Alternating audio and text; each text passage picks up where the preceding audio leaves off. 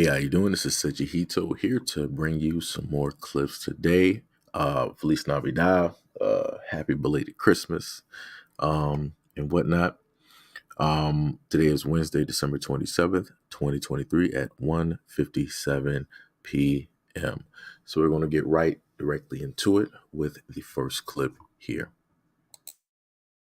And what about when adults employee misgenders you intentionally? While he's talking, you're talking. You just misgendered me again.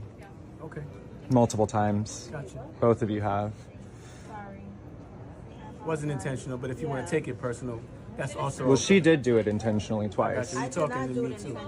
You said she and then you said he. You're being condescending, and if you want to continue, I have Port Authority escort you out the building right this moment. If you want to play that game with me. Okay. Would you like to continue 3 days before Christmas? I really don't mind. I'm good. I'll just put this on. Yo, what is up? What is up, hello? What is going on? Now, this is what I sit up there and tell a lot of people, and I'm not sure if others are directly understanding, but a lot of people are getting tired of trying to play a lot of these games. A lot of people are not trying to go around and trying to prance and dance around all of these acronyms, pronouns, whatever people want to sit up there and call it. People don't got time. People got jobs that they're trying to sit up there and do.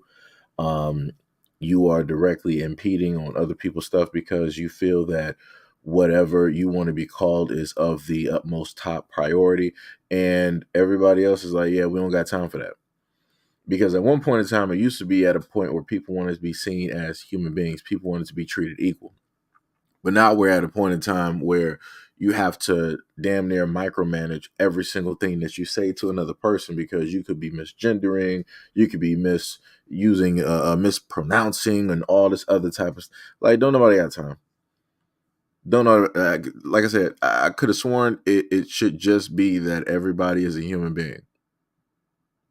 I could swear that if you do that, you would see somebody as equal. But people now want to go above and beyond to get placed in a box, which originally people said they weren't trying to get placed into a box. They don't just want to be seen as gay. They don't just want to be seen as lesbian. They don't want that to be the title. They just want to be equal. They want to be seen the exact same way as everybody else.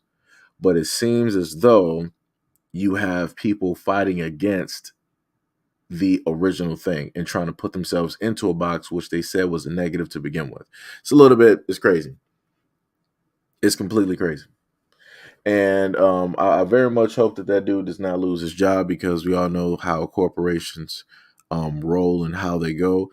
People will tend to bend the knee directly to the minority of a minority in order to please people because for whatever reason, people make it seem like this is the world, and realistically, it is not.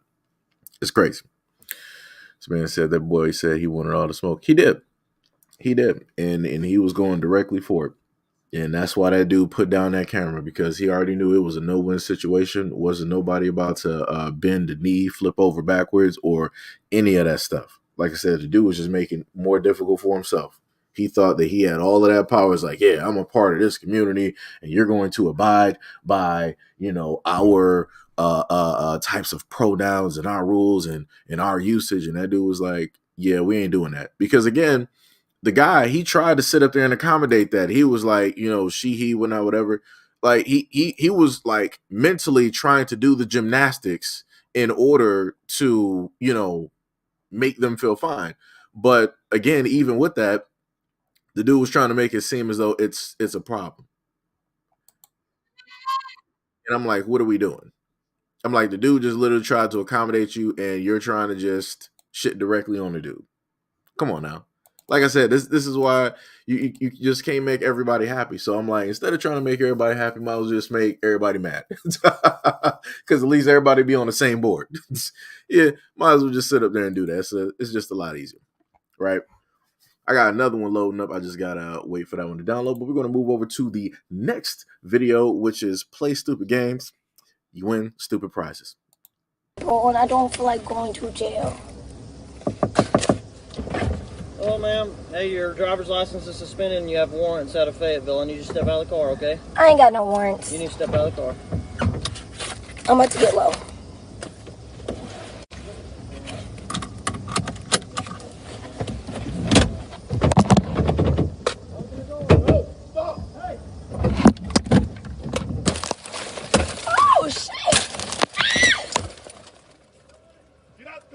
Was that necessary?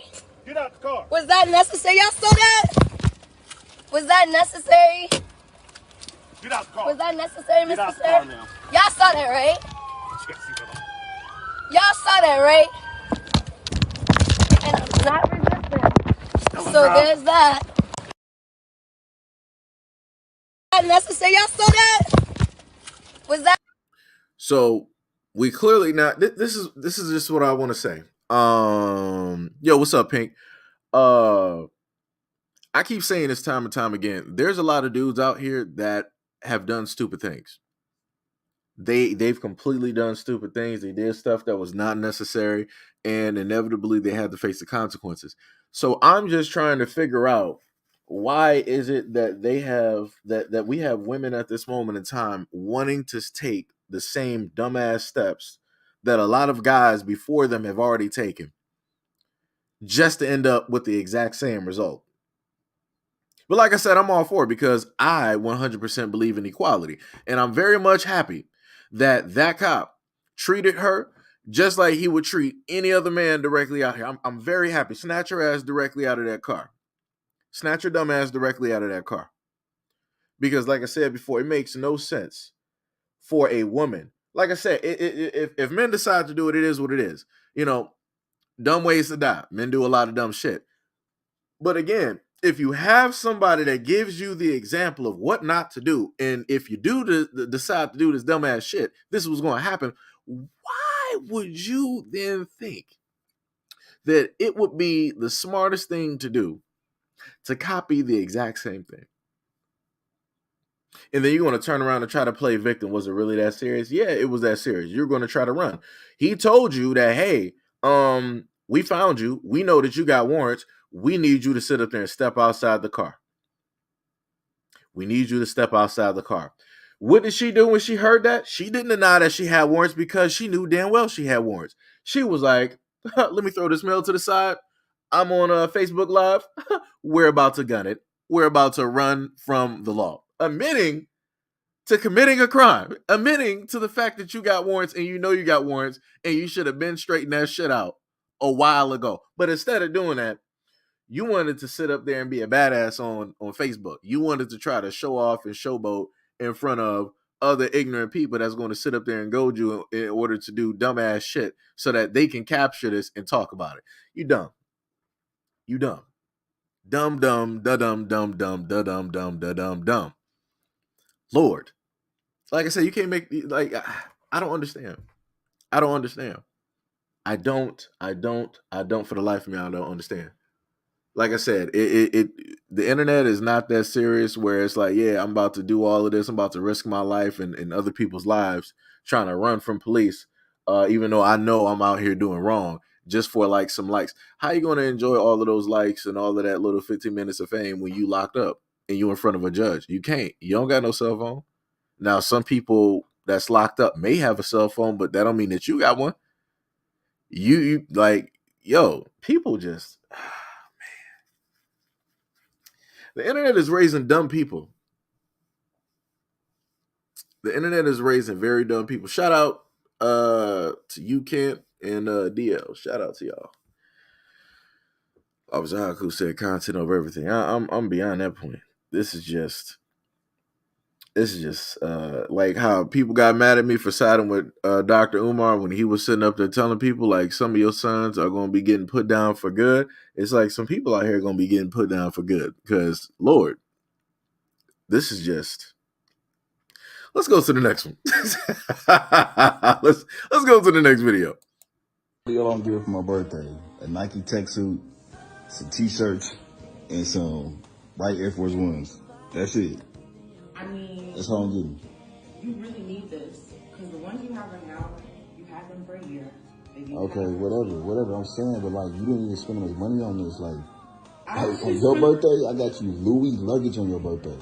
Okay. Louis luggage. Know how much money that cost me? I did spend a good amount, and I feel like it's without that cost some bands. You didn't spend no good amount. You spent about, look, that's 220, 90, 100 for those. You spent about 350 on this. Okay, so you're being ungrateful? I'm not being ungrateful. Because I do have what I'm saying is, gift for you for Christmas, and you're not because of that Christmas talk. No, I'm saying my birthday and Christmas are two different things. They not the same thing. On your birthday, you got Louis luggage. So this is All right. I'm just gonna say this. This is some clownery. Firstly, if a person decides to even get you anything, like, yo, you should, in a sense, just acknowledge that. You should be grateful.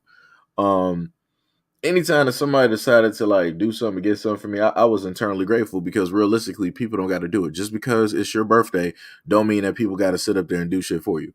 Just because you're in a relationship, don't mean that people got to sit up there and do shit for you. Just because you married, don't mean that people got to sit up there and do shit for you. Just because you got parents, don't mean that people got to sit up there and do shit for you. Just because you family, don't mean that people got to sit up there and do shit for you. If somebody wants to realistically do something for you, it's because they honestly within themselves want to sit up there and do it. It's not because it's forced. It's not because it's a special time of the year. It's not because it's quote unquote your birthday or whatever the hell it is. It's because somebody wants to sit up there and do it. So if this woman decided, like, yo, I want to sit up there and spend some of my money to sit up there and do this, then you as a dude should be grateful. You shouldn't be sitting up here trying to go back and forth. It's like, yo, I done sat up there and spent like 5 bands directly on you, and you just sat up there and pulled up with like barely even $500 in gifts. Like, you know what I had to do to get that money? Sir, you're a dumbass. That's your fault. If you're really that calculated about money and how much like somebody should be spending, get an escort. Let me just put it like that. Get an escort, right? Because you at least know that if you decide to spend $5 grand on an escort, then you should be spending, $5K worth amount of time getting your money back from that escort, from whatever amount of days that you need to sit up there and do that. But we all know that's not how that side of society basically works. So it's like it's a little bit crazy to me to hear a dude online trying to go back and forth and be like, well, my gift was greater than yours and you didn't really give me nothing. She gave you something. Because some women will be like, well, I am your prize. I am your present. Unwrap it, right?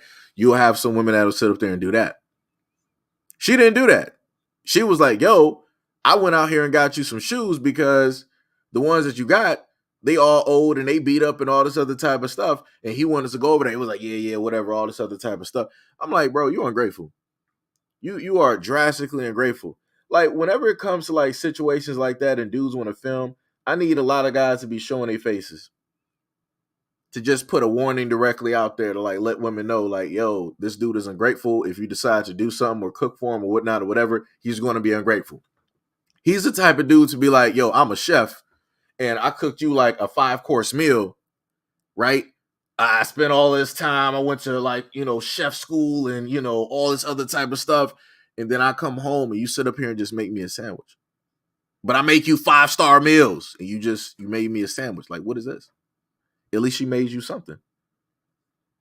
Some women don't even believe in even making you a sandwich. Some women don't even believe in actually making you a plate. So like I said, you should realistically be happy that she's even just doing that. Like I said, I don't know. I'm just a little bit different. I just feel like a lot of people are realistically ungrateful, and a lot of people don't realize that gifts don't equate love. It don't. Like, if you feel like that gifts and love are on like the same level, like, you might be a little bit lost. You might want to go reevaluate a lot of things in life, because a lot of kids, they can't afford to give you gifts. So does that mean that that child doesn't love you? No, that just means that that child can't afford gifts. So when we get into an adult relationship, a lot of people are like, yo, this person don't really love me because they're not sitting up there, buying me the stuff that I want. Right? They're not sitting up there buying me this car. They're not sitting up there buying me this jewelry. They're not sitting up here doing, and I'm like, that don't make no sense.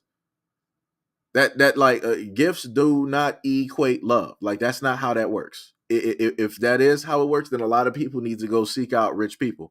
A lot of people need to go on some sugar baby websites or all of these other types of shit in order to get that love that they quote unquote need. Like I said, I feel like a lot of people are just misguided, and people need to reevaluate themselves.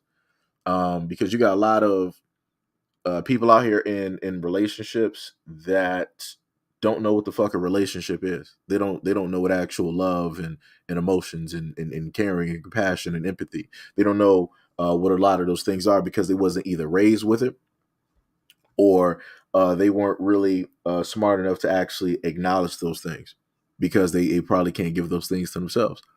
So again, I need a lot of people to actually reevaluate themselves. If you find yourself at this point in time anywhere in your mind where you're like, yo, this person doesn't love me because they didn't give me this, that, and the third. Be happy that the person loves you enough to be there just within your presence.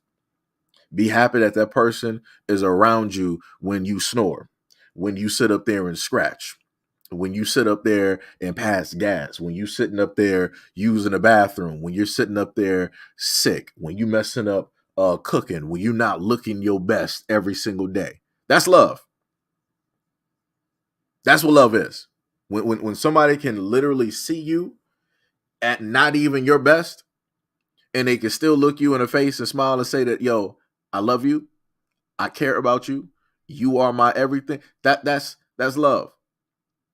You're not going to sit up there and realistically see that directly out here at this moment in time, because the love that people have now is a fleeting type of thing. It's a fickle type of thing. It's something that is on the scale when it deals with money. So, like I said, I don't know. Like I said, I don't know what to tell people, but we're gonna go directly to the next video. And again, for a lot of women out there, if you see or know of guys like this, please don't date them, because I ain't trying to hear you complain about this later when you already knew the warning signs. You already knew who specifically this dude was, and he showed you this shit from the get-go. Because I promise you, this dude, he showed her this shit before, and she probably thought that she could probably change him, or whatnot or whatever. Obviously not. Like I said, let this dude just deal with girls that he gotta, buy and pay for and all this other type of stuff. Let him basically debate and talk with himself, so that you got less of a headache, so that you can find the actual person that will appreciate the things that you are able to do for another person. So let's go directly to the next video. And this is going to be something. Question. You said you're a mom, right? Yes, Do you have a son? 3 boys. 3 boys. Awesome. 3 boys. Let's say those sons grow up to become, of bachelor age. They're 30, got their money together, etc. And they're dating a girl that has some of these hoe tendencies, right? She hangs out with hoes. She thinks hoe behavior is okay, etc. Would you be okay with him marrying that girl? Of course. You would be. You wouldn't step in, intervene, or anything. No. You wouldn't warn him. No. She's ratchet though. I think it's different standards of hoes. You have some hoes that just hoe for money. It's $40 hoes, and you have some that's out here, and you have some that's out here who are really about their money, their standards. So you think the way they hoe matters? Men like freaky shit. So if you marry a hoe and you know what it is going into it, you're more acceptable to be, when everybody else is leaving the club and picking up hoes, you're more acceptable to go home to your hoe.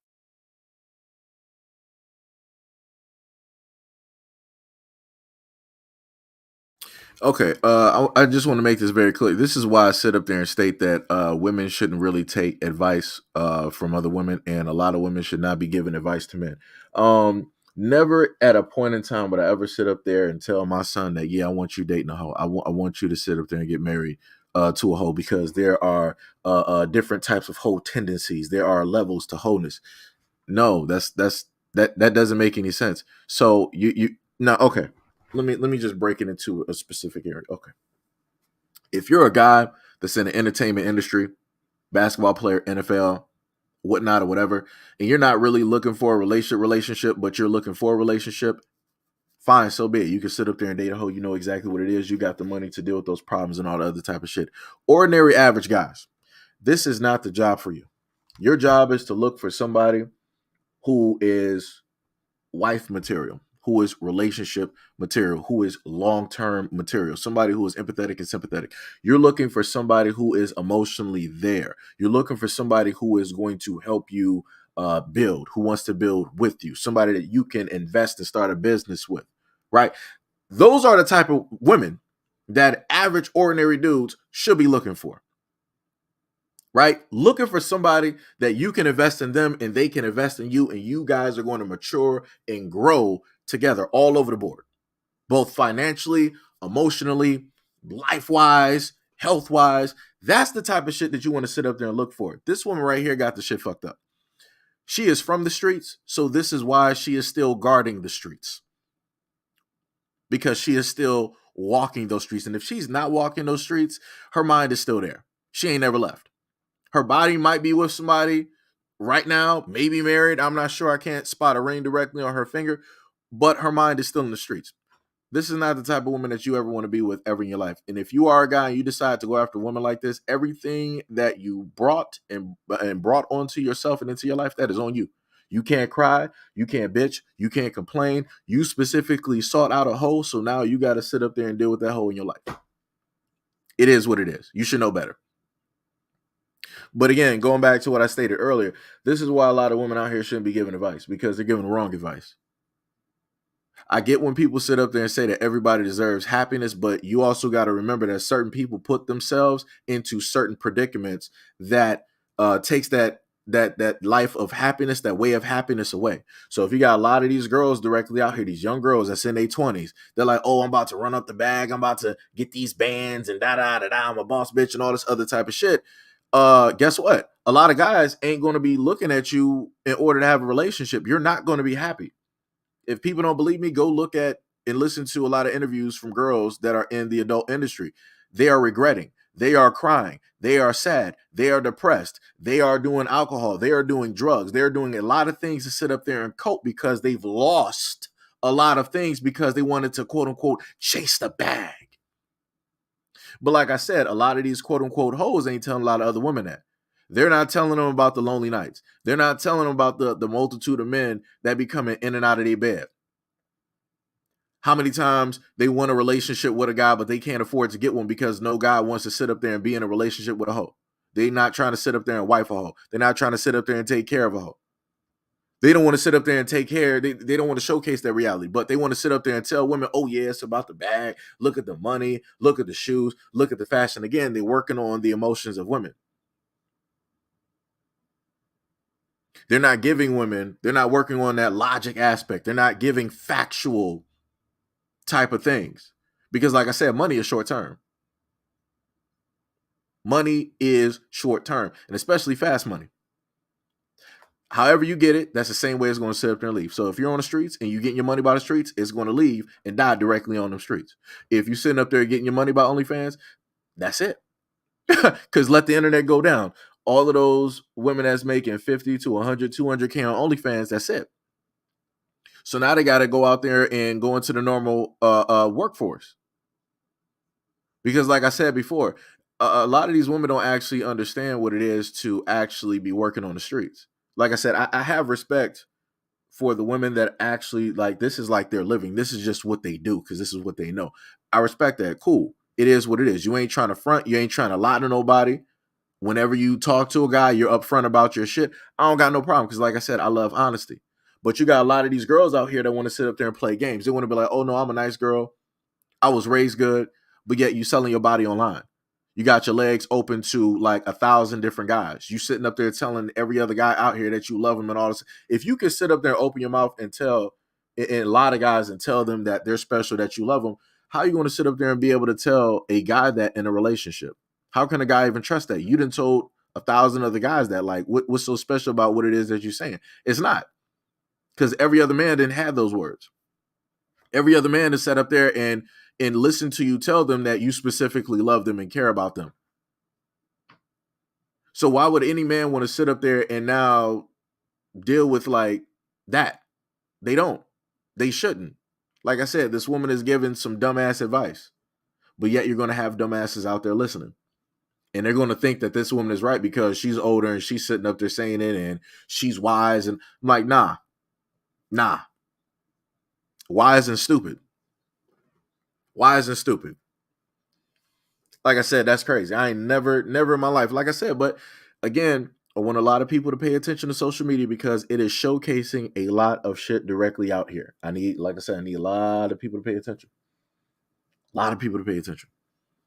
Like some of the logic that people try to wind and spread out here is crazy. It is 1,000% crazy. So, yo, shout out. What is up, Zaire? What is up? What is up? What is up? What is up? What is going on? Yo, Candy, what is up? What is up? You said, what if her son has hoe tendencies? Now that's different. Hold on. Let me pull it back, right? All right. So if her son, right, has hoe tendencies and she's trying to match him up with that, that's cool. No problem. Because I'll rewind it just a little bit, right? So just to flip it. So if you got a young dude who is just out here just fucking around, right? He should be pointed directly into the direction of strictly women and girls that he could just fuck around with. Because it makes no sense to sit up there and have a dude out here that does not know how to, what's the proper way to sit up here and say it? He doesn't have the proper like dick management in order to be in a stable relationship. It makes no sense. Because the only thing that that's going to do is that it's going to now turn that girl or that woman into somebody that's going to be emotionally jaded, somebody who got, in a sense, misled and taken advantage of. Because if you got a dude out here that's been with a lot of women, right? A lot of women are obviously with him for a reason. And then when this girl who thinks that she's special basically gets directly with that guy, she's going to, in a sense, think that she's special too by what it is that she's getting. Not by anything that he's specifically doing, right? Because a lot of the times you listen to women online, they'll be like, yeah, this dude is so great. He's this, that, and the third. And it's a whole bunch of nothing that a lot of women are saying. They're not saying that, oh, this dude is emotionally there. They're not saying that, oh, he really, he loves me. He understands me. He's a a nurturing type of person, in the relationship. He really tries to do this, that. It's not any of that shit. I can go on Twitter right now, and there's a host of women talking about dudes. And all of the shit that normally women state that they want in a guy, they're not listing any of that stuff in the dudes that they are physically attracted to. So going back to what Aaliyah stated, if a dude has hoe tendencies and he just like to, fuck around and do all of this stuff, yeah, then this woman's logic is technically in the right. Technically. And I'm going to say technically just due to this one thing. Because when it deals with certain things, a lot of the younger generation, they do not protect themselves. And that's one of the main things that I've also advocated for on this platform before. I'm like, hey, people can do whatever it is that they want to do. Make sure that you are protected. So while she's sitting up there giving this logic directly out there, she's not talking about no type of protection. She's not talking about no type of STD test. She's not telling people like, yo, make sure, you just know your status, know yourself and all this other type of stuff. Because 9 times out of 10, when you got people messing around with other people, don't nobody really know their status. Especially like in this era right now, like, we don't really have commercials like that no more. So, but like I said, that was a good point. That was a good point. Shout out to Aaliyah. Much love, respect, and appreciation. It's been a minute. I seen the what's the names you put up on IG, which is pretty funny though. I'll tell you that. You got some the what's the names with the videos with your family. That shit is funny. That shit is funny. Miss Durant, what is up? What is going on? Much love, respect, and appreciation. So now let's go to the next one. Man out of shape. If I see that you got too many muscles, I'm gonna feel like you trying to go to the gym to replace something downstairs that's not growing. I done seen it too many times. These men be trying to make up for what they ain't got downstairs at that gym. So if I see you doing too much at the gym, I'm gonna feel like you trying to replace that. I'm gonna feel like you ain't got nothing going on downstairs. So I'm gonna, because that went by a little bit quick, I'm going to replay that so that we can all take in the grand wisdom that this woman was stating. Let me just run this one more time. But I like my men out of shape. If I see that you got too many muscles, I'm gonna feel like you trying to go to the gym to replace something downstairs that's not growing. I done seen it too many times. These men be trying to make up for what they ain't got downstairs at that gym. So if I see you doing too much at the gym, I'm gonna feel like you trying to replace that. I'm gonna feel like you ain't got nothing going on downstairs. All right. So I'm just gonna start off with this. Her main focus is basically the size of a guy's manhood, right? That's a red flag. The main thing that I've stated before is that if it's actually like if that is your first door opener that you need to know of a guy, I'm like, yo, realistically, just go into the adult industry. They got, or just go on websites. They got tons of websites where dudes are like, yo, this is me, right? And you can clearly see what it is that you're going to, sit up there and get, right? Honesty directly at the door. For her to sit up there and say that a dude in the gym is a red flag because he's working out, he's trying to be healthy. I want a lot of women to understand this. A lot of dudes work out. The byproduct of a dude working out is attracting women. A lot of dudes work out because instead of them, trying to go out and fight the whole world, it's like, yo, I'm about to fight these bars. I'm about to fight this iron right here. I'm about to fight this weight. Instead of them basically stressing out and drinking, they're in the gym sitting up there, working out. Instead of them sitting up there trying to like deal with their woes and whatnot, just fucking around with a whole bunch of women, guys are like, yo, I'm about to just sit up there and like work out. I'm about to work on me, work on my mental, and I'm about to, get all of that shit ironed out. Right? A lot of dudes work out for mental, just like a lot of dudes take up boxing for mental. A lot of dudes take martial arts and other disciplines for mental. It has nothing realistically for the forefront. It has nothing to do with women. It has to do with a guy being mentally and both physically healthy. For her to sit up there and get on here with makeup, fake eyelashes, eyebrows done, the whole makeup on her lips. She got like her chest is looking a little bit like boosted. I'm not sure if she might be wearing like a corset or whatever it is.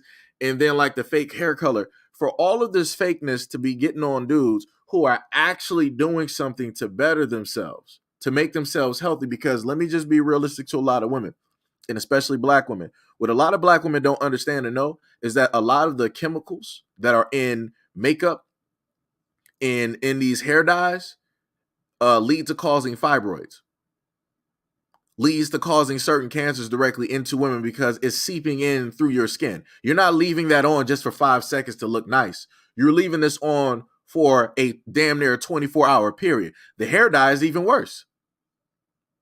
So you got a lot of black women that moved on from like the whole lie, getting their hair permed, to now sitting up there, all of these hair dyes. And then to go take it to a further extent, you got a lot of black women sitting up there buying a lot of this fake hair coming from India.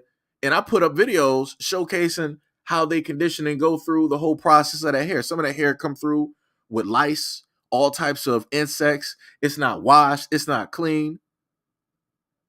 I literally showcase how they make that hair and how they put it in bundles on dirty ass floors. It is not a clean location or anything like that.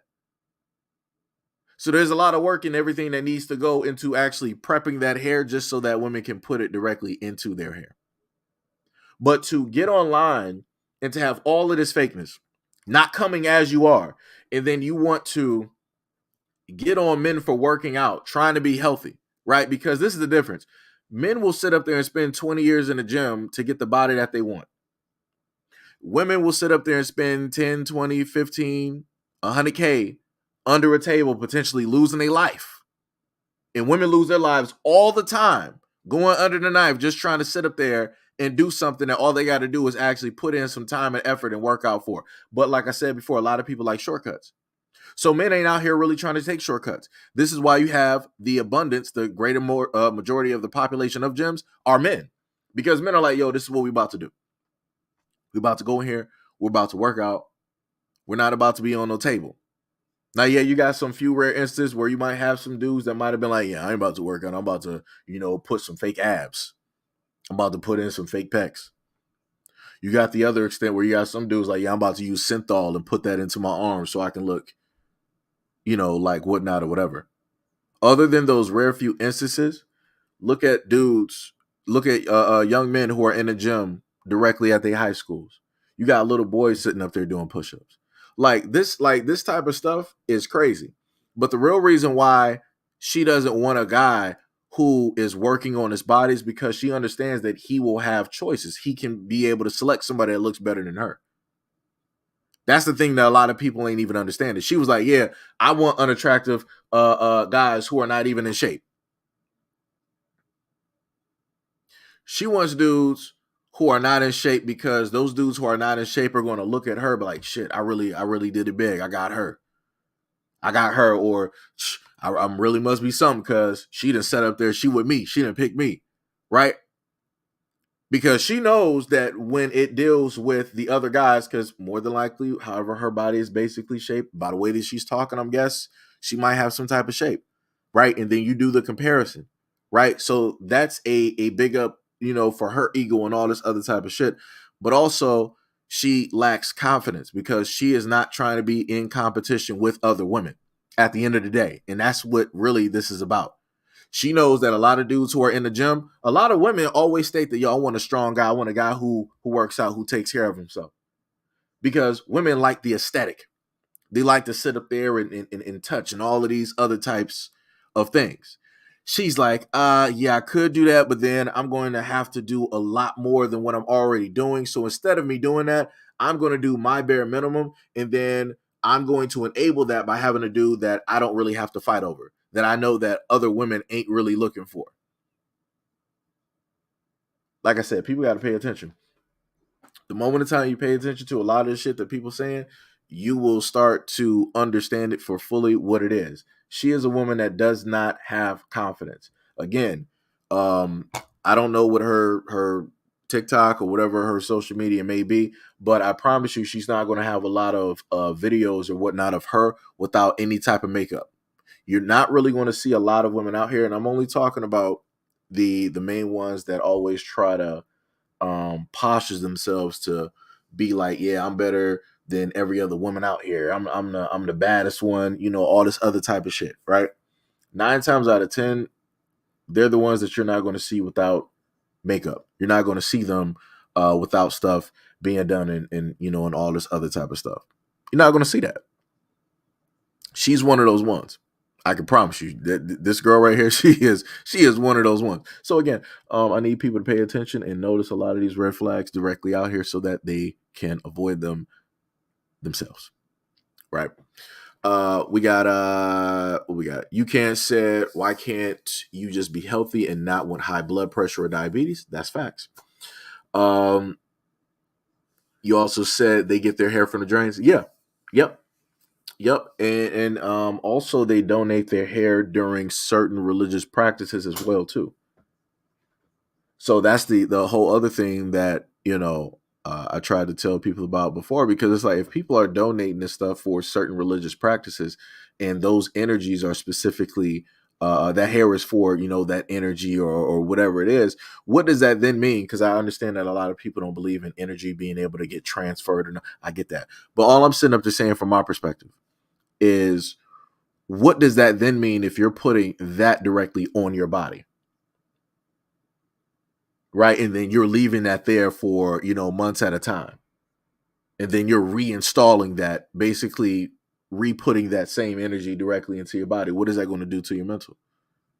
What is that going to do to your own energy? Right. If we know that a person's interaction can go 2 different ways, because depending on how that person is, like if I walk outside and I'm happy, right, I'm going to my energy is going to try to communicate with somebody else even before I even verbally try to communicate my happiness. I'm automatically body language wise giving off that happy type of energy, right? So it's either going to bounce off of people that reject it, or some people are going to be receptive to that energy. It's the exact same way that if I have negative energy, it's going to take on the exact same thing, right? Everybody's been through that instance where you've had a bad day, and then everybody else around you is like looking at you or trying to stay back from you. It's like, yo, man, like, you okay? You good? Like, why you, like, what's up with the attitude? Like, why you sound so mad? Why you sound so angry and all this other type of stuff? Because like I said, people can understand and hear energy like it is there. Regardless of whatever people want to believe or people say that it don't exist, it's there. And it's been there. People just, refuse to believe in it because people don't want to be accountable for the energy for the presence of their own, negative energy, and how it is that communicates with, another, living being, and, different stuff like that. Mr. Rant said, she just know men go to the gym just to work out and keep their health right. Shake my head. Men go to the gym every day. Yeah, that's facts. And okay. I think you wrote it on both channels. Okay, I got you. Let's go to the next video. Now, this one is something I'm not sure if people have actually seen it before, but the guy here. Let me see if I can actually get the image from something that I've seen online, because I want to pair that up so that people will understand, right? So I'm going to pair this directly with the video. Let me try to make this. So this has to do with the video, right?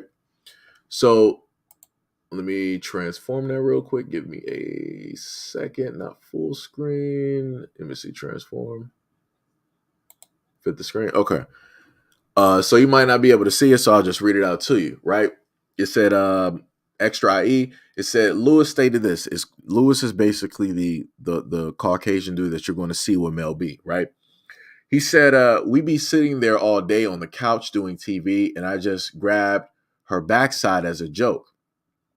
She was very funny, and you could say anything or do anything to her, and I loved her.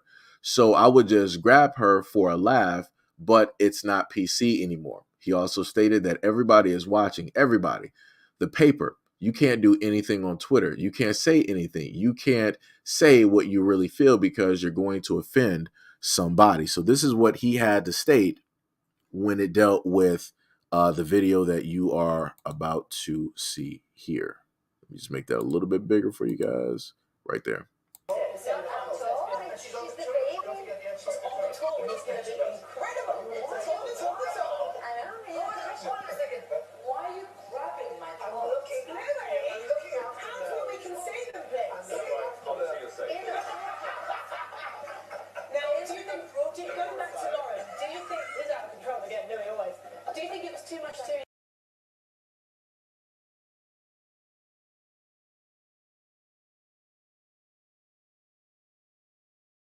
So I just want to freeze it right there. This is not Mel B's like wife, boyfriend, or whatnot or whatever. This dude, during a portion of the whole thing, like, he decided that he wanted to have his hand directly on her. You saw her basically sitting there. You can basically see her face, and you can start to see the uncomfortableness right there in the 4 seconds when she's looking directly over, and she's like, really? Right? And then that's when she proceeds to then say, like, yo, why do you have your hand? She was like, yo, hold on. Let's stop this for a minute. Why do you have your hand directly on my backside? And this is when he then decides that he wants to move his hand, right?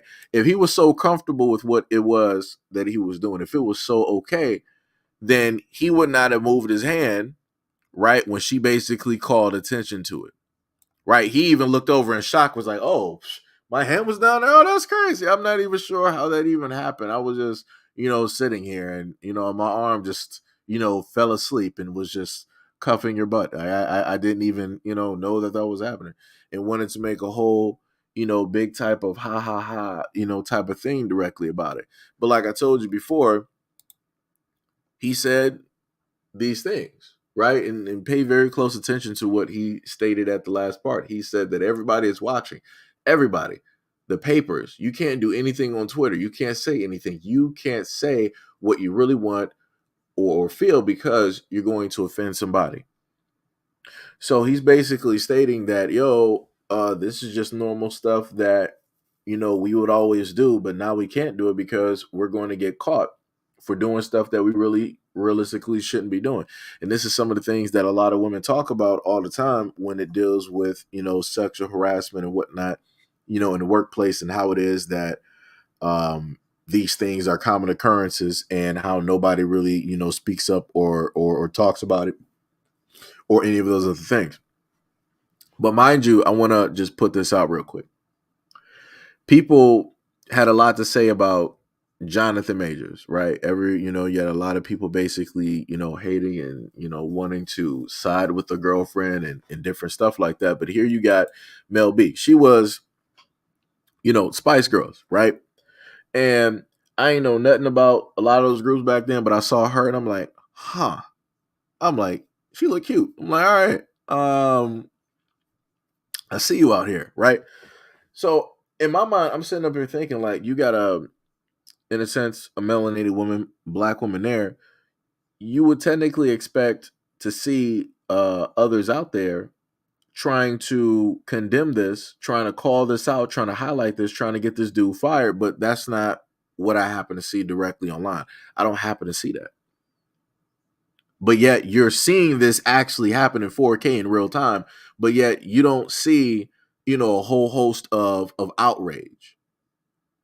You don't see a whole field of women trying to cancel him. And I'm like, nobody noticed that. When it was Johnny Depp and Amber Heard, people were trying to cancel that. When it's Jonathan Majors with, his white girlfriend during the time, everybody was trying to cancel that. But then when you got Mel B and this dude here is basically touching on the backside, ain't nobody trying to cancel him. There are no cries directly out there, right? It's crazy how that works. Crazy. So let's go directly to the next video here. Women are having an issue because I said that men are not dumb. I'm standing on all 10 behind my statement because men are not dumb. Romantically, baby. I'm not talking intellectually. I'm talking romantically. Like I said, it's innate for men to do the right thing for the woman they want to be with. You want to call him dumb because he ain't doing what you want him to do. The women that disagree with me, I wonder, are you one of the ones that really wanted a guy and he didn't want you back, or he maybe was lying to you, making you feel away, and you went off your feelings instead of reality? I've been there. Don't think I'm saying this to bash you or come at you, but I'm gonna need for you to think before you type. Men are not dumb romantically. That's why when he leave you, he go get a next girl roses that you've been dying for. He get a next girl a ring that you've been dying for. Like I said, men are not dumb, and I'm standing on that. I don't care what nationality, ethnicity, race, weight, none of that. Men ain't dumb. They know what they're doing. It's innate romantically for men to do what they want to do for the right woman. Period. I'm standing on it. And shout out to Ty and Gail. What is up? What is up? When I originally got this video and I looked underneath the comments, there was a lot of women under there that wanted to judge how it is the woman was, moving around and stuff like that. And I'm just looking, I'm like, all right, she could have been, like a tomboy, raised around brothers, different stuff like that. And I noticed that a lot of those women wasn't really paying attention to the message that she was given. She's 100% correct. A guy, if a guy realistically loves a woman, right? They're in a relationship. He's going to be doing a lot directly, for that woman. It's like, yo, we're going to be taking some, some trips. We're going to be going on, vacations, and, we're going to do this. We're going to do that, all that other type of stuff. And for a lot of women to, in a sense, try to tell her that she's wrong or she don't know what she's talking about, she is 100% correct. Coming from a guy, she is correct. Guys know the women that they want to specifically be with, who it is that they love and cherish, and and all of these different types of things. And you got some women out there that are not getting the things that they feel that they should be directly getting. But it's like, the problem is, if those women feel that her message is wrong, but yet they're not getting the things that they specifically get, the problem, common denominator, is you as that woman. If you're not getting the things that you feel that you're not getting, then you need to leave out of the relationship and find like a dude that's actually going to do the stuff that you want, right? That's going to appeal to you. That's going to love you the way that you want him to love you. Is going to care for you the way that you want him to, specifically care. A lot of those women, I promise you, that were underneath her comment section, if I were to go through their tweets and social media, I could probably find a multitude of times that they start complaining about how dudes ain't shit and how they got to do everything and all this other type of stuff. But then again, you got to remember, you're going out here specifically choosing these dudes for a very specific reason. You're not choosing them because they're emotionally available, emotionally there. You're not choosing them because they're sound of mind or have great leadership qualities, or you're choosing them for certain physical attributes. And then you want to turn around and get mad when he is not doing something for you, but he's giving you what it is that you sought, that you wanted, right? But he's not doing something specifically for you. But then he leaves the relationship, and the first thing he does is like, all right, he's buying this girl flowers. He done bought her like a car. They done got a house. They done did vacations. Well, champ, you asked, and you were only seeking one thing, and the universe gave you that. You can't have your cake and eat it too. That's not how it works. That's not how it works. When you first ask the universe to give you something, the universe is going to sit up there and give you that. The universe does not understand won't and don't and couldn't and shouldn't. The universe does not understand that. All it understands is will. Have. Want. Universe understands those things. So like I said, the quicker that people can understand that, the sooner that, stuff will start changing for a lot of people.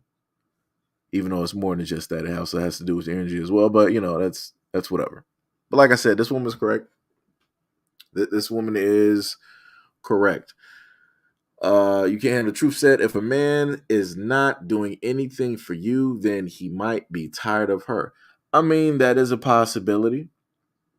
But I will say this, though. If a dude is in a relationship and he's not doing something or whatever or anything for a woman, I'm like, bro, it's time for you to just go. It is just time for you to just go. If you're basically at that point where you're like, yo, I'm just like not doing it, it's time to just go.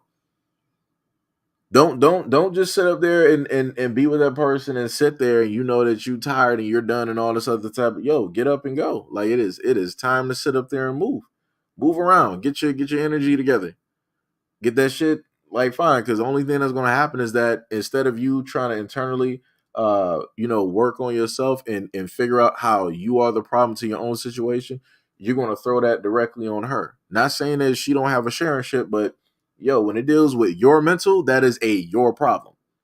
You can't sit up there and blame nobody else for your mental. You ain't going to be in your 30s, 40s, 50s, and 60s sitting up there telling me that a woman is the reason why your mental is fucked up. No, you are the reason why your mental is fucked up. If you as a man know 100% that you are done with a woman, just leave. Just leave. Because everything is just going to get worse. Everything is just going to get worse. You might as well just sit up there and be by yourself, go to the gym, work out, start conditioning and doing all that stuff so you can purge all of that directly out of your system so you can reset. And that's the problem with a lot of people. When they get into relationships, they don't reset. They're just like, yo, I just need to be in a relationship. I can't sit up there and be alone. A lot of people are afraid of being alone. So they inevitably go to consistent relationships. Back to back to back to back to back to back to back to back to back to back to back to back. Now you do have rare instances where some people are just in relationships because they can just seemingly just fall into relationships. That does happen. But other than that small area, a lot of people get into relationships because they are afraid to be alone. A lot of people are afraid to be by themselves. And again, that inevitably, causes problems in relationships. Like if you're afraid to be by yourself, how are you going to be able to manage to be in the same space, a shared space with another person? If you can't be in just one place by yourself and manage that, how are you then going to have the mental fortitude to manage being in a shared space with another person? How? That doesn't make sense. You don't know how to manage yourself, so how are you going to manage that? Like I said, the math is not motherfucking mathing. But like I said, people will rather go off of their feelings and what it is that they want versus the things that they actually need. People need mental fortitude. People need to actually work on themselves. People need to understand emotional boundaries, right? People need to understand that in order to have a healthy relationship, they also too have to be healthy as a person. If you're not healthy as a person and you walk into a relationship that you feel should be whole, that relationship is going to break apart. It's going to start to fracture. It's going to come apart at the seams. And then at the end of the day, like I said earlier, what's going to happen? You're going to have people blaming other people instead of blaming themselves. Because if you take out the common denominator, can you say that the relationship is a failure? No, because the relationship would not exist. Would you be able to blame another person for life decisions and life choices? No, because again, the relationship never happened and never occurred. You were just by yourself, focusing on yourself, working on yourself, building yourself up, managing yourself before you now have to, in a sense, manage another person, work with another person. A lot of people happen to preach teamwork, but they can't even work with themselves as a team. They can't. What I mean by that is I'm talking both physically, mentally, and emotionally.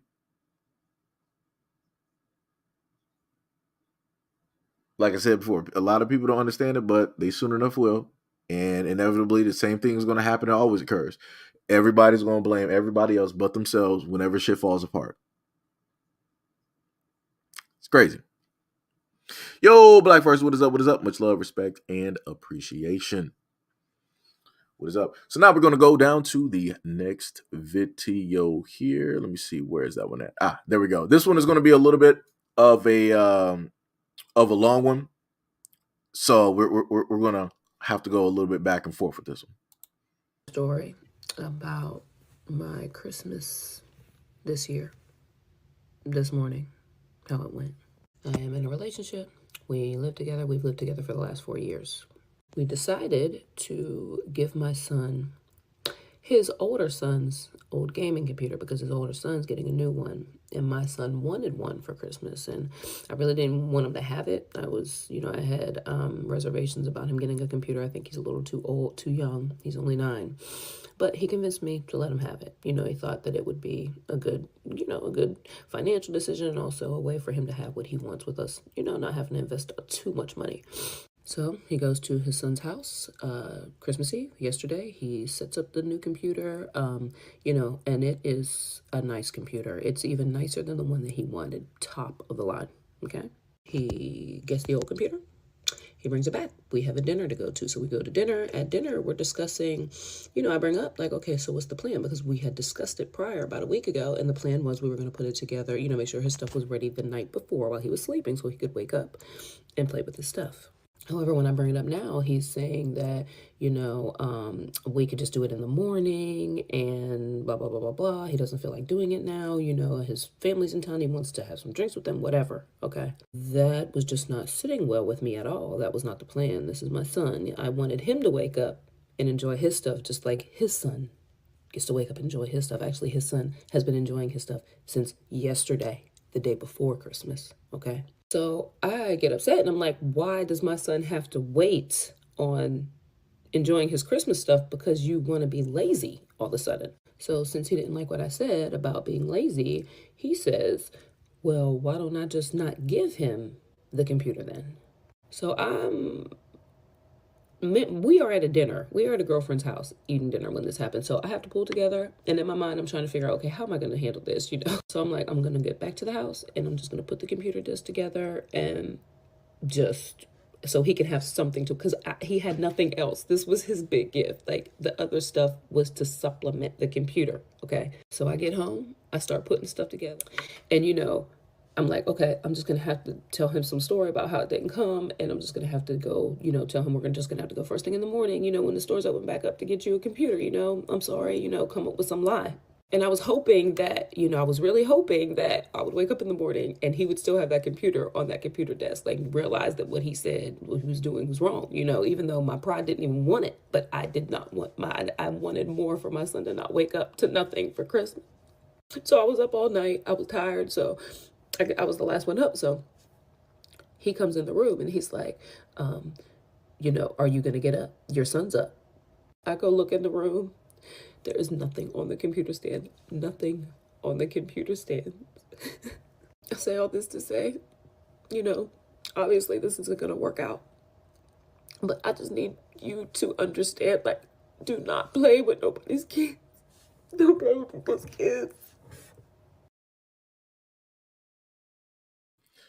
All right, I'm gonna start off by saying this. Um, the childish part came in where he had the emotional response of sitting up there saying like, "Well, I don't have to sit up there and and give them nothing." It's true, he doesn't, but it's also childish directly at the same time, and it's an emotional response that should not be directly coming from a man like that. Like that's crazy. Whatever that you and a woman basically got going on, that's completely separate from the kids. And I keep telling a lot of people that don't be sitting up there treating kids a certain type of way because you got an attitude at a clear cut, other adult. Keep that attitude with that adult. If you can't sit up there and do that as a man, then you don't need to have kids. You don't need to be procreating, and you don't even need to be in a relationship. You realistically, you shouldn't even be having sex, which can potentially lead to you having kids. You shouldn't be doing none of that up until mentally you get your shit together as a guy. Like I said before, you shouldn't be having an emotional response like that. That's stupid.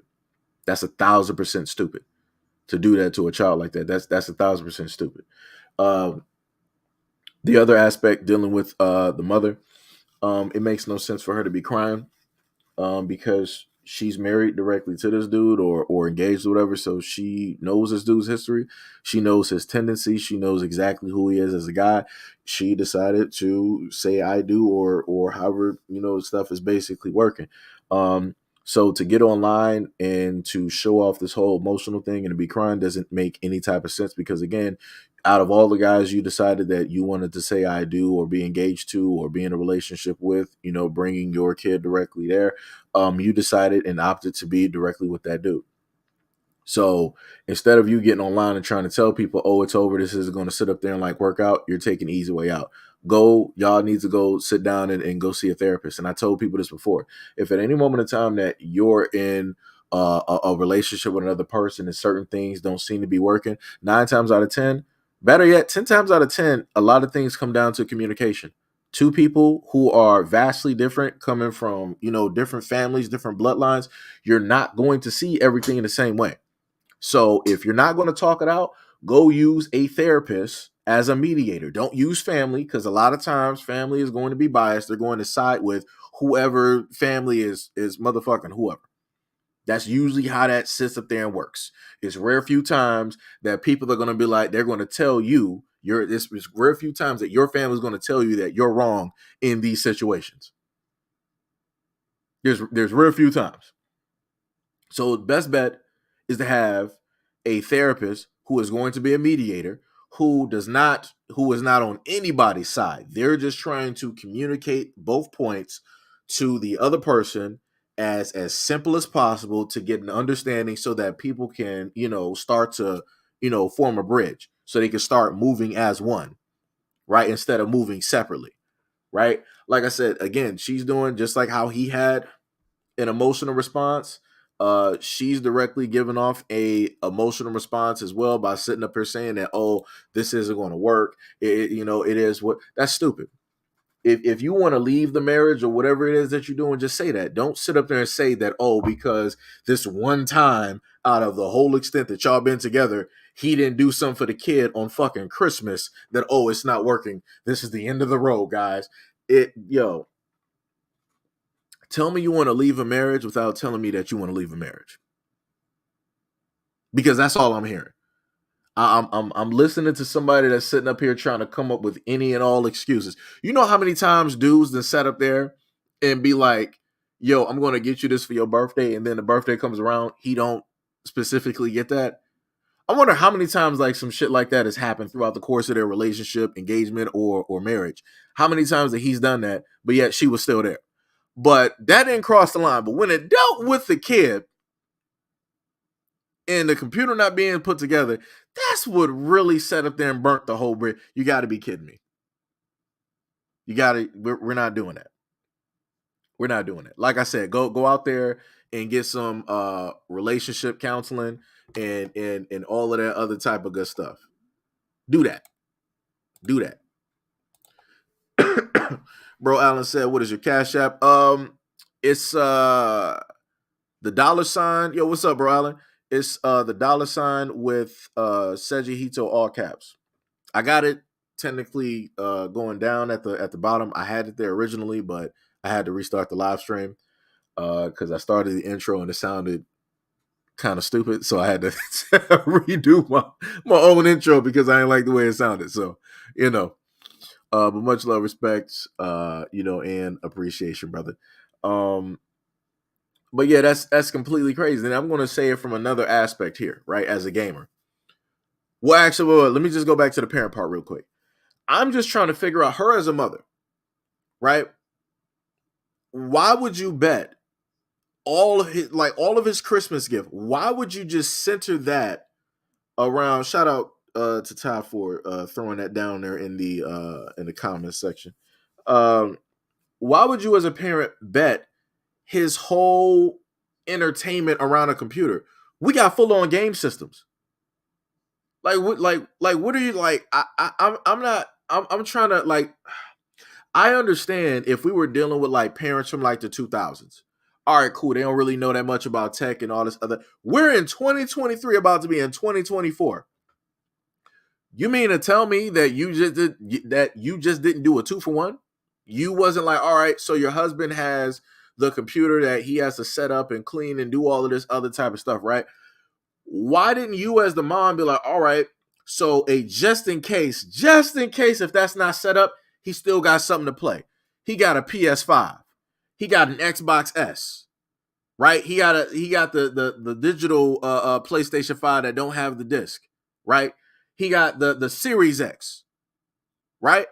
You got all of these other avenues to sit up there and play video games on, and you betted his whole Christmas thing on a hand-me-down PC. I'm just going to sit up there and say, from a gamer's perspective, that is 100% stupid. Let me tell you something. If ever at a point in time that I was ever going to buy some kids something, I am not going to sit up there and bet the farm on one thing. We're going to sit up there and split this two ways. You're still going to be able to do the things that you want to do. It might not be of the same quality, but we're going to have that other 50 sitting there just in case something happens with that computer. Because guess what? Let's say that the husband did set up the computer, but something went wrong because the computer crashed, something happened with the parts, it just blew up, right? Let's say something happened like that. So now what? Now that kid's Christmas is still ruined because you bet the whole farm on that PC. That's stupid. That's straight stupid. You could have set up there and got the kid a Steam Deck. Like I said, there's a multitude of avenues to sit up there and set this up to make sure that the kid will have something for Christmas. Like all around, just combining this is just strictly like poor on the parents' part. On both parents, this is poor on the parents' part for both of them. Ain't nobody getting away scot-free. Because she did not plan correctly. She bet everything on the farm. And then the dude had a whole emotional response and all this other type of, like I said, like, yo, you're dealing with children that are raising children. And this is what I'll be talking about. You got a lot of parents out here that I put it to you like this. You have a lot of adults out here that are in their 30s, 40s, 50s, 60s, but they're still children. You just got a lot of people that have a certain number of an age, but they're still children dealing with adult problems. Like realistically, when you look at the world, that's what you're seeing. Because you see a lot of old people that are still arguing, that are still bickering, that's still trying to war with each other and all this other type of dumb shit. When at one point in time, with age comes wisdom. Obviously not anymore. Because out of both sides here, nobody was wise. She's being hyper emotional, talking about this is the end of the marriage. And then the husband is being emotional because he's like, well, I don't have to get him anything. You got two emotional people in a marriage raising kids. So if this is what the kids got to deal with, how the kids going to end up? They're going to end up just as, or if not more emotional than the parents. Because this is not how you conduct yourself as an adult. No matter how you're sitting up there, no matter how you feel as a man, you never sit up there and allow that to bleed directly on the kids. You never do that. You don't have the right to sit up there and do that. No parent, male or female, you do not have the right to allow your issues or your emotional issues to bleed out onto your kids. That's irresponsible. You don't need to be a parent. I'm going to be real. If you don't know how to manage your emotions by yourself, just being by yourself, how do you think that you're going to manage your emotions then being with another person? Then on top of that, how do you think that you're going to manage those same emotions being with another person and then raising another person? You can't. You're going to break down. You're going to falter a great many a times. And no child should have to sit up there and suffer through you having to find and figure yourself out as a grown-ass adult, because you should have been did that before you had kids. But here we are. And this is clear cut what we're sitting up there looking at. This is clear cut what we're sitting up here listening to. That's crazy. That's crazy. Like I said, I need people to emotionally get themselves together. And especially if you decide to sit up there and go out there and have kids, get your shit together. Get your shit together. Because as an adult, as a parent, you're supposed to be that measuring stick. You're supposed to be that ruler. How can the kid sit up there and measure anything if the ruler is not to a furthest extent, if the ruler is broken or cracked, if the writing on the ruler is not even legible? How can a kid even measure anything? They can't. The measurements, the formulas, the equations, they're going to come out inconsistent. They're going to come out wrong. But like I said, you can't tell nobody nothing. People don't want to sit up there and listen because a lot of people think that they know what is best specifically for them. And because they know what's best for them, this is why you got a lot of kids coming out and acting the way that they act in the world. But we are going to sit up there and swap that to a very positive, and I like to, do this quite a bit because we don't showcase the fact of, fathers and the importance of a father, and how much, that is actually needed and appreciated. Like I said, the world might not appreciate fathers, but kids do. And, I feel as men, that's the main thing that we should just focus on. Fuck whatever the world basically feels about it. Fuck however, women basically look at it. The only thing that should matters is that child. If that child is basically telling like, yo, hey dad, hey father, like, however they basically, say it, that's the most important person in the world. That's the most important person in the room, right? Let's go to this. Love you, okay? We'll see you next time. Okay? You finna see your sisters, okay? I love you. Give me a hug. Okay. I love you, all right? I'm gonna see you next time, okay? Okay. I love you. Okay, look, here. I got that for you. Okay? You finna go see mommy. Mommy, she waiting on you, okay? Your mommy waiting on you, okay? She about to see you, okay?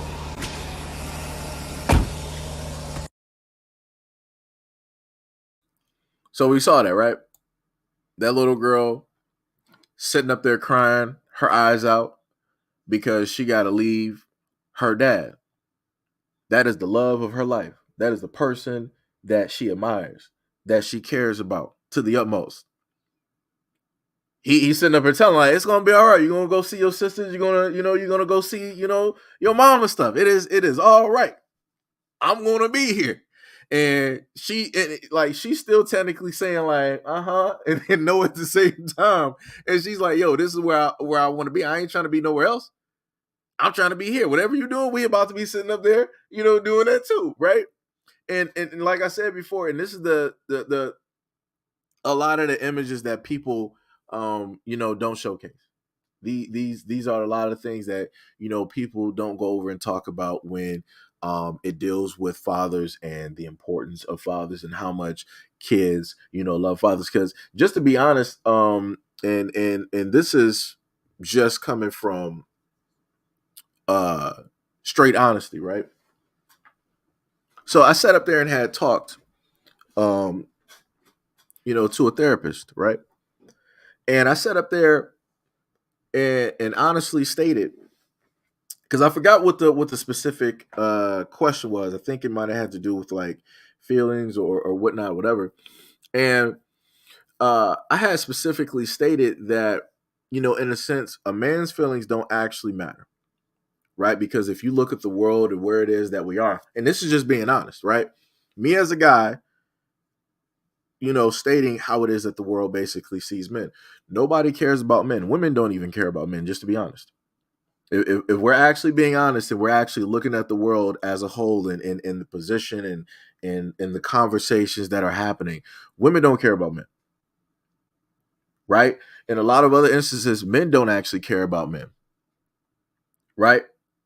So the only people that's in a sense left to in a sense give a shit about a man is either that man's parents or potentially his children.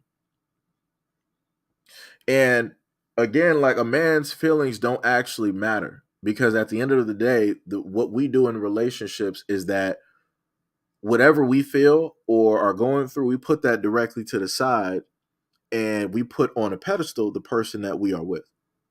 Right. So we give them, that time, we give them that love, we give them that energy. We're like, yo, we can deal with whatever it is that we're dealing with. We know that, you got a lot of shit to like deal with. So that is the main priority. We need to like filter and sift, directly through this, because a man's whole main job, his main goal is to basically fix. That's what we do. We build, we fix. Right. So if we're in a relationship and we see a person that in a sense needs help, or a person that has a lot of stuff there, but they don't know how to really file a lot of their stuff away to, put it in certain folders. All right, I'm sorry, no problem. I'll be that secretary. I'm about to help you like manage a lot of this shit. We're going to get this floor and like these tables and shit. We're going to get this whole room basically cleared. So there's actually like walking room. So you can actually see problems, know what it is that you need to do from point A to point B and different stuff like that. That's what men tend to do. So when I sit up there and say that the world and does not care about men's feelings, that's because it is true, it is factual. Because even as a man, you put all of your shit to the side because you see other people as being the utmost important. You're going to put those people who are in front of you at the top, right? So that they always have a stable ground, directly to be on. You're going to put them at the top so that they don't have to deal with, the waves or the other things like on the ground that you feel that you can just deal with. They shouldn't have to sit up there and do it. That's what men do. Right. And then I had also, stated at the end of the day, when it deals with men, we just live and we die. And that's just being real. Because when it comes to the life of a man, it's not celebrated. Like, look at the world. Like, what I put it to you like this, right? Look at the next time that anybody here, we got about 23 people. The next time you go to a store, it could be a CVS, a Walmart, Walgreens, like whatever it is, go to your local store that sells gift cards or that just sells celebration cards. Look at the section that they got for men. Go look at the father section in comparison to the sections for like everybody else, like the sisters, the aunts, the mothers, the grandmothers, the daughters, even the sons. And just compare, right? Everybody has all of this nice stuff to basically say about everybody else, but so little to say about a father. So little to say about a man. So again, when I sit up there and say that the world does not care, I'm looking at what the world does. I look at the commercials. I look at the magazines. I look at commercial. I did say commercials. The movies and all the other different types of media that's directly out there, and it shows that there's only so few rare instances where it shows that fathers matter. That somebody actually legitimately cares about a father, because the same way that this little girl is crying about her dad now and he's really not going anywhere, she's going to see her mom, let her dad be going through heartache, going through some type of pain. She's going to be crying and empathizing and sharing that exact same pain. She might not be able to, really pull the same emotions, but she sees him going through something, so she's automatically going through it as well, because that's somebody that she loves. And because it's somebody that she loves, she would never want to see him go through any type of hurt, pain, or heartache, just like the same thing for that father. He would never want to see his daughter go through those exact same things. Like I said, that her to her, that is her king. That is the knight that will always sit up there and protect her from everything. But like I said before, you don't get a chance to see this. This is not something that is shown a lot, which to me is crazy, because people always want to sit up there and say that, oh, fathers ain't shit and I can do it all by myself, and men are needed to be fathers, men are needed in a household, men ain't needed in a child's life. But yet this child is clearly telling you something different versus all of these other adults out here that are trying to dictate something. She is showing you that fathers are needed, that fathers are loved, that fathers are cared for, that fathers are wanted. So this is why I sit up there and tell people before, don't listen to what other adults have to sit up there and tell you, because trust me, and this is coming from me. I didn't have people sit up there and tell me that, yo, you're not a father, you're not this, you're not that. People want to compare like their tenure of being a parent to, of actually, having a child that's from their DNA. I'm like, I didn't know that this was like a comparison type of thing. I thought like, actually being in a child's life was the only thing that matters. And this is when, time ago, like, years ago, I made up my mind to only pay attention to what it is that a child has to say. If a child is ever calling you a parent, if they're calling you a father, they're sitting up there telling you like, hey, they're just calling to say, I love you and all, you are a parent. It don't matter if it ain't blood related or whatnot or whatever. It don't matter what the fuck other people got to say, because they out here and having kids and all this other type of stuff. It don't matter. You are a parent. You are that child's father, no matter what the fuck another adult has to sit up there and say. No matter what anybody has to say, the only thing that matters is what that kid is saying. Fuck what the fuck anybody else has to say about it. All that matters is what that kid has to say. And I feel like that's what, especially a lot of guys need to sit up there and hear. Because you got, a lot of dudes out here that, just maybe an instance where they're with a woman and they're dating and the woman has kids. But those kids basically started to gravitate towards that guy and see him as the father because he's present. He is there. He might be the only person that, they just so happen to know. But then you have other people basically trying to tell you that you are not that father. It's like, you ain't that child. The child dictates who is the parent and who is not. Just to be real, just to be honest. But nobody wants to pay attention to that, though. It's crazy. Oh, Al is on a previous. He far back there. He said the reason a lot of black women talk about men's size is because they sleep around so much, and now they have tunnels between their legs, and only elephants can fit between those things. I sit up there and say this, and I use that video for an example of what you hear from a lot of modern women on social media. I hear a lot of women making videos talking about, again, how a guy's body has to be and all this, other type of stuff. For me, it's like, it's nonsense. It's not even real world logic, right? It's a minority that is able to speak the loudest, quote unquote, for the majority because they're allowed to. And because they don't have anybody else opposing those views. And this is what happens when you don't have opposing views. You'll just have a whole host of people with that mentality deciding that, oh, let me go back to what Al is referring to, right? Let me just out of shape. Right.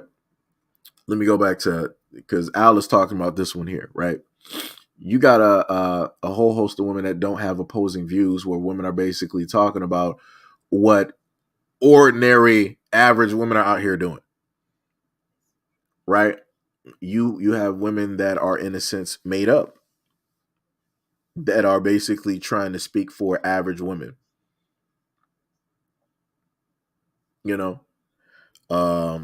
And it's pretty crazy. And then on top of that, the worst part of it is a lot of this logic that she is speaking and other women are speaking, they're not really pointing this towards the women of the same age range. They're pointing this towards women that are younger, talking about in their early 20s and then underneath that, so that they can grow up and carry that message and have that mentality.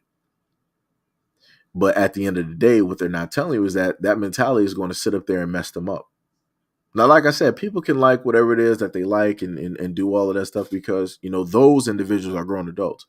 But the problem is that when you have women specifically going after certain things, now those women have to be in competition with other women going after that exact same thing, because you're not the only woman out here now with that same mentality. You didn't basically put that message directly out there. So now you didn't put more competition out there for yourself. So instead of you basically trying to keep this like a secret or whatnot or whatever, now you basically let it be known that this is what, you know, you're looking for. So now you're going to have dudes coming directly into, you know, that comment section trying to shoot their shot. And then underneath that, which I've seen on IG, you'll have women pulling up to the scene trying to talk directly to those guys. So again, like I said, competition. And a lot of women do not like competition. Women are not really, you know, competition driven types of people. That's not normally how that works for women. Women don't thrive off of competition, off of you know, challenges and stuff like that. Shout out, much love, respect, and appreciation to whoever just subscribed to the channel. Much love, much love. You know, it doesn't really work like that.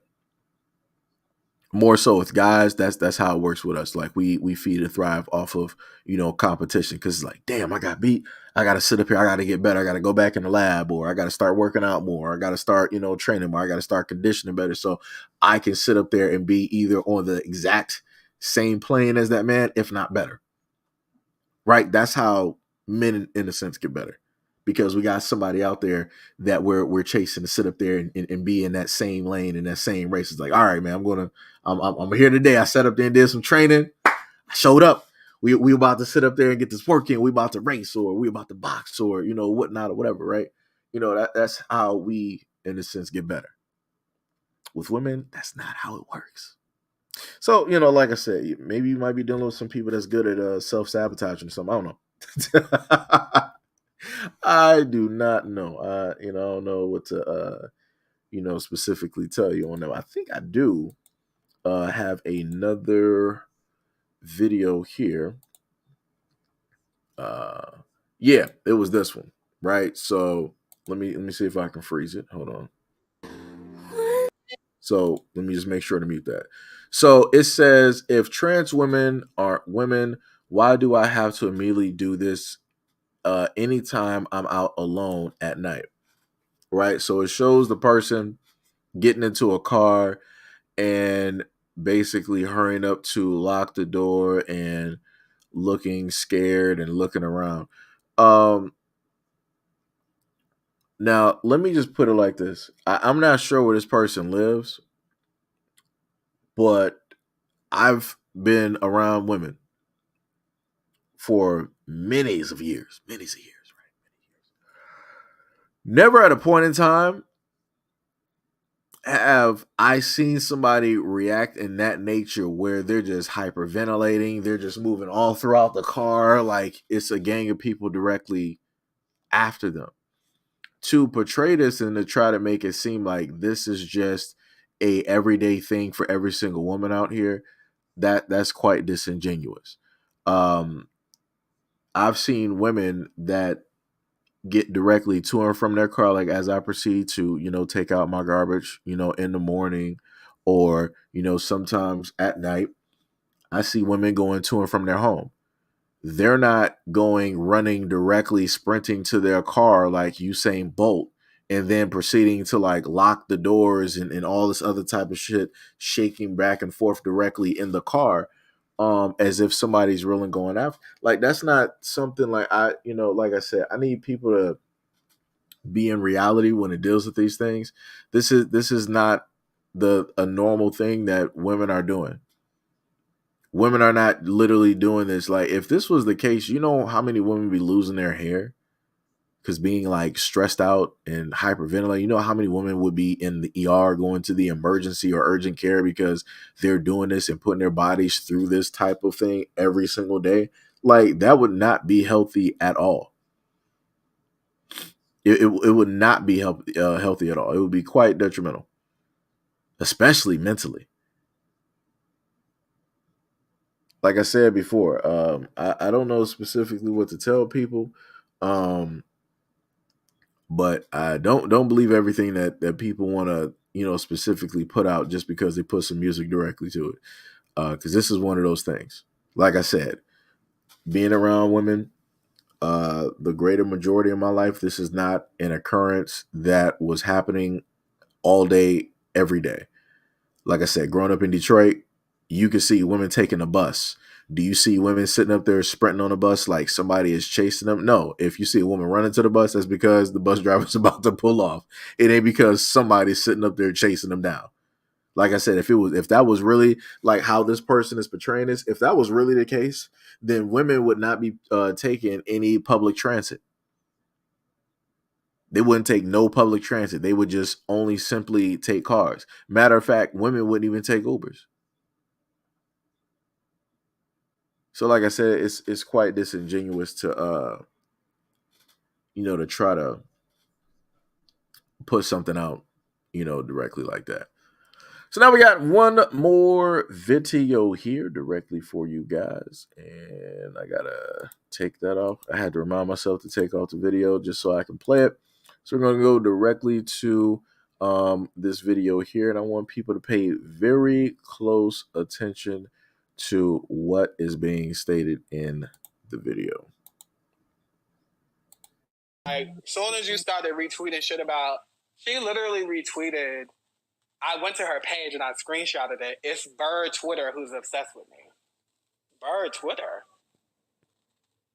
Oh, okay, period. And now Torian Walker is doing rooms about how you and your nigga are doing quote-unquote photo shoots in your house because y'all celebrating Christmas and you're posting pictures about how this is your move forever and you and your Beyonce bag.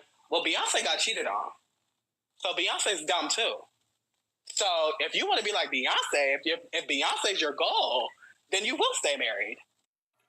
So, real quick, I absolutely love how these effeminate black allies talk about women the minute that women don't do what they want or stick to their narrative. And listen to the Beehive slender. Like, oh my God, man, they hate them some Beyonce. And you're going to be a clown.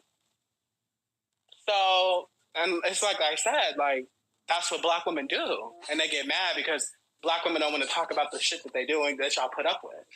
But it's like, girl, put up with it and do what you're going to do your big one. Don't get mad at me, get mad at your nigga. Fight your nigga. You want to fight the world, but not your nigga. That's projection. Next. Sister girl. Sister girl. I love us. Sister girl. It's a love letter to black women everywhere, by the way. There's truly nothing worse than the cackling black woman and her gay male pet friend. Truly. Worst thing ever created. God help us. So, you heard that, right? So the title is Listen to How They Dog Beyonce and Simone Biles for Being Happy and Married. Right? Many of these sassy, zesty member types just hate women.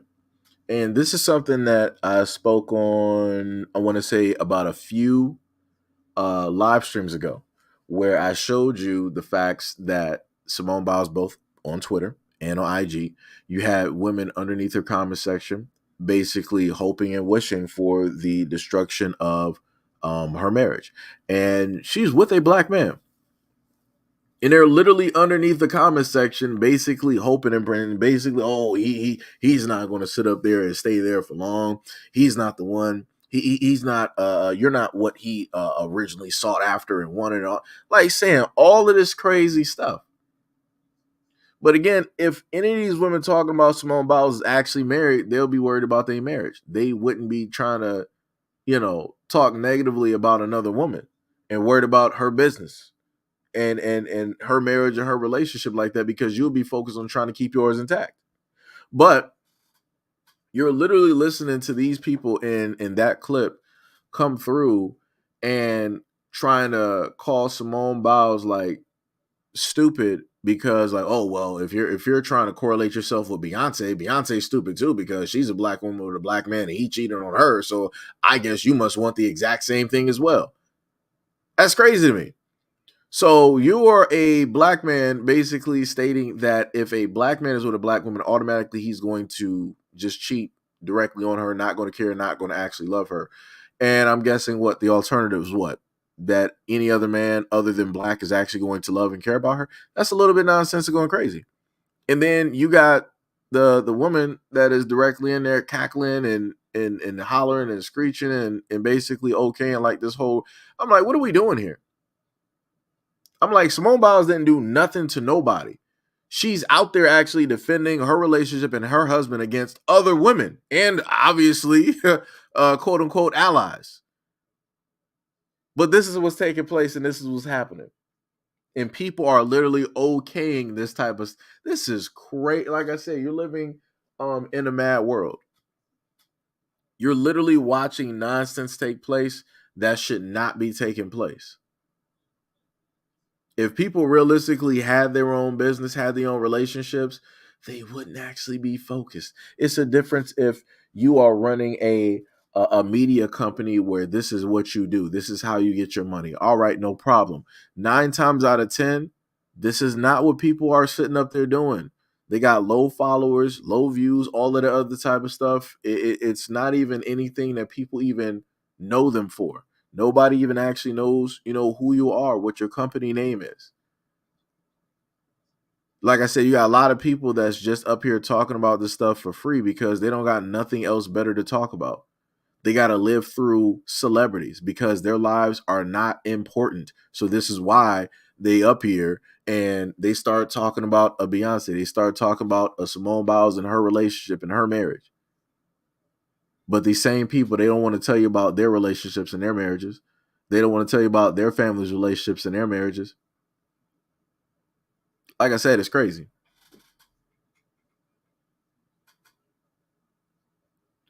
Old school say you got a white woman out here super mad that she's defending. Oh yeah, I showed that video. I think was that the same one? I think I did show that I want to say like 2 days ago. I think I did showcase that, or at least I showcased one of them. Because that type of stuff don't even, again, like I said, it literally, it doesn't make sense. Why are you so focused on a black relationship? Better yet, this is the way I put it. If you are not even interested in what it is that in the heterosexual side of things, why be so focused? Like that would be the equivalent of me being focused on who it is that Lil Nas X is dating. I don't care because it don't got nothing to do with me. Like, it don't got nothing to do with me. So it's like it's so crazy to me to sit up there and see these conversations and whatnot continuously happening. Like it's ridiculous. Like it makes no type of sense. And I do have another video I would technically show, but I can't really show it because I know YouTube would have a problem. That's why I got to start just doing stuff directly on Twitter. Oh, matter of fact, hold on. Let me see. How loud is the music? All right. So we're gonna go with that one. We're gonna go with that one. because the brother has a very good point. I gotta just sit up there and highlight that. So I got another video. Let me get rid of the stupid game. Matter of fact, let me just. I think I should be able to download that right now. It has a little bit of music to it. We ain't even gonna worry about it. So we're gonna put that directly up here and let you guys. I want to hear you guys' thoughts directly on this one. How lucky they are when a girl actually likes them. Like, do you know how many unanswered texts I have in my phone from men who I take literal days, if not weeks, to respond to? Do you know that the fact I'm responding to you the same business day is a privilege? I don't think they do. I don't think they know. And that perfectly personifies the thought process of the modern woman. Grandiosity, egotism, a lack of empathy, and pride. Notice how she said business days. The modern woman and escorts are becoming the same thing. And it's not gonna change if we continue to allow these games. Fellas, we need to start a no tolerance movement. Cut communication with no explanation. She's sending mixed signals, cut it. Took too long to text back, cut it. If they say maybe or we'll see, cut it. Remove the incentive from the environment, then the behavior cannot exist. Become exempt. One less pawn, one less sucker, one less simp.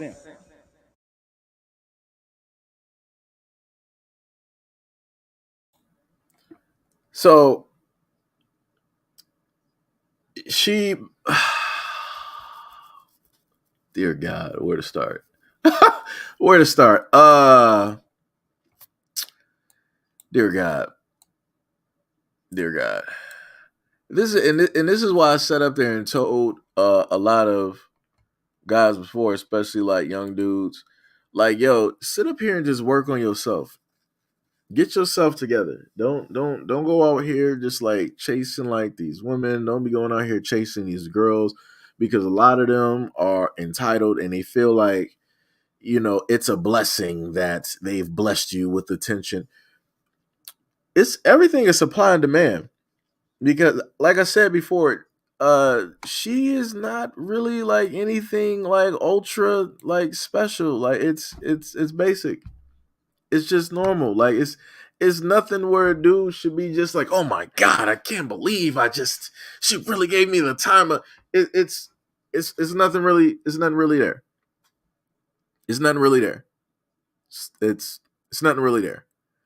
Like I said, a lot of these girls, what they tend to do, especially with like the lip makeup, they try to make their lips seem a little bit bigger because they go outside of the lip line boundary and put, you know, more of the lower and the top to make it appear as though they have larger lips than what it is that they actually have.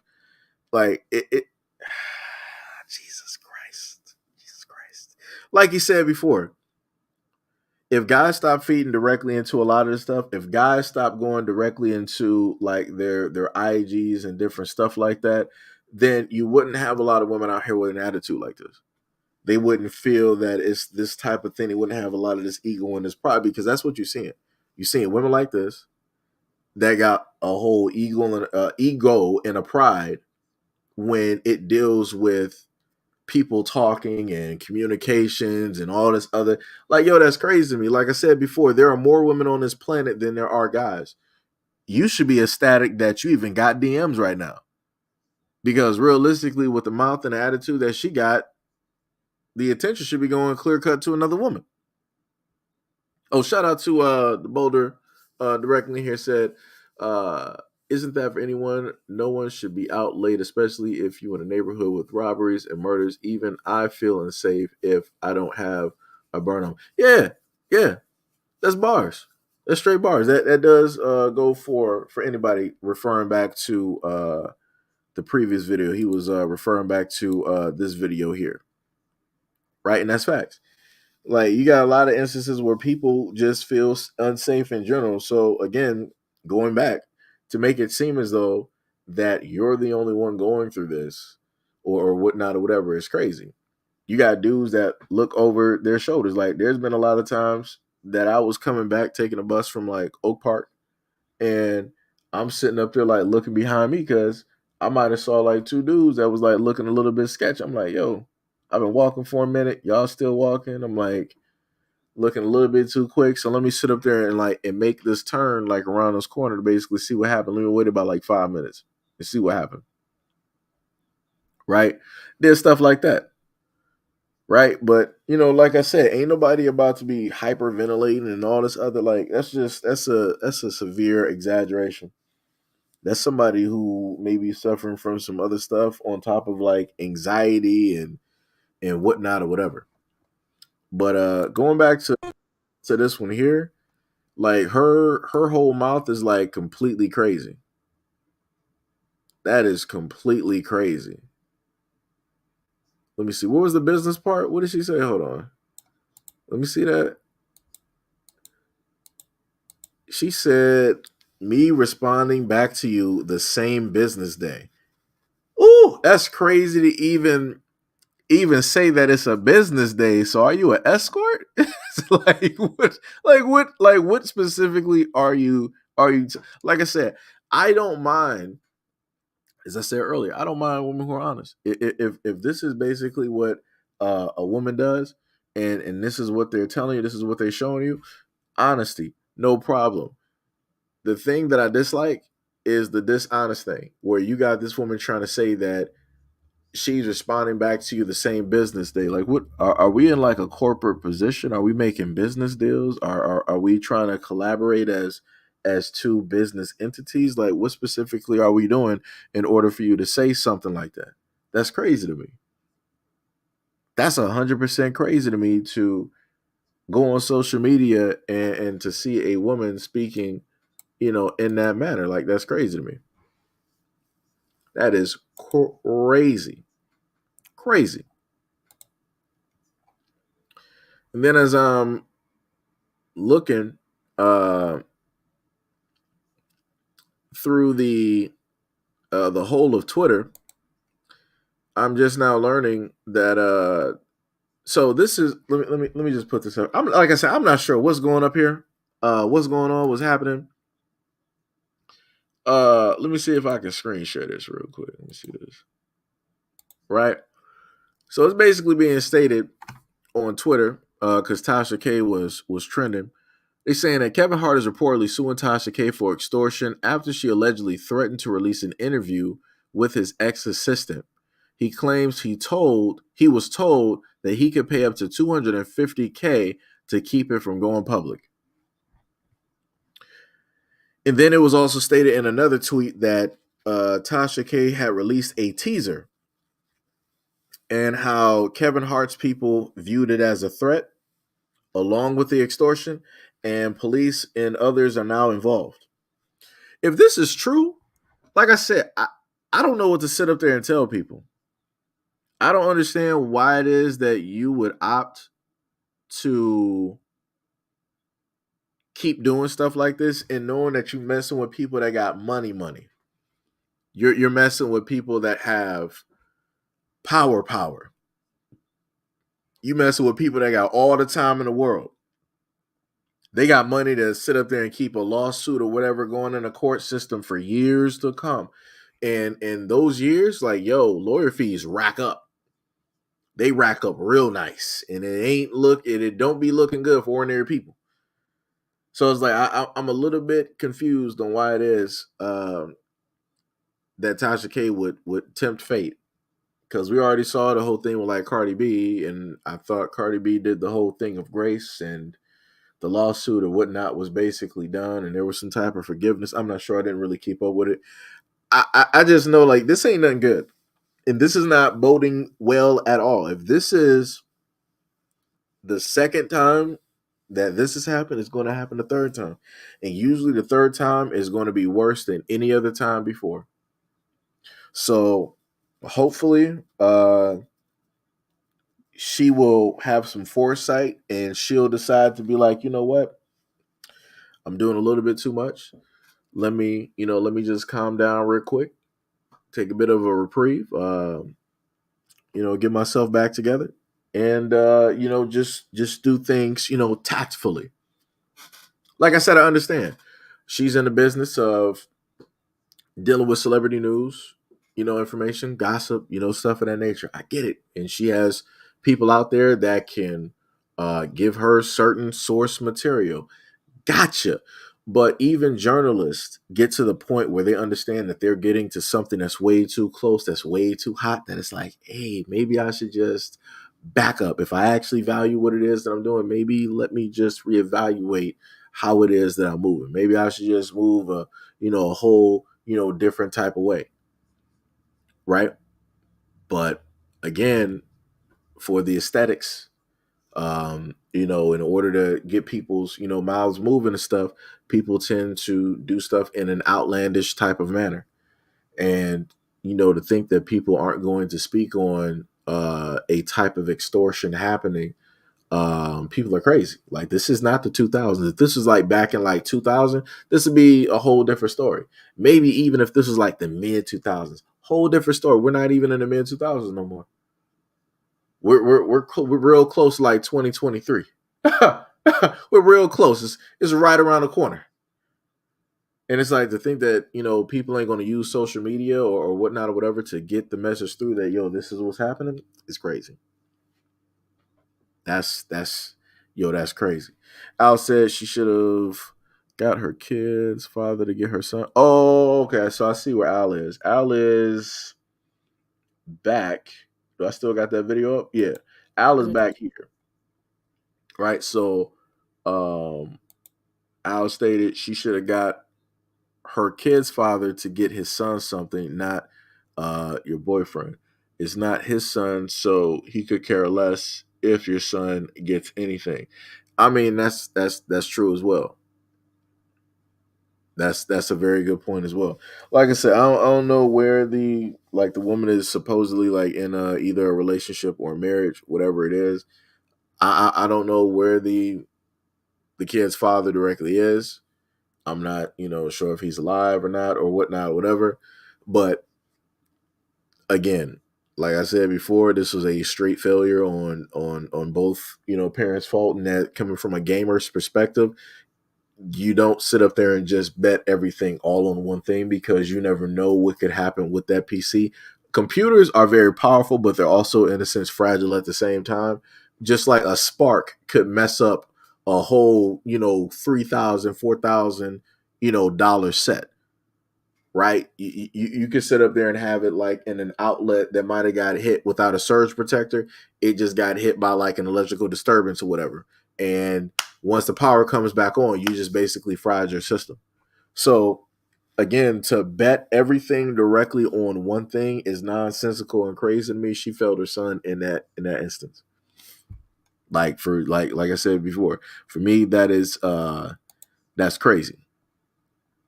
It makes no sense, to do anything like that. None at all.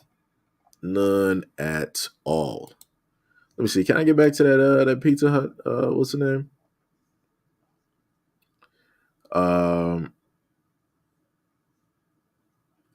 Oh, that's crazy. Let me highlight that. Let me share that real quick. Read this off to y'all real quick. Wait, am I sharing this? Let me just hit stop sharing and then let me go back to share screen. This is crazy. So this is stated from KTLA5. California Pizza Hut operators laying off all delivery drivers. 2 large Pizza Hut operators in California are laying off all of their delivery drivers, ahead of the new state law that raises the minimum wage for fast food workers to $20 an hour. The layoffs impact hundreds of Pizza Hut locations across the state, including Los Angeles, Orange County, Riverside, Ventura, and San Bernardino counties and Sacramento, and involve more than 1,200 in-house delivery drivers. Wow.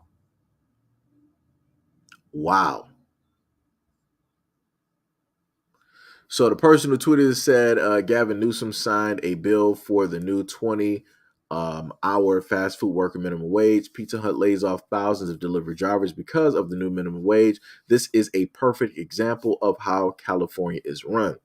Every policy they implement makes it harder on the middle class and poor. I mean, that's true. That's facts. Like I said, some of the things I've looked at over time with California when it dealt with like energy and stuff, I'm like, yo, this is actually pretty cool. This is, whatnot or whatever. And then you start seeing other stuff, and it's like, California be ahead of the curve, and then other times I don't know what California's doing. But yeah, that's crazy. My condolences to those California Pizza Hut delivery drivers. I hope you guys will be able to find, work, somewhere else, maybe being a courier for a different business or whatnot. Because like I said, that's terrible. That is unfair to have that basically take place. So I guess Pizza Hut is going to start turning to Uber Eats in order to cut costs directly on that, because that's the only way I can see that happening. They're going to have to go to Uber Eats, because if you're going to fire your in-house drivers because you ain't trying to pay that 20, then you're going to obviously go to the competition. Because before, a lot of these pizza chains, they wasn't trying to deal with Uber because they're trying to keep all the money in-house. That's why they, hire the drivers. But now they're like, hey, we ain't trying to pay that extra money, so we're going to have to cut costs somewhere. And as I told people before, the moment in time that businesses want to cut costs, they want to cut money, they're going to cut you.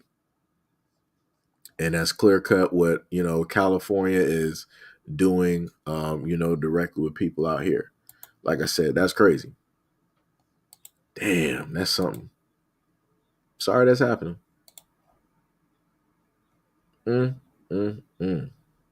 Delivery drivers in California, and they are actually eliminating the service. They're preparing for the new law that will raise employee Matter of fact, let me just let me just put that back up there just so people can actually see that real quick. Just so people can hear it in real time. In-house. Two Pizza Hut franchises are laying off more than 1,200 in-house delivery drivers in California, and they are actually eliminating the service. They're preparing for the new law that will raise employee wages to $20 an hour starting in April. The layoffs will affect hundreds of stores in Orange, Los Angeles, Riverside, and San Bernardino and Ventura counties. To get orders, customers will need to use third-party delivery apps like DoorDash, Uber Eats, and Grubhub. Two Pizza Hut franchises.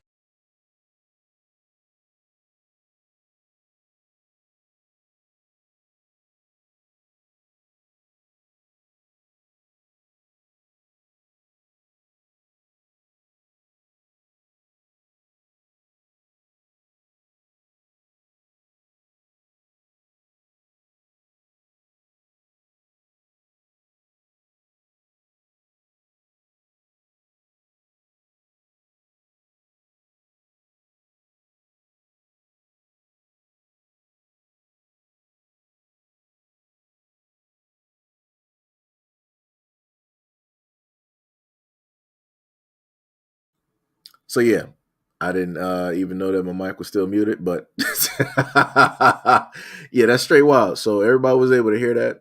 That was live directly from, the media themselves telling you what it is that is taking place, right? So the next thing I see up here, it says that Megan Hall, the former married cop gone wild, has been granted a court date in March of 2025, accusing co-workers involved as predators who, wait a minute. Wait.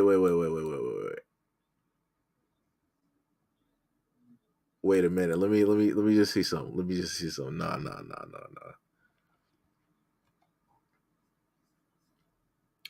Let me see. She broke that in. I was like March.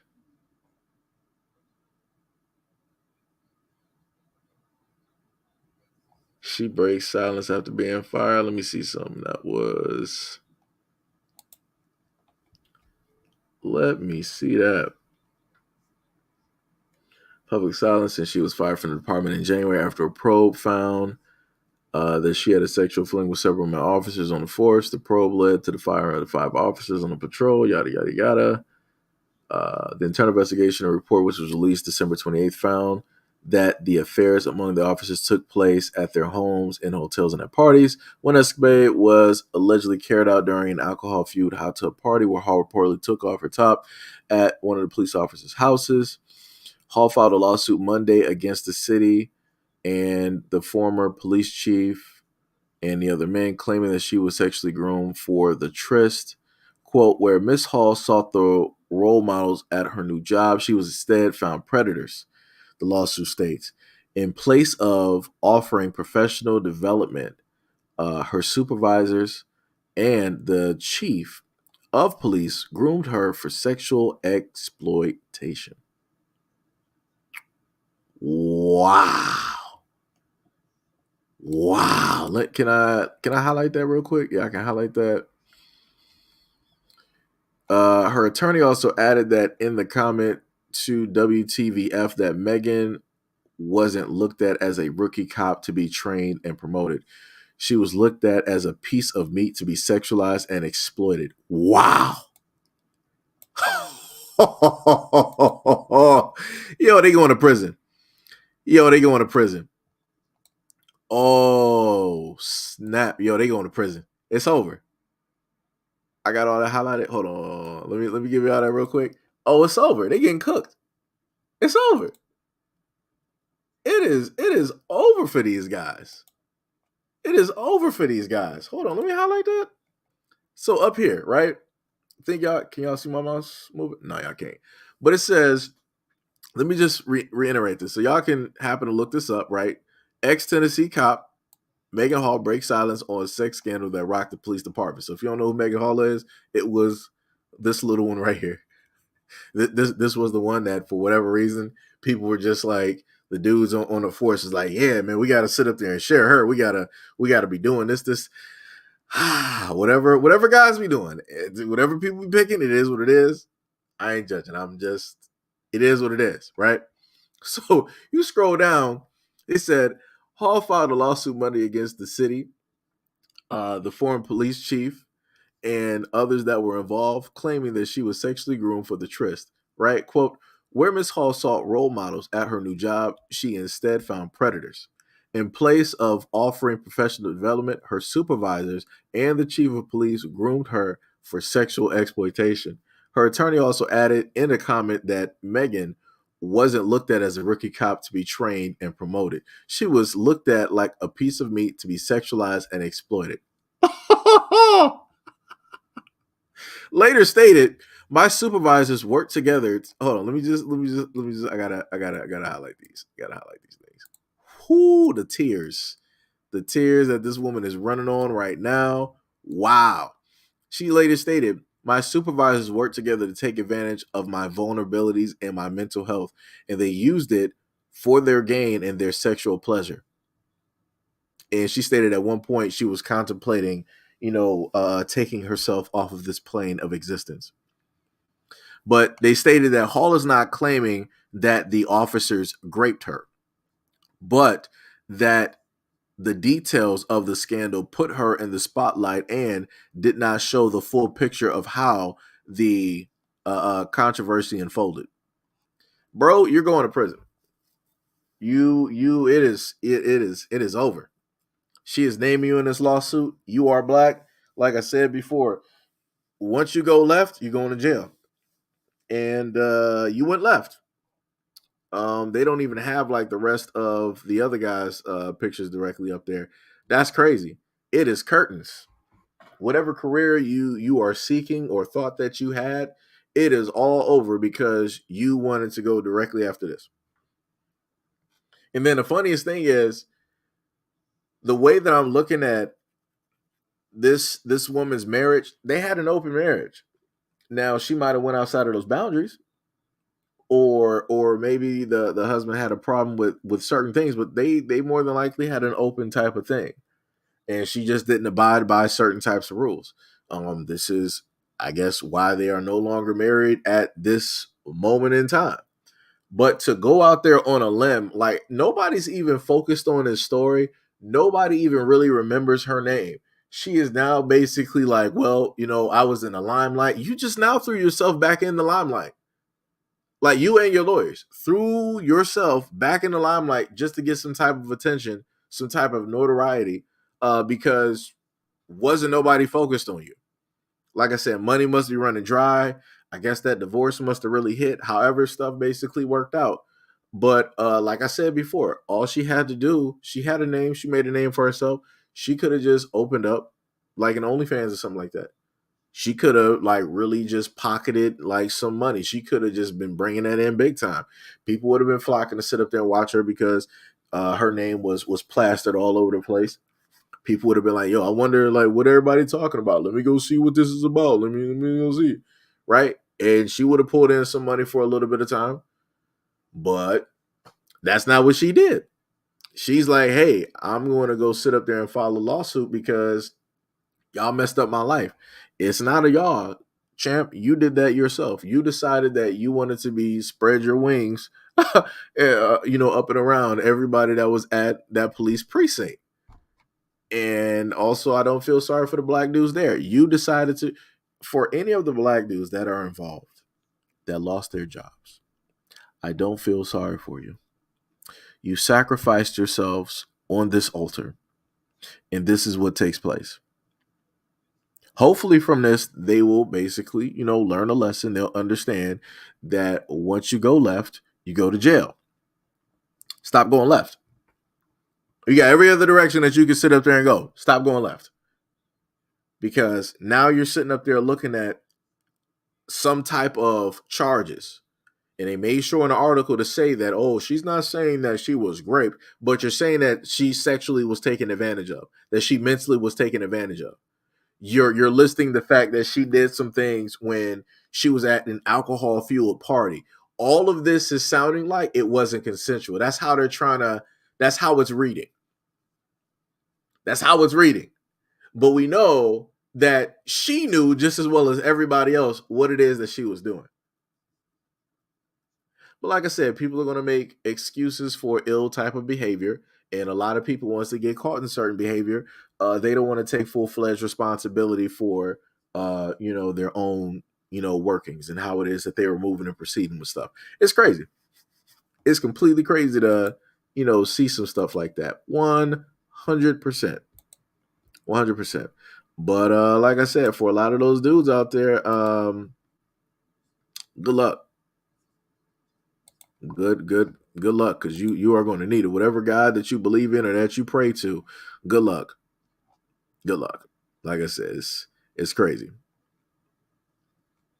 Yo, what is up, Mo? What is up? What is up? What is up? What is up? What is going on, brother? What is happening? Much love, respect, and appreciation.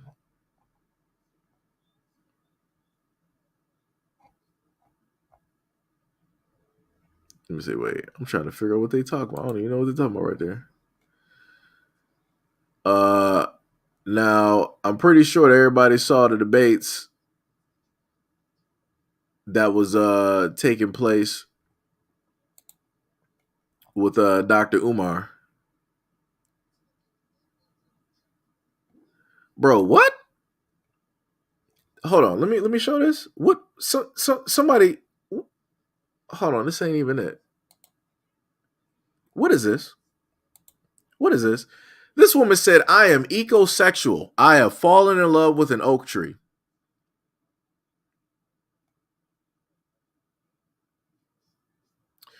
What's happening? What? I understand if people are like, yo, I love nature and I want to see, nature flourish and I want to protect nature. I understand that. Where people actually want to protect nature because humanity is just like, yo, we don't actually care about nature. We're going to be like cutting down the trees, messing up the forest, messing up the oxygen and the water. I get that. No problem. I have no problem with those people. But for you, so does this count as a part of the umbrella society? Is this a part of the LGBTQ, so on and so on and so on and so on and so on community? Is that what I'm looking at here? Because I'm seeing ecosexual. Usually, whenever these names start coming up, they're underneath the umbrella. So I'm seeing the whole alphabet right now, and I'm a little bit perplexed. I'm a little bit confused. I would love for somebody to explain this to me, and I'm pretty sure I'm not going to get an explanation. I'm just going to have more questions than I will ever receive answers. Ecosexual.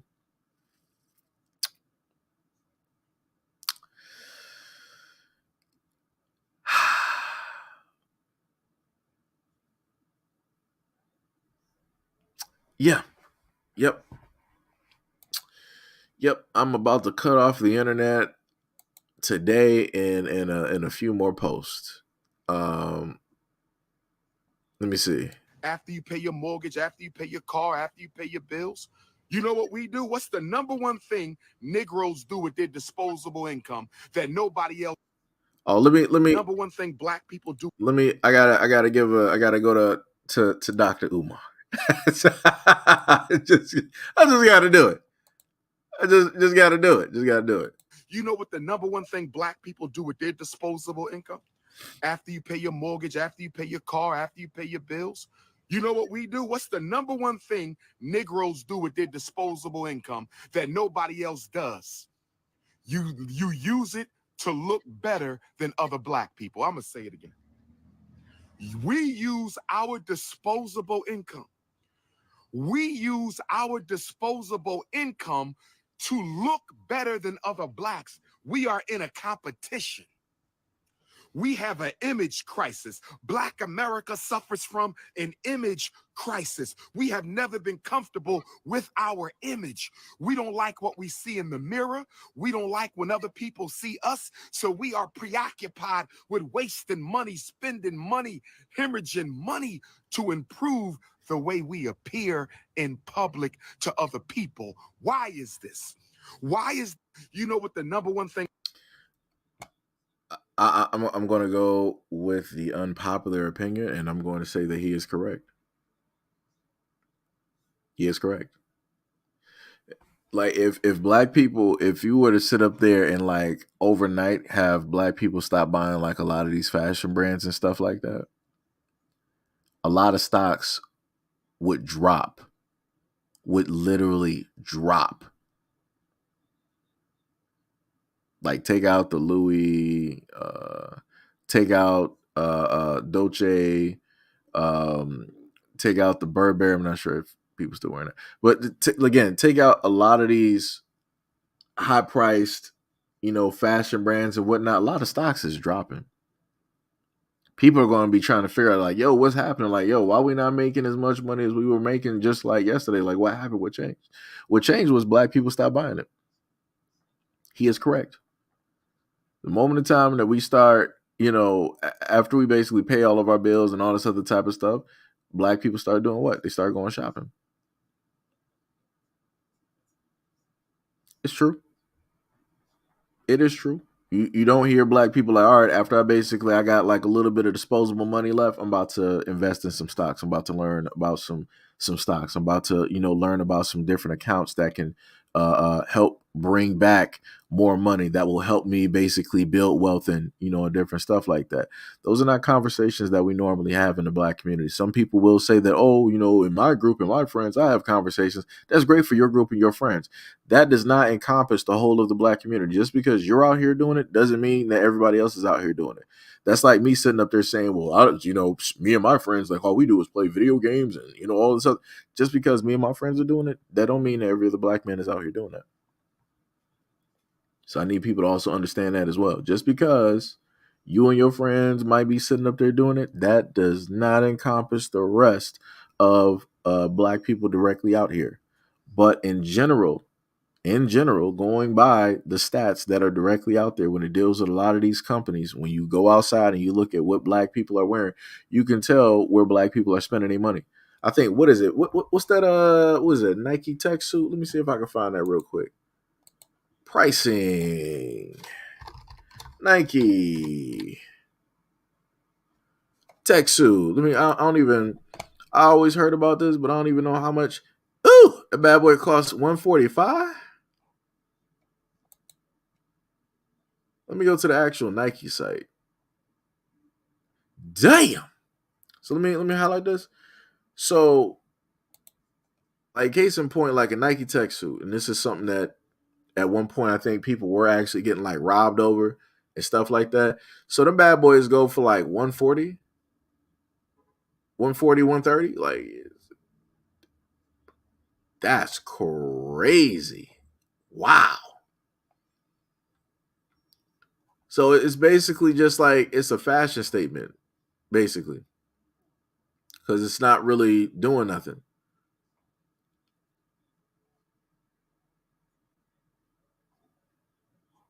Wow.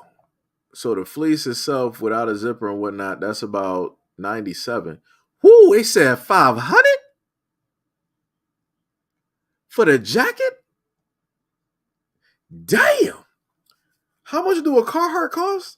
Because I promise you, this $500 jacket is not beating out like a Carhartt. I promise you that. I promise you, for $500, this is not beating out a Carhartt. Carhartt is trusted and proven. Like, you see that everywhere. That bad boy would keep you warm. That bad boy is also like, a little bit waterproof and whatnot. Like that bad boy is heavy duty. What is this? Nike Sportswear Tech Fleece Reimagined. Wait, what? Am I looking at the? Okay, hold on.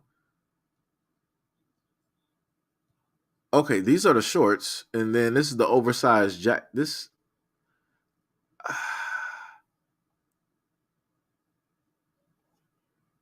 Yeah, what?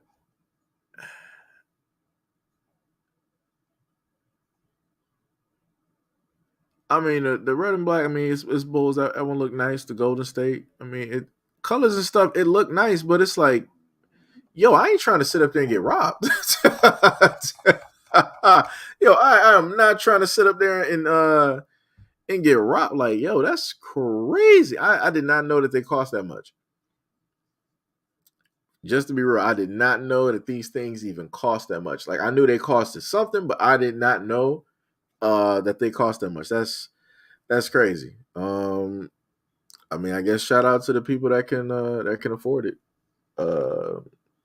Shout out to y'all. Like I said, if you got the money, you free to sit up there and spend it. You know how it is that you want to sit up there and spend it. But I will just sit up there and say that Brother Umar is right. That, when we happen to get a little bit of disposable, we'll hurry up and run, and we'll give it to a lot of these businesses that don't specifically care, or, ain't going to sit up there and do nothing for us and stand up for us and different stuff like that. So, hey.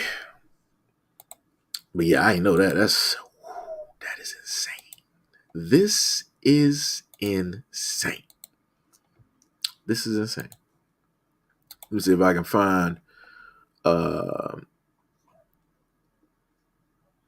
one more thing.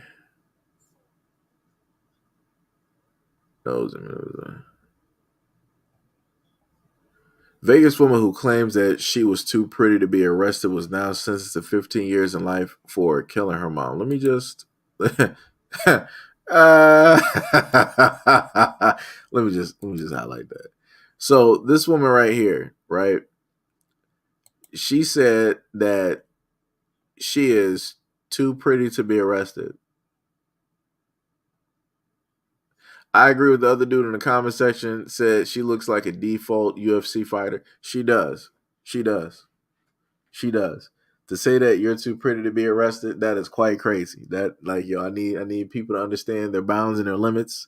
And she was trying to overgo those limits. I understand, living in delusion, but she's going far beyond that delusion. Wow.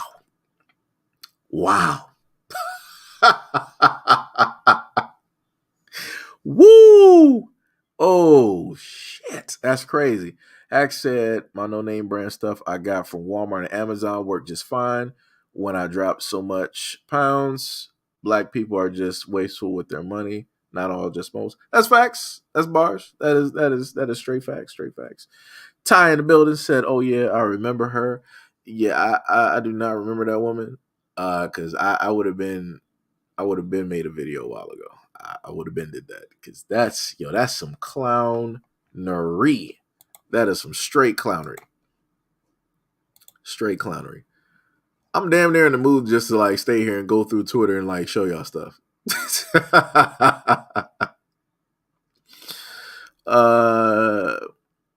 Let me see.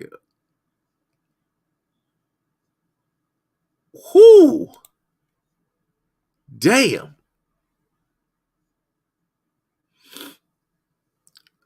That's crazy. That's a hell of a statement right there. Daphne said a lot of women are single because their mothers taught them how to live without a man instead of how to keep one. Hashtag Miss Independent. Damn.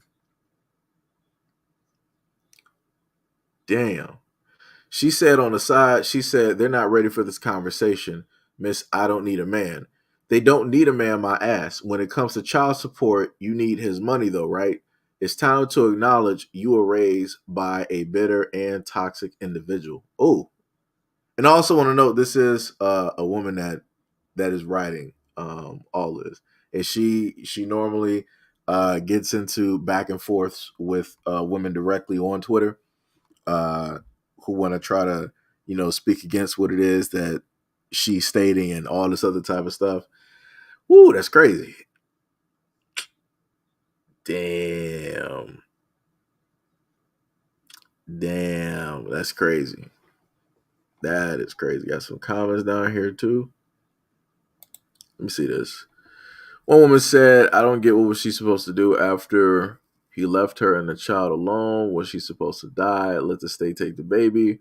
Was she supposed to go chase after him? What if he was abusive? See, here go those what ifs. That's a classic what if that you see in a lot of these instances. You always have a woman say like, oh, what if he was abusive? What if he was threatening her? What if he didn't care about her life? It's always those huger extents that people always want to sit up there and bring up in these instances, right? What if he was abusive? Was she supposed to get her ass beat just to keep a man? I'm confused by this. Another person said, women instigate 70% of abuse. Give the child back to their father and move on with your life.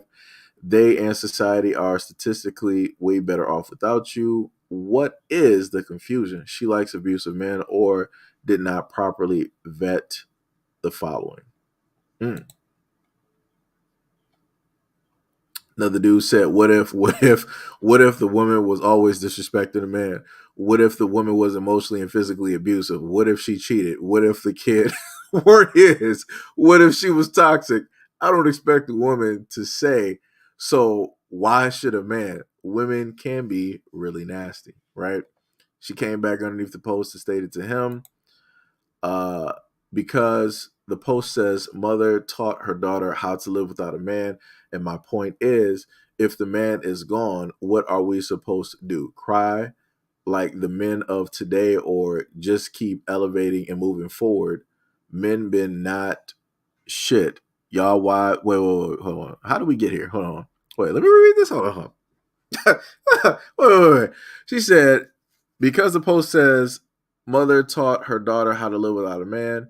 And my point is, if the man is gone, what are we supposed to do? Cry like the men of today or just keep elevating and moving forward?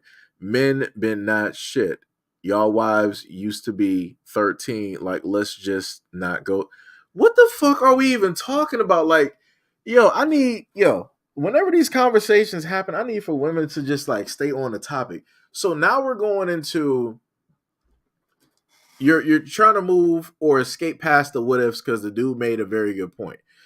And now she's like, well, are we supposed to cry like the men of today? Basically trying to say that men are weak for crying or all of these other, types of, what the fuck is happening out here? What is happening? Yo, so hold on, let me just get this straight. So if men get online and their therapy is basically talking about their relationships and things that they've gone through, trying to like think back and maybe trying to fix or try to gain some insight, that's viewed as crying? Because I'm not literally going online and watching dudes cry. So she's talking about dudes going online, talking about their relationships and their experiences. So now it's deemed as crying when men do it. When realistically, women have always stated, oh, men need to seek therapy, men need to find a safe space and all this other type of stuff. But when men, like I said before, when men do these things, we get labeled as bitches. We get labeled as less than. But then when we don't sit up there and show feelings or emotions, we get labeled as too rigid, too hard, and all of this other type of. It is a no-win situation. no-win situation. And then you went into the aspect of now trying to say that men ain't been shit for years. Just say that the men who ain't shit are specifically the men that you deal with. Just say that your relationships ain't been shit with those men because you specifically were at an emotional area where you might not have realized that you were fucked up. And because you were fucked up emotionally, you went after fucked up guys and ended up in a fucked up relationship. So now emotionally at this moment in time, you're fucked up. And because you're fucked up, you want other men to now be viewed as the previous men that you were in relationships with. When realistically, that's nonsensical and doesn't make any type of sense. This goes back into what I stated before, where I was like, yo, people need to realize their faults and fix those faults before they keep moving into other relationships with other people. You can't say that you're healed as a person when you've never healed from your previous relationships. This is a woman who is not healed from those relationships. Yo, what is up, Tonda? What is up? What is up? What is up? What is up? Miss Light, what is up? What is going on? But yeah, it's like the stuff that this woman's saying is completely nonsensical. And then she went from that, then going to be like, oh, y'all wives used to be 13. You do know a lot of dudes out here ain't even married. So why are you sitting up here trying to broad brush this and make it seem like every man out here is chasing a 13-year-old so that the 13-year-old can beat her? Like, what are we doing? She went from one extreme to another, then just to labeling men as predators. Like, what are we doing? What are we doing?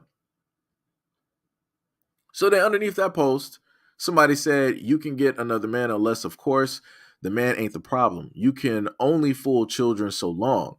I know middle-aged people who have relationships with their former stepdads, but not with their own mothers. There's a reason for that. Adulthood shows you who the clown was. So this woman replied, are you suggesting bringing random men around your children, your daughter? Yeah, okay. See how she just wanted to like overlook and she wanted to just push that to the furthest extent, when realistically you have a lot of women out here who, I mean, they are out here dating.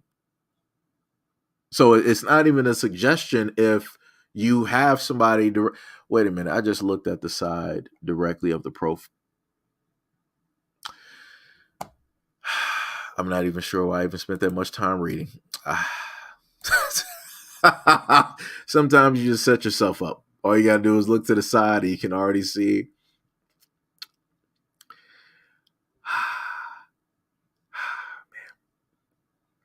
So let's see what this person got to say, right? This person said, actually, I grew up in a 2-parent household and my parents were married for 51 years until my father passed away.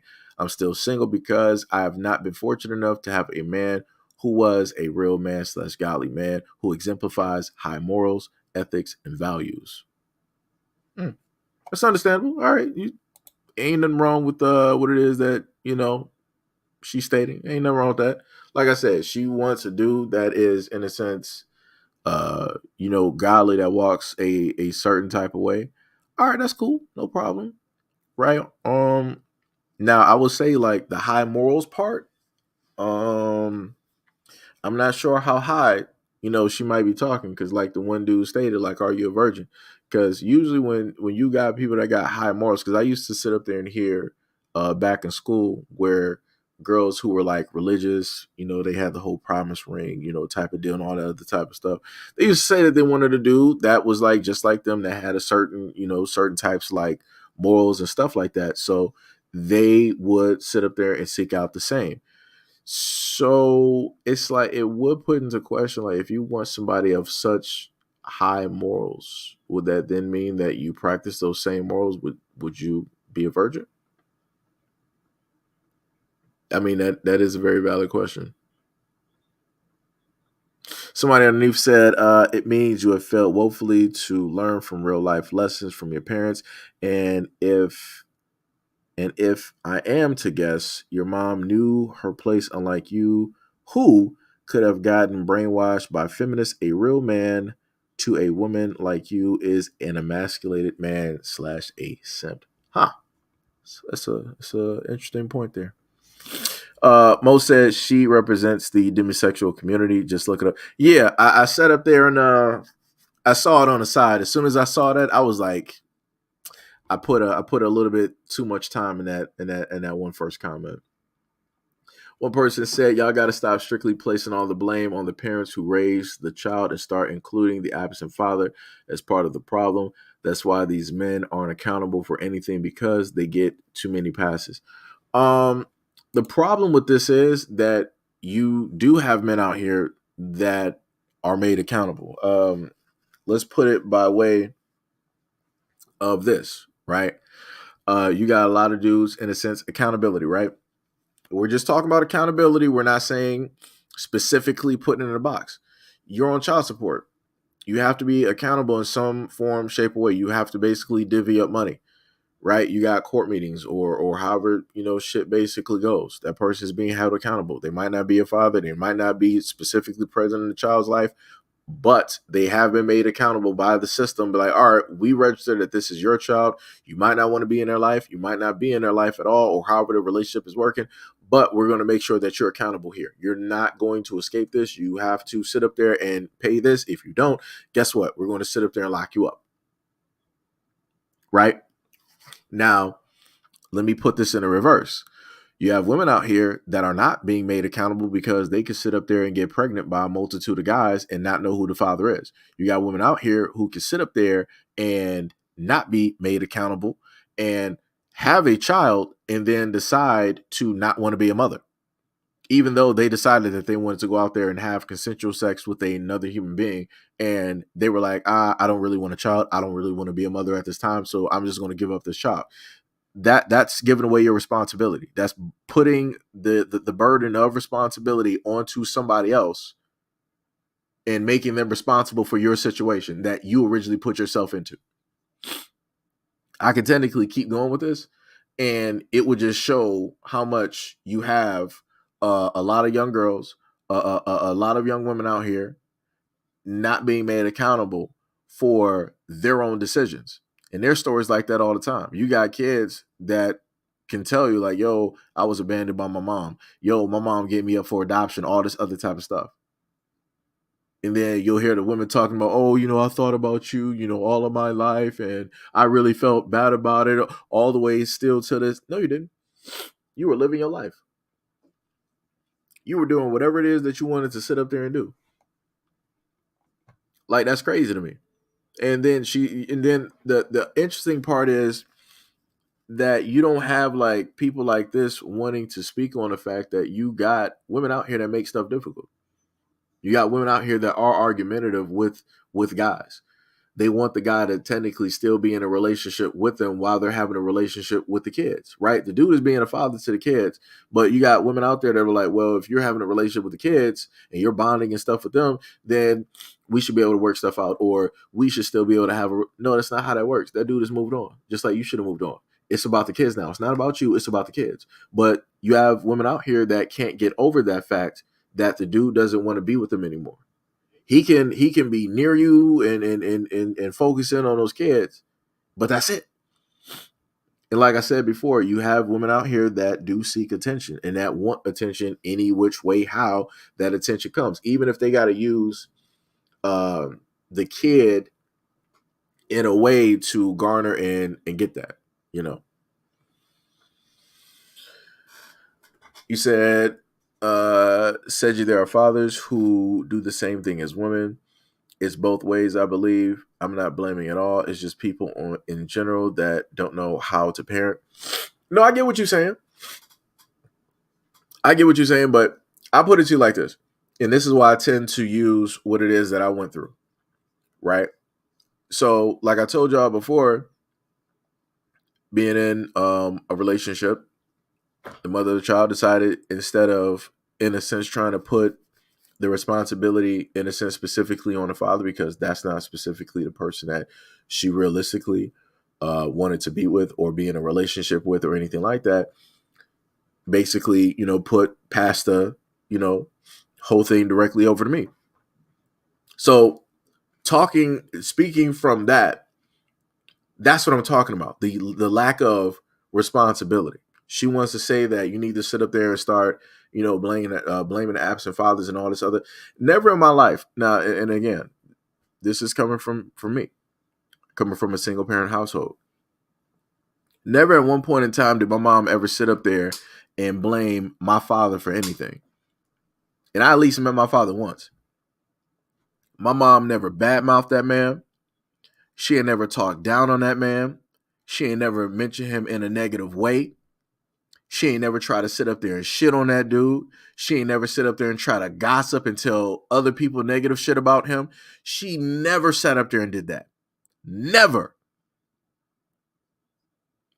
So for me, I'm a little bit taken back and confused when I see like a post like this on Twitter where you got a woman saying that you need to sit up there and start blaming the fathers. My mom never, and this is a woman that put herself through nursing school, going back and forth, traveling miles.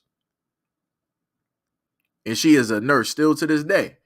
She ain't never sit up there and blamed or put anything directly on that man. Oh, the reason you don't got it is because, well, your dad ain't here. Your dad ain't sit up. Nah. She did that shit. She was there. She was present. She didn't blame nobody else for any type of shortcomings. So it's a little bit confusing to me when I sit up there and see women on Twitter doing this. Because the way that I've been told by society is that women are strong. Women are gods. Women can do anything and everything. Women are stronger than men. Right? So if I'm going by that logic, if I'm going by what it is that women have stated,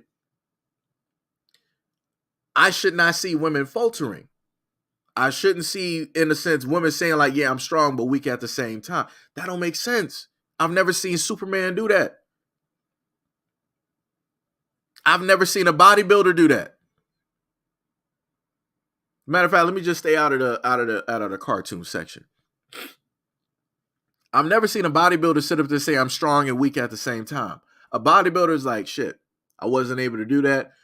Let me start working out. Let me get those reps in. They start focusing in on what that weakness is to build that up so it's no longer a weakness. Right? Like I said, that's because your mom stayed focused on the present and not the past. Yeah. And you have a lot of women that I guess don't have the ability to do that. And this is why I stated before that before, people get into relationships, they need to make sure that they are healed. Before a lot of people start getting into, long-term relationships and things like that, people need to make sure that they're healed from a lot of their past, quote unquote, traumas. Because the only thing that's going to take place is like this woman here, this Kay Notori. She's like, oh, start blaming those fathers that ain't there. But I'm like, weren't both of those people clear-cut in a relationship?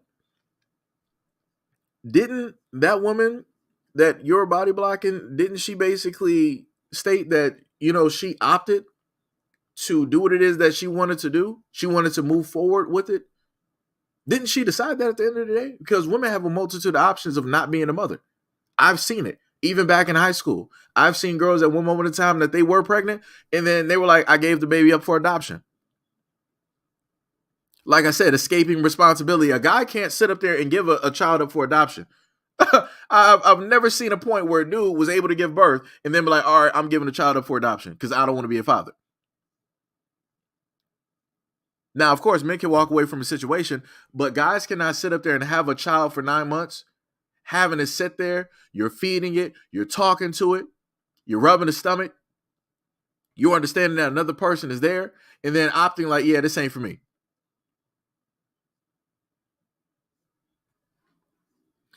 Like I said, but everybody got to have a weakness that they must work on. Yeah, you are correct. But you don't have to have that weakness while being in a relationship with another person. You don't have to have that weakness while basically having kids. Because it goes back into what I stated earlier. It's wrong of us as adults to, in a sense, be ultra incomplete and then expecting a child to be able to follow what it is that we tell them to do. How? We're trying to pull up this facade like we're the measuring stick, like we're the ruler when we're still incomplete. So we're giving incomplete orders. We're trying to sit up there and tell a child to figure out an equation, but they're missing the other half of the equation. But we want them to sit up there and figure out that answer and know that answer within 3 seconds. That don't make sense. So then when children sit up there and grow up, now they're going through their adulthood, and we're wondering why it is that they're mismanaging their emotions, while they're mismanaging their relationships, while they're sitting up there making the wrong decisions in life. Look at the ruler. Look at where everything basically started. And a lot of us don't realize that we're setting kids up for failure because we're still in the state of failure trying to reach that success. But due to the effect of a lot of us not working on ourselves internally before we got into a relationship, before we basically have kids, now we got to sit up there and work on our failures while also trying to help kids not go through those same failures and trying to direct them through failures when we're still trying to work through directing and being successful in making it through our own failures. It's like, that's a lot of work. That's a lot of work. Like, kids shouldn't have to sit up there and go through that. Like, just like how a lot of people basically state, let me put it to a better extent. Just like how a lot of women have basically stated that they expect a man to be pre-built, a lot of adults should be pre-built before they have kids. You should already have mental fortitude. Like, of course, like Light said earlier, like a lot of people have weaknesses. This is true. But you can limit how large that weakness is. It's cool. You got minor weaknesses. No problem. Like, yeah, you can tighten those up. That's cool. That's not going to really cause no type of issue. But it shouldn't be at the point where you're a grown adult and you have glaring weaknesses that even a child can spot. Like, yo, you know that you're doing something wrong. You know something is not fully complete. Like, a child should not be able to sit up there and spot weaknesses. That's what I'm saying. If other adults sit up there and spot it, that's cool. A child should not be able to spot a weakness like that in an adult. That's crazy to me. Like I said, we all need to be in adulting classes to help us be better in relationships and parents. Yeah, that's why in the earlier on in the channel, I used to really sit up there and speak on therapy and people going out there, getting help and whatnot. Just like when you and Katara was trying to speak to that lady. And it was like y'all were trying to, speak therapy and, and stuff to her. She wasn't listening. She wasn't trying to have it. She was not trying to listen. She was not trying to have it, none of those things. And that's crazy. You said, and we need to stop ignoring when we as adults need help. I mean, yeah. I mean, but that goes into the aspect of what? People being able to manage and work through, a lot of different things.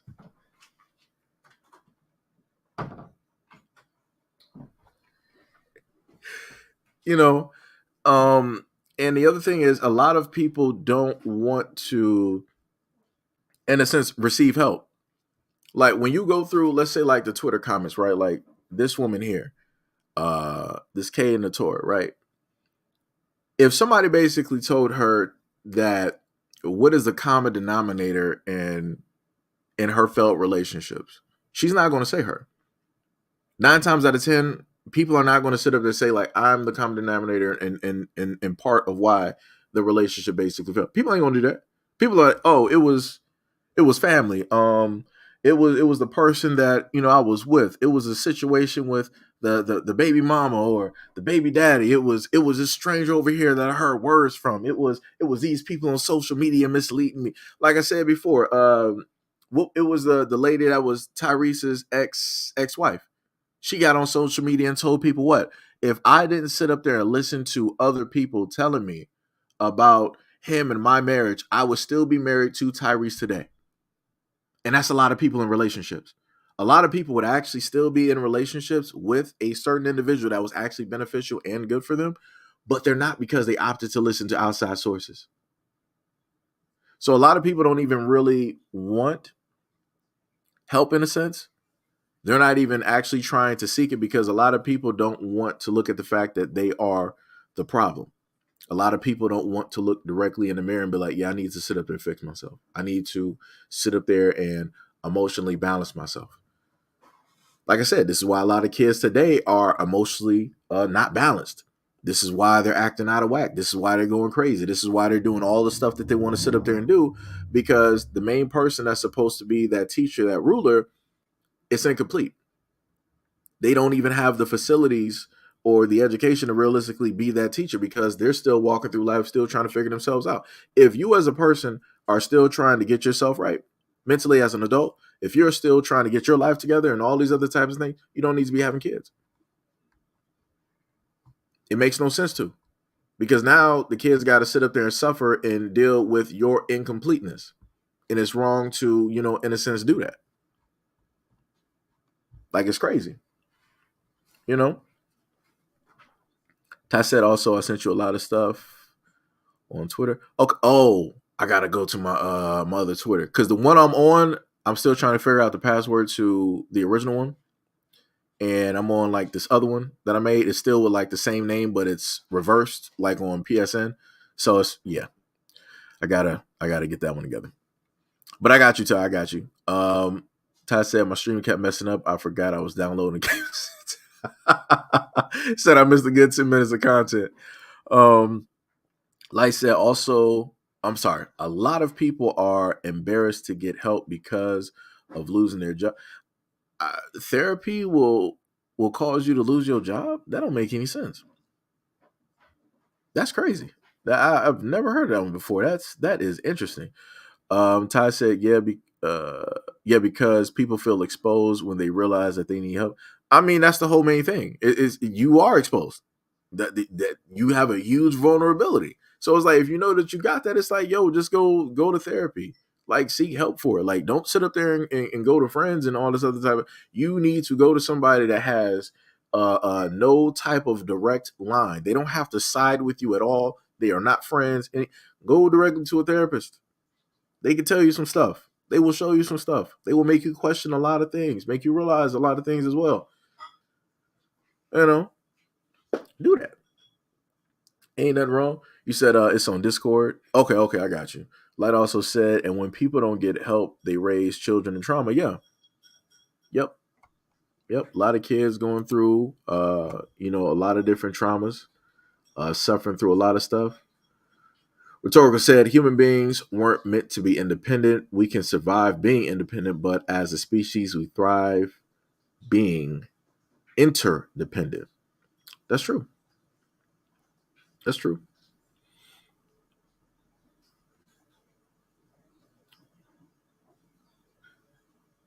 Wait. She said, it sure is funny how y'all want women you don't actually like to need y'all. What? What are you even talking about? Like, where are you even going? Another person said, maybe men should learn to keep women since they're the ones getting left consistently.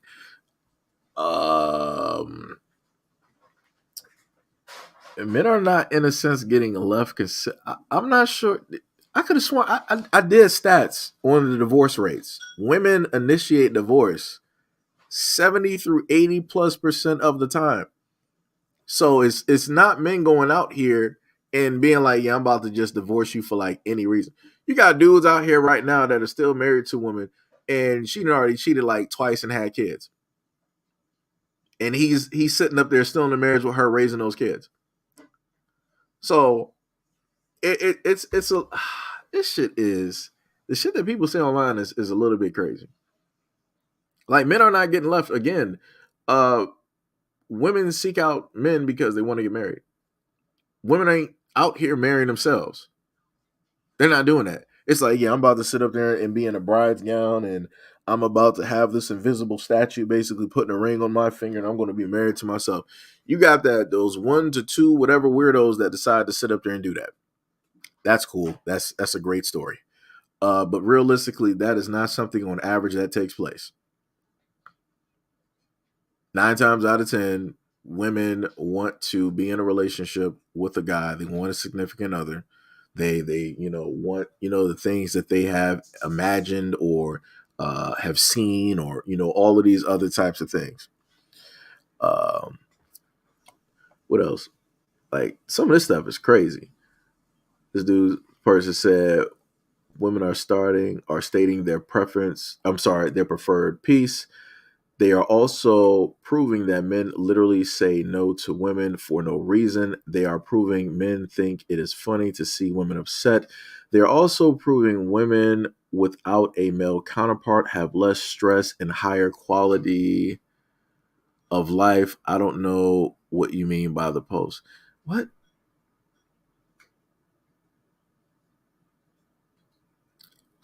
What? Okay, I'm a little bit. Sometimes when people start like typing some stuff,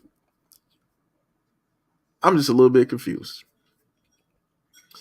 Somebody said, who is for family, black or otherwise, would say some dumb crap like this. Another person said, I say this every chance I get. Every woman is currently being manipulated by another woman, and you don't even know it.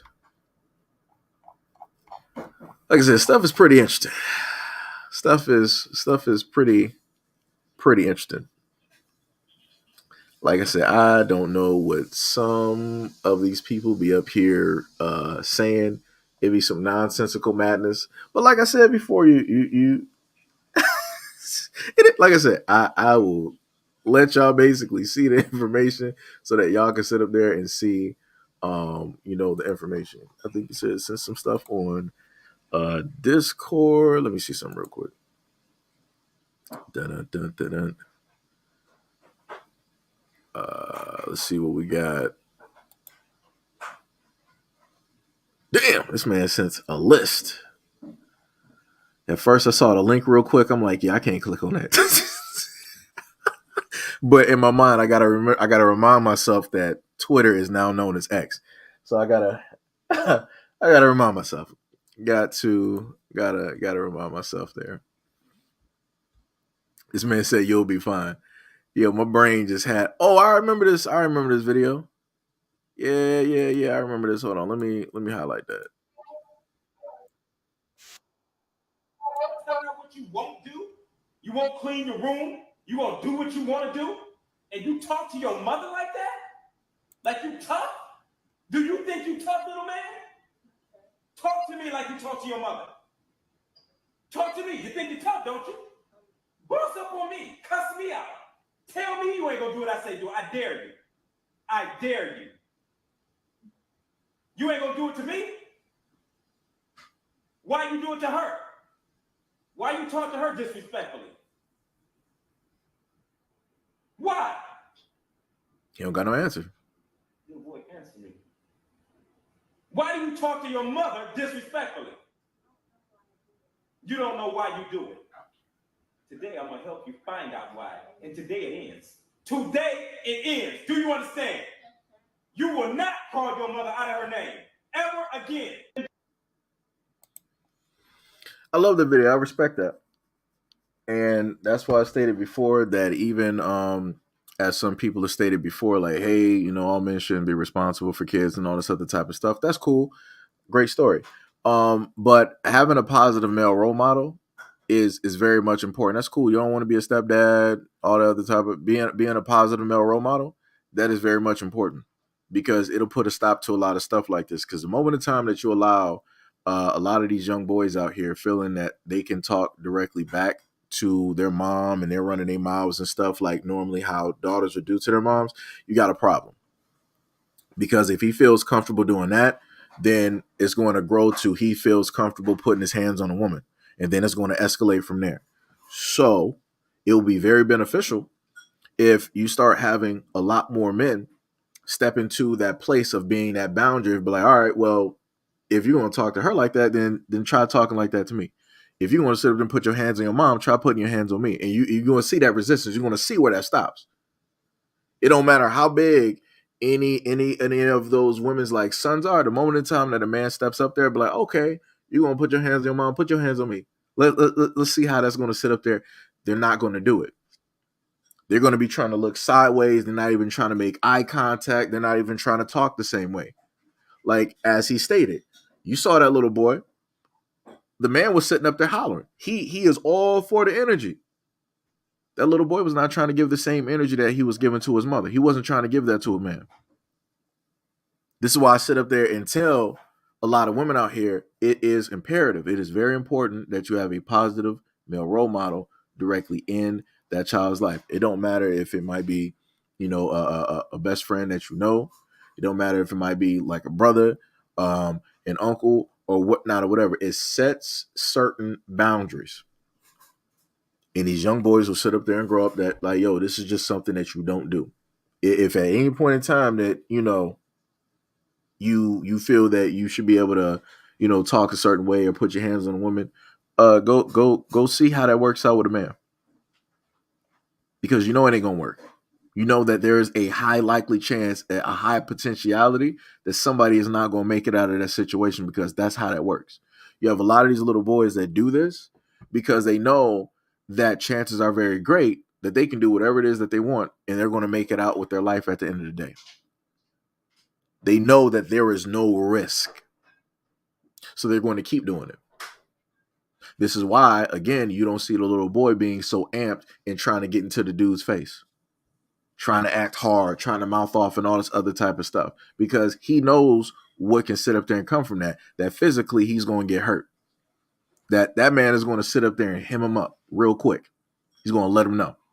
The mom might not do it. She might not be able to do it, but he will. And this is why I say that it's very important to have, positive male role models directly in a young boy's life, so things like this do not take place, right? So we're going to roll over to the next one here. Let's see what we got here.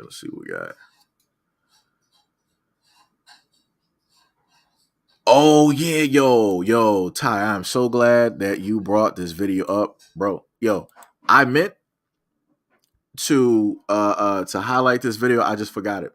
I meant to actually bring this up during the this is why I sit up and tell you I love doing live streams, because sometimes I might forget some stuff and you guys will just so happen to, bring the stuff directly back up. Yo, Stardust, what is up? Stardust said, I'll be warning my woman about this with her son, and she don't get it. I told her about letting her son disrespect her. Yeah, it's a tough deal when you're in a situation and you got a woman that has kids, and you want to, in a sense, step in the role of like, yo, we're gonna put like a stop to this. You'll have women out there, but like, yeah, you ain't about to, put hands on my baby. You ain't about to talk to my baby like that, all the other. So I'm like, you're going to coddle this child so that he can grow up and be a grown coddled man and be putting his hands on women. It's like, yo, that's not beneficial to nothing. And that's something that I've talked about before. I'm like, yo, if women are in a relationship with the dude, this is like the dude that you trust and you love with your life and everything like that. You need to allow him to step into that role to put those boundaries directly in place, because if you think it's bad now, it's going to get way worse when he's in his 20s, when he's in his 30s, when he's in his 40s, right? Ty stated that working in the school system showed me how messed up the parents are. Yeah. Even looking, like I told y'all before, even looking back when I was in school, it's like, yeah, it's jacked. It is jacked.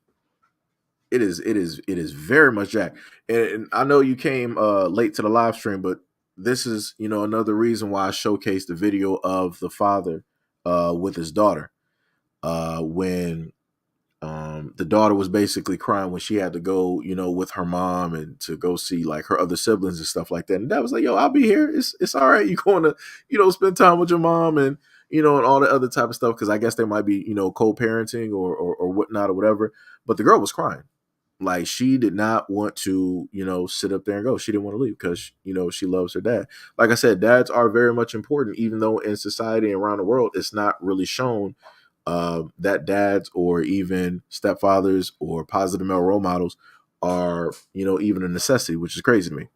Everybody's like, yeah, mothers are needed and all this other type of stuff. We need to love them, put them up on the pedestal and yada. That's cool. That's great. No problem. But it's like, what about the fathers that are out here? What about the stepdads that are out here? What about the men that are stepping into the shoes of those roles that they don't necessarily have to sit up there and do? Like, you got a lot of dudes that are stepfathers. You got a lot of dudes out here that are big brothers. You don't have a lot of women out here saying that I'm proud to sit up there and be a stepmom. I'm proud to be a positive female role model to somebody else. You don't have women sitting up there saying that, because a lot of women will sit up there and tell you like, yo, I'm not about to be a mother to nobody else's kids. I ain't raising nobody else's kids. They'll sit up there and tell you that. So it's like, it's crazy to me to, you know, in a sense, you want to big up one thing, but then when it comes to men basically doing the same, if not more, it's like, it's not appreciated. That's crazy to me. But then, you know, people always say that, you know, fathers are needed. Where the fathers, where the positive male role model. It's like, you're not really going to have those if you don't really, in a sense, care, which a lot of people don't. So now we're going to go to this next video. And like I said, shout out to the brother bringing this up. Black security guard doing his job was attacked by 2 white men. No one came to his rescue, but when he's defending himself, then everybody wants to see the fight. So we want to sit up there and watch this clip.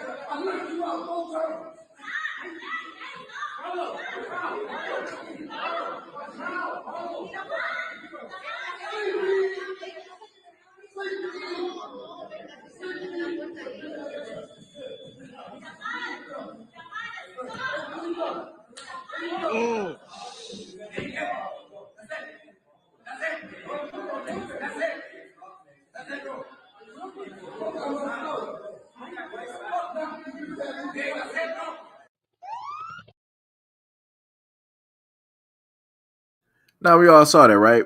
So he's sitting up there. It's basically 2 versus 1. Everybody was basically just sitting there and watching.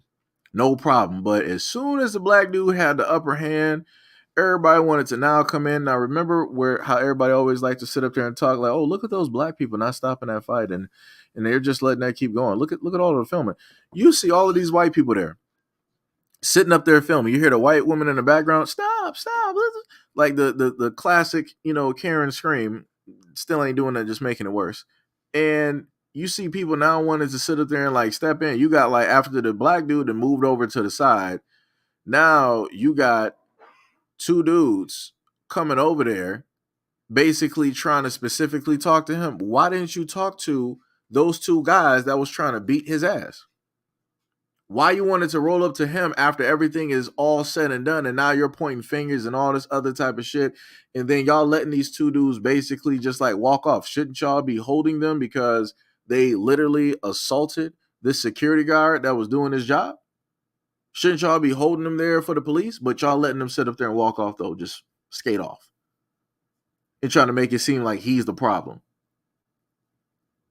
Like I said, this is why a lot of people say that black people don't got no allies. This is why. This is clear cut why. This whole picture right here. The people that assaulted the black man, where are they going? Directly out the door. The black dude that defended himself as a security guard doing his job is getting berated, getting told all this other type of shit. Craziness.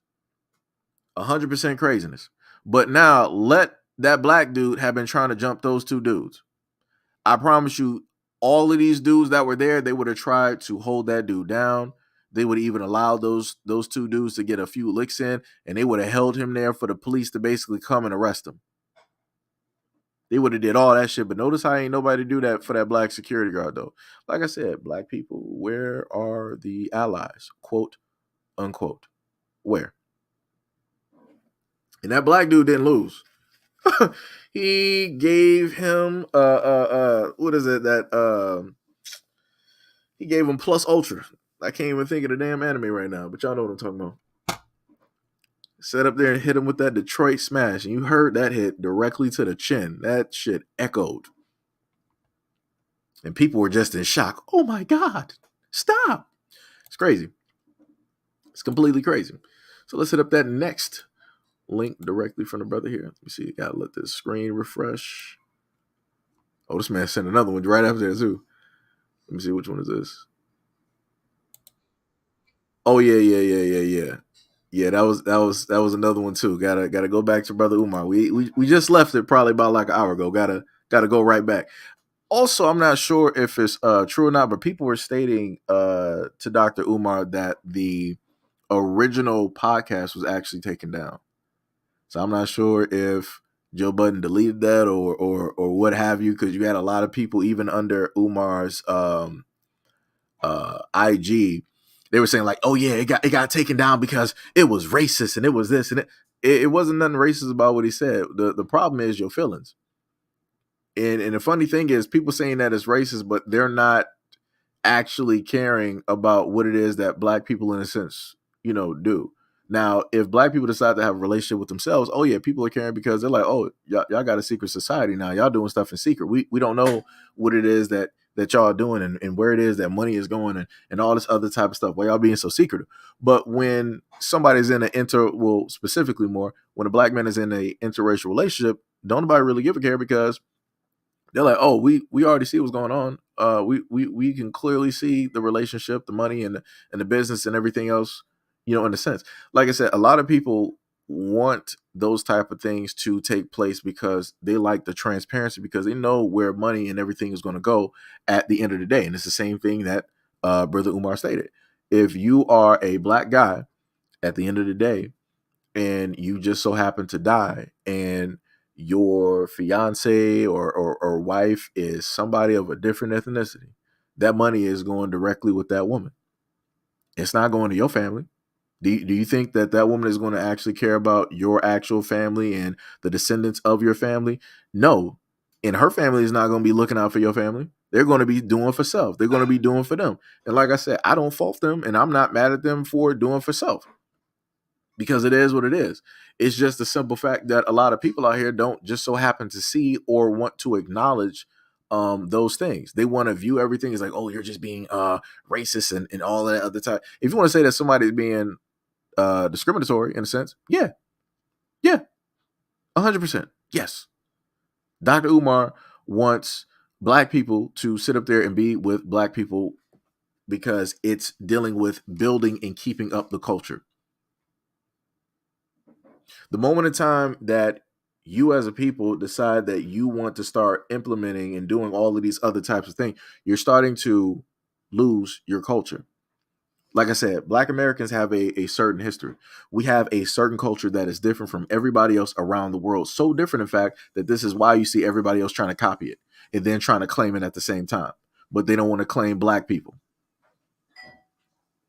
That's how that works. But let's get into this clip. Kobe Bryant. Let me ask you a question. Kobe Bryant. I want to ask you a question. Kobe Bryant died. Vanessa inherited his wealth. Sure. And guess what? Is Vanessa Bryant using any of that black man's money to do any good in the black community? Let me ask you absolutely fucking not. We don't know. Vanessa Bryant. Listen, I don't know. I'm telling you. How you know? You know? Let me ask you a question. Well, wait. She's a public Can I ask you a question? And she just you don't know. You that. didn't see that initiative. You don't know I that. do know. I do know what I'm telling you now. Let me ask you a Vanessa question. Bryant just started an initiative with 3 predominantly white colleges, some sort of a sports initiative with Kobe's money and Kobe's name. Didn't choose a single HBCU. Let me ask you a question. With a black man's money. Marvelous Marvin Hagler, he died from taking a COVID shot. Is his white widow using any of Marvelous Marvin Hagler's fortune to help black folks? You're being unfair. I'm being unfair. How? No, let me tell you why. Expecting white women to use black money to help black people? No. How is that unfair? Because the same way you naming these people, we can name mad black wives that got black money from their husbands that did shit to help black people. Stop. It's my goal. No, it's not. We own. And you know what the difference is? You're wrong. You know what the difference is? You're wrong. You're wrong. If I marry a white woman, when I die, my wealth goes to the very people who have robbed everything from my community. It's not true. But let me just make y'all understand something. So the dude that's arguing with Dr. Umar, he is dating a white woman. So this is why he wanted to do the reverse, since Dr. Umar was basically talking about black men being with like white women and all this other type of stuff. He wanted to do the reverse, right? Because he's in the corner because his main go-to is like, yo, he has a white woman. So he has no other choice. Because he is in that relationship with that woman, he has no choice but to sit up there and speak up and speak out in order to defend his choice, in order to defend the woman that he is basically with. And then he's trying to sit up there and say it's the same thing. If a black woman is married to a black man and he dies, right? He wants to say that, oh, she's not doing nothing to better the black community. That money is staying within the black family. It's not going to nobody else. So if that woman dies, that money is going to her daughters. That goes to the aunts, other kids directly. That stays within the black family. So again, that dude missed the point because he's more offended and caring about his feelings because he's with a white woman and he feels that he needs to sit up there and make a stand, which technically he does. If he doesn't, he's going to sit up there and lose that white woman because she's going to come right back home and be like, yo, he was saying all this stuff about white woman. I'm white and you didn't sit up there and defend me. What's up with that? Right? That's what he's going to sit up there and have to deal with at home. So that's why he got to be big and bold and say all of this shit directly on his podcast. Why he has to sit up there and be in that corner of innocence, defending a lot of that shit. And then also, again, he wanted to bring up the fact about black women. Again, I don't know specifically his relationship or different things of that nature. But for that to, in a sense, be the go-to that he wanted to speak on and try to say that, you know, black women with black men's money that passed ain't sitting up there doing shit, that sounds quite crazy. Because there's a multitude of black dudes right now that are divorced from white women, and those white women ain't doing shit with that money that they got in that divorce. You got a lot of white women right now that have sat up there and had biracial mixed kids, and they just sat up there and took the lives of those kids.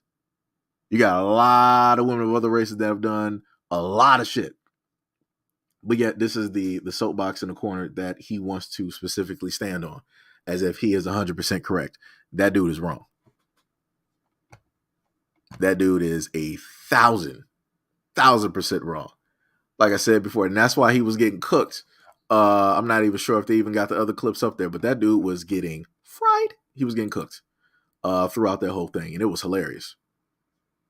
That shit was hilarious. That dude was trying to pivot. And matter of fact, let me see. Let me look through my what's the name real quick. Let me see if I might actually have that directly up here. Give me a brief second. And we're going to get back to the brothers, the links that the brothers sent. I'm about to go back to those. Is that it? You tell me. Oh, that was a classic one. Hold on. Oh, this was a classic one right here. Let me see if I can get this up here. Let me see. How do I unshare? Let me see. Okay, I think I got it. Okay, yeah, there we go. Way it should be. But wait, let me ask you a question. What's white culture? You tell me. I'm asking. You tell me. I don't know. I want to know. I'm an expert in black culture. I don't. White culture. I don't They know. just asked me, and I told you capitalism. What they make? That was my answer. It was capitalism before we ever even came to America. What's So white they culture? they adopted that culture. I'm asking, what is white culture? You tell me. I don't have anything. Squash. That's not even theirs. What else? Even theirs. Yo, Tuna casserole. What else? Come on. They say apple pie is there too now. Raisins and the potatoes. Yo, listen.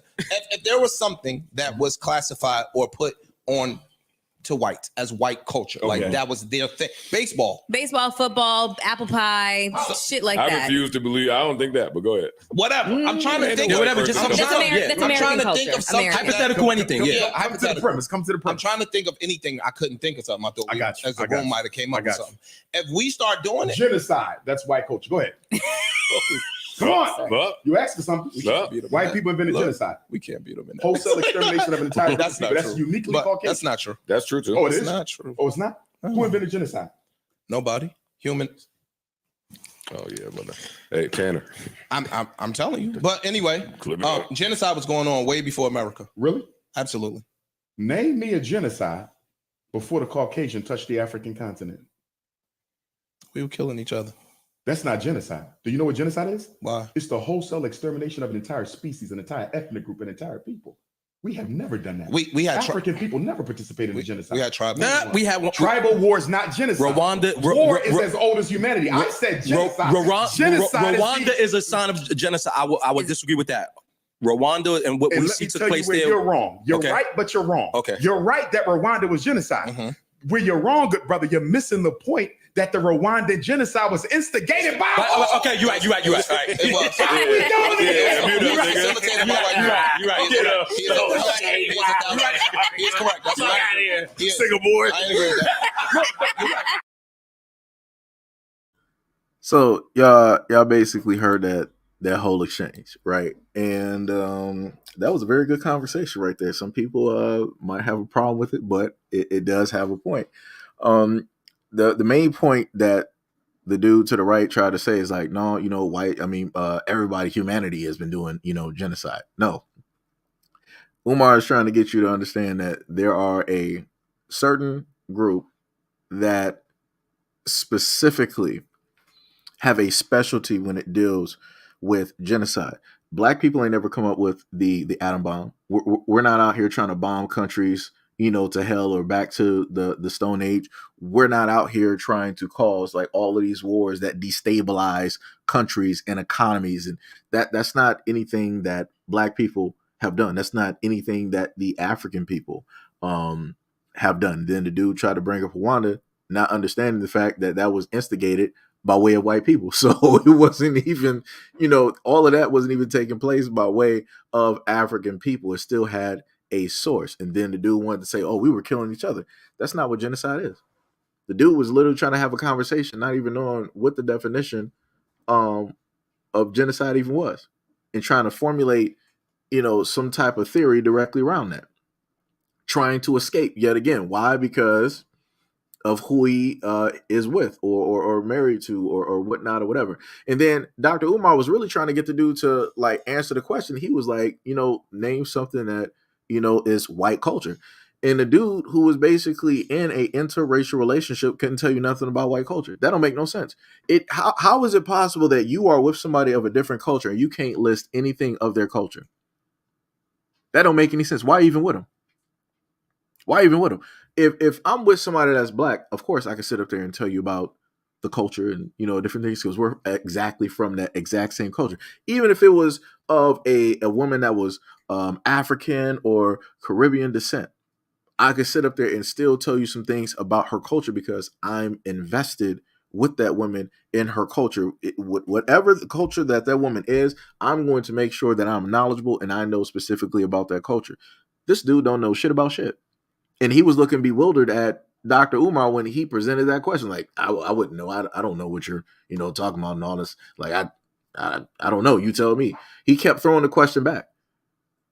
Dr. Umar don't have to answer that question because he's not the one that's in a interracial relationship with another person. That's from another culture. If you are in a interracial relationship, you should know about that person's whole culture, about their identity, about their history. But like I said before, whenever people want to have these preferences and all this other type of stuff, they don't want to dive that far. But then when it comes to them being Black, they expect that other person to know about their culture. They expect them to know the history. They expect them to respect and to validate all of that stuff. But yet you're not doing that exact same thing when it deals with your significant other. Yeah. Yo, Israelite, what is up? Stardust said, or at least, you was replying back to like, my bad. Yo, what is up, Pink? What is going on? Stardust said, makes you wonder then, where does Serena Williams' money go if her husband outlives her? I couldn't even tell you. The only best bet I could sit up there and give you is if she's smart, she made sure to sit up there and leave it to the kids. But even with that, it's still going to go directly to who? The husband.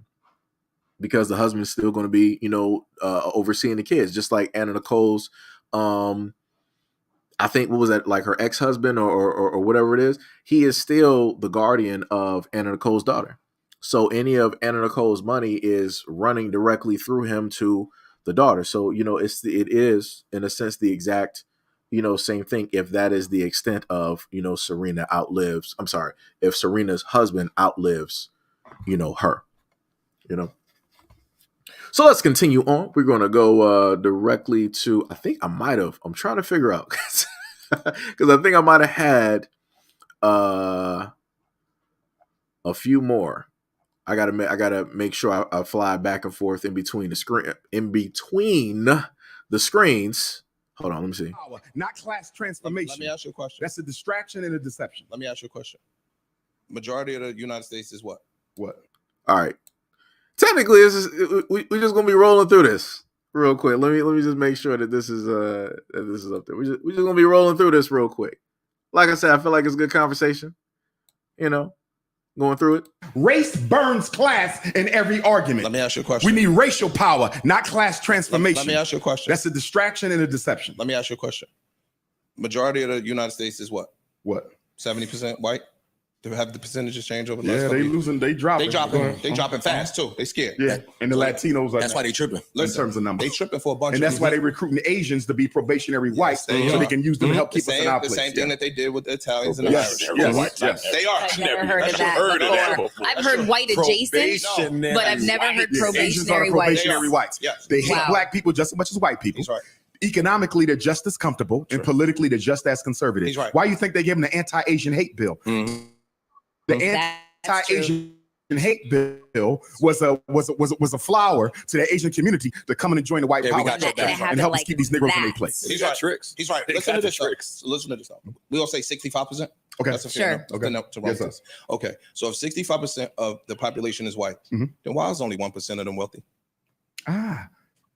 Because you're not accounting for capitalism. Yeah, that's his we favorite just discussed line, racism. That's a capitalism issue. What do we know about capitalism? In order for capitalism to thrive, there has to be a large, freely exploitable population of poor white folks. There is no capitalism without poor white folks. And now, guess what? But guess what? No, not high. That reinforces the race. That reinforces the racism. You want to know why?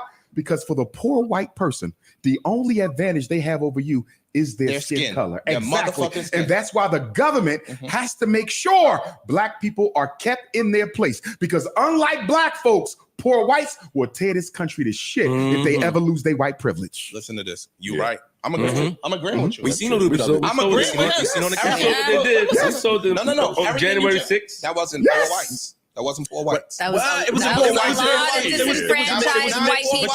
Yes, it was. But you're right. But you're right. Vast majority. But you're right. It was Wasn't a poor mix. whites. You're right. That was not poor whites. A lot of It's a mix. motherfuckers is from Millburn, New Jersey, Short But Hills, you New have poor Jersey. whites A that lot of motherfuckers working got money. class poor. There was hundreds of thousands of people there. There was a lot of poor I saw white. Dirty Jean vest there too. Yeah. There was no millionaires climbing the Capitol No. wall.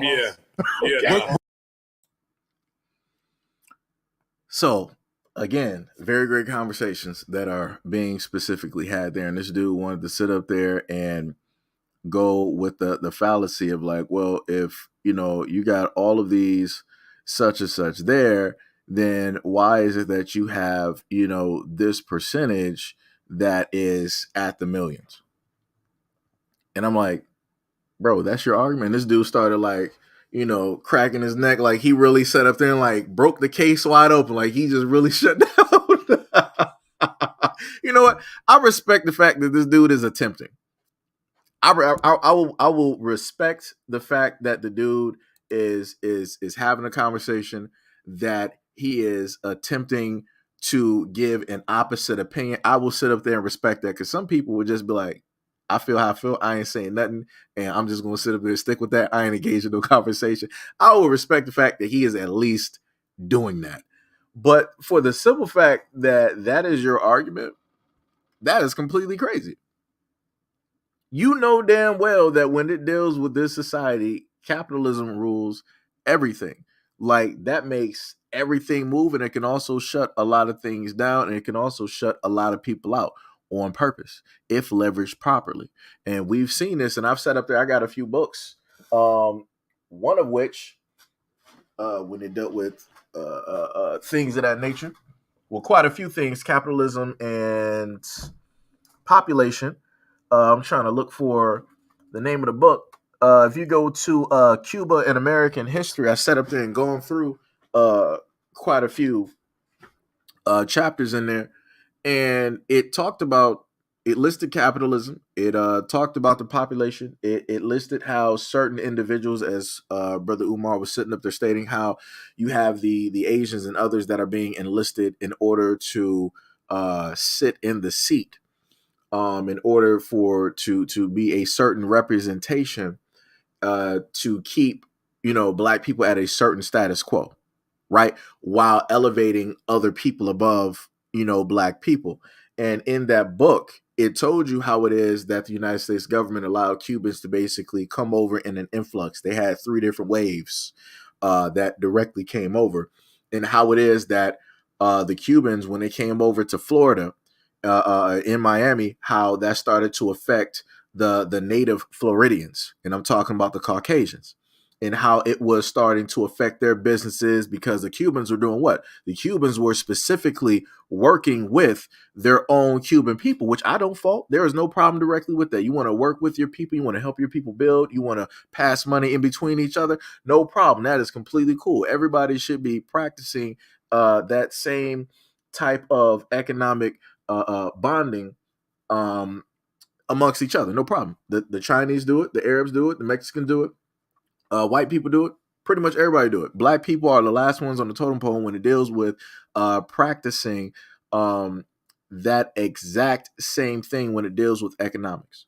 right? And they listed again how the Cubans and the influx of them coming into Florida and Miami started to negatively impact the Caucasian Floridians. And then they also told you how that really impacted the Black Floridians there, such as when it dealt with housing, when it dealt with jobs, when it dealt with businesses, because a lot of the businesses that the Cubans had face front, they were fronted by the government, like the CIA and whatnot. They were getting a whole bunch of free government vouchers and assistance, such as, being able to stay at hotels, being able to get housing, making it easier and more affordable for them to sit up there and start a business, and so on and so on. Then on top of that, the racial aspect, where even though the Cubans are not the same as the Caucasian Floridians that are there, they were still treated and given the same privilege as the Caucasian Floridians there, while the Black people had to stay and remain segregated on those beaches and at a lot of those businesses.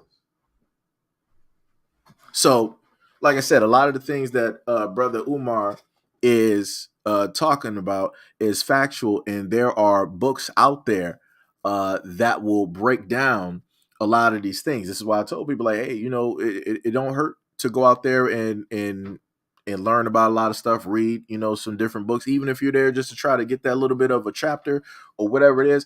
At least you have that book. Because even though you got that one little bit of that chapter, that one little bit of information, that book is going to be, pretty much forever. And at any moment in time, you can go back in that book and even learn more than just that one chapter of information that, you wanted. So, like I said, I feel like this is the conversation that they are having is a pretty good and a positive one for, other people out there to try and have a problem specifically with the conversation. To me, is nonsensical and crazy. All y'all need to read. What's the name of it? Okay, and But let me go back to this one, and this is I feel like people should really pay attention to this one as well, because it'll bring up one of the points that Black people have tried to talk about for quite some time. So pay very close attention. Ever heard of the Kerner Commission? No. The Kerner Commission. There's a book that all y'all need to read. What's the name of it? Okay, and it's part of the reason Dr. King was murdered. What's the name of it? It's called it was the Kerner Commission, the Federal Commission Report on Civil Disorders in America. Let me tell you what happened.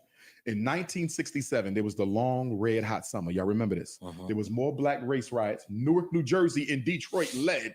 Those were the two radical, right? And Mary Baraka. There was race riots in over 100 cities. So Lyndon Baines Johnson put together a commission and said, I need y'all to find out why Black folks are going to fuck off. So the commission did this whole study.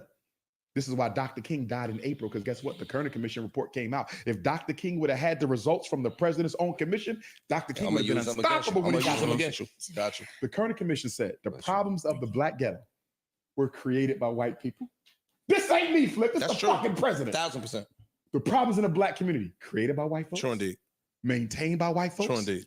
exploited by white folks, True indeed. and white folks benefit. True indeed. Until the U.S. government addresses that reality, it changes. And nothing will else. change. I agree with that.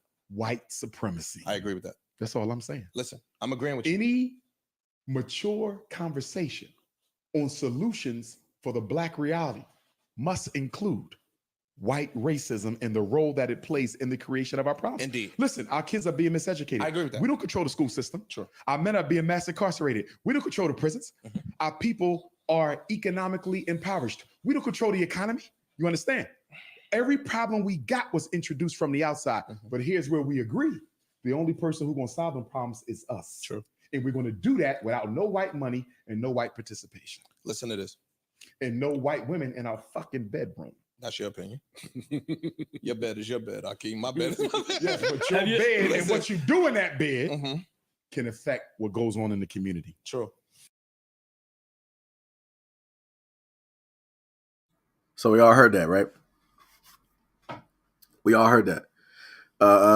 Israelite said, dude is not going to overtalk Dr. Umar. Nope. Nope, not at all. Wait, 22 said, Ahito, why you... I'm confused. I'm not sure what that last part was supposed to be. Was that supposed to be like bad or... I'm not sure. Let me see. Wait, Tennis from Rona said, that's whack. Israelite said, Ty said, wow, that's some bull. Wait, what y'all talking about?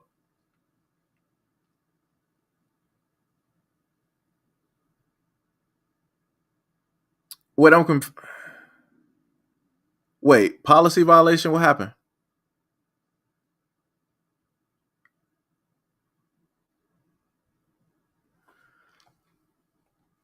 Wait, what happened?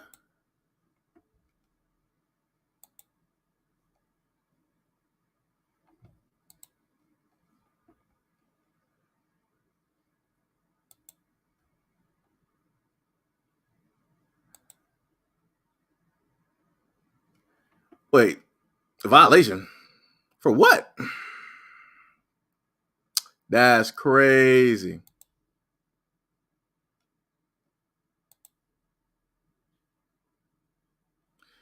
Wait, so you said it was on the... Let me see. Huh.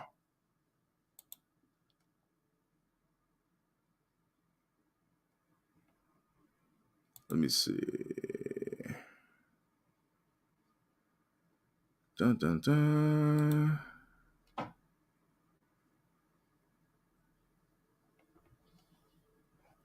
Wait, which channel y'all talking about?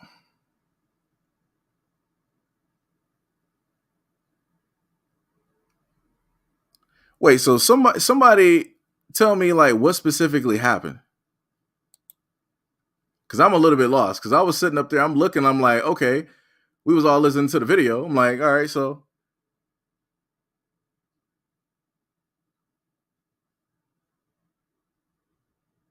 Okay, so I guess it just must have something to do with I guess like the context of those parts of it. Okay, well, I guess.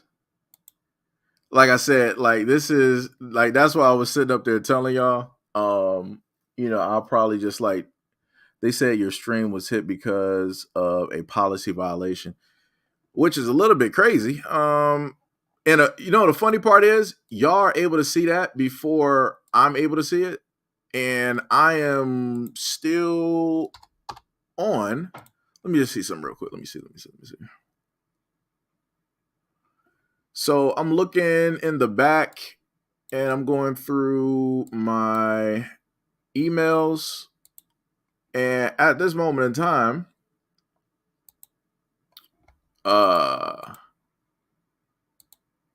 I'm not seeing anything at the moment. Let me see. Let me go to this one here. Okay. Okay, now I see what you're talking about. This is for the second comment. So let's see what they Okay. So Okay, so let me show y'all what they wrote, right? So I'm guessing that it has to do with the podcast from like Joe Budden or whatever.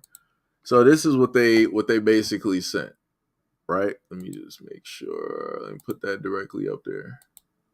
So this is what they told me. They said, oh, I got to do it from the other screen. This is what they said, right?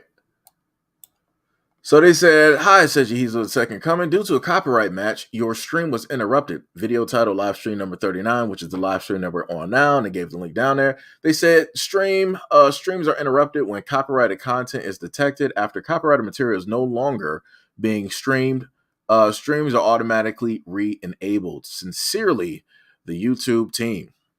Because I was looking, I'm like, what are y'all talking about? I'm like, yo, I'm still here. I'm like, I'm still streaming it right now. I was like, wait, what? Like, what happened? I'm like, hold on, they just took it down. Like, what just, what just happened? This is why technically, like I was like saying before, if y'all got me directly on Twitter, I'll start. I would have to like notify y'all somehow, some way. I would have to like notify y'all when I start going live and whatnot on Twitter, because you can show off videos and whatnot on Twitter, and it's it's completely fine and whatnot. Ty says, so you basically had Umar on for too long. Yeah, I guess so. We were good for like three clips? 3 clips. We was good. We was doing good. And the funniest thing is it wasn't like I was sitting up here just playing clips after clip after, like, I'm literally spending time talking in between or during each clip. And that's it. And that's why I sit up there and tell y'all before, when it deals with the whole thing of like copyrights and all of this type of thing, and how it is that they say that content has to be transformative, or like I said, all of these rules, like it's nonsense. I will safely say this is the first time I want to say that I can account that I've seen this, at least as a message. I think you guys might have mentioned before that streams were like interrupted or something like that, and that might have been what it was previously before, like prior. But this is the first time that I've literally ever, out of all of my time on YouTube, ever received a message. Wait, Ty said they hit you with that Simone Biles. Are y'all done yet? Yeah. That's crazy. I've never seen this before. Out of all of the years that I've done YouTube and done live streams, and I've shown off like clips and stuff like that, I've never seen this before. Never seen this before. And especially with this happening live as I'm literally doing a live stream, never seen it before. That's crazy. That is crazy. Well, that is it for the Dr. Umar clips, I guess. Can't really bring those up there. Oh, you say you sent me what y'all saw? Let me see this. Wow. That's what it looked like? Yo, that's crazy. Hold on, son.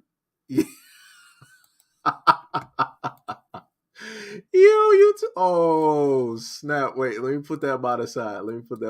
That's crazy. Oh, that's crazy. Wow. Yo, I've never seen that before.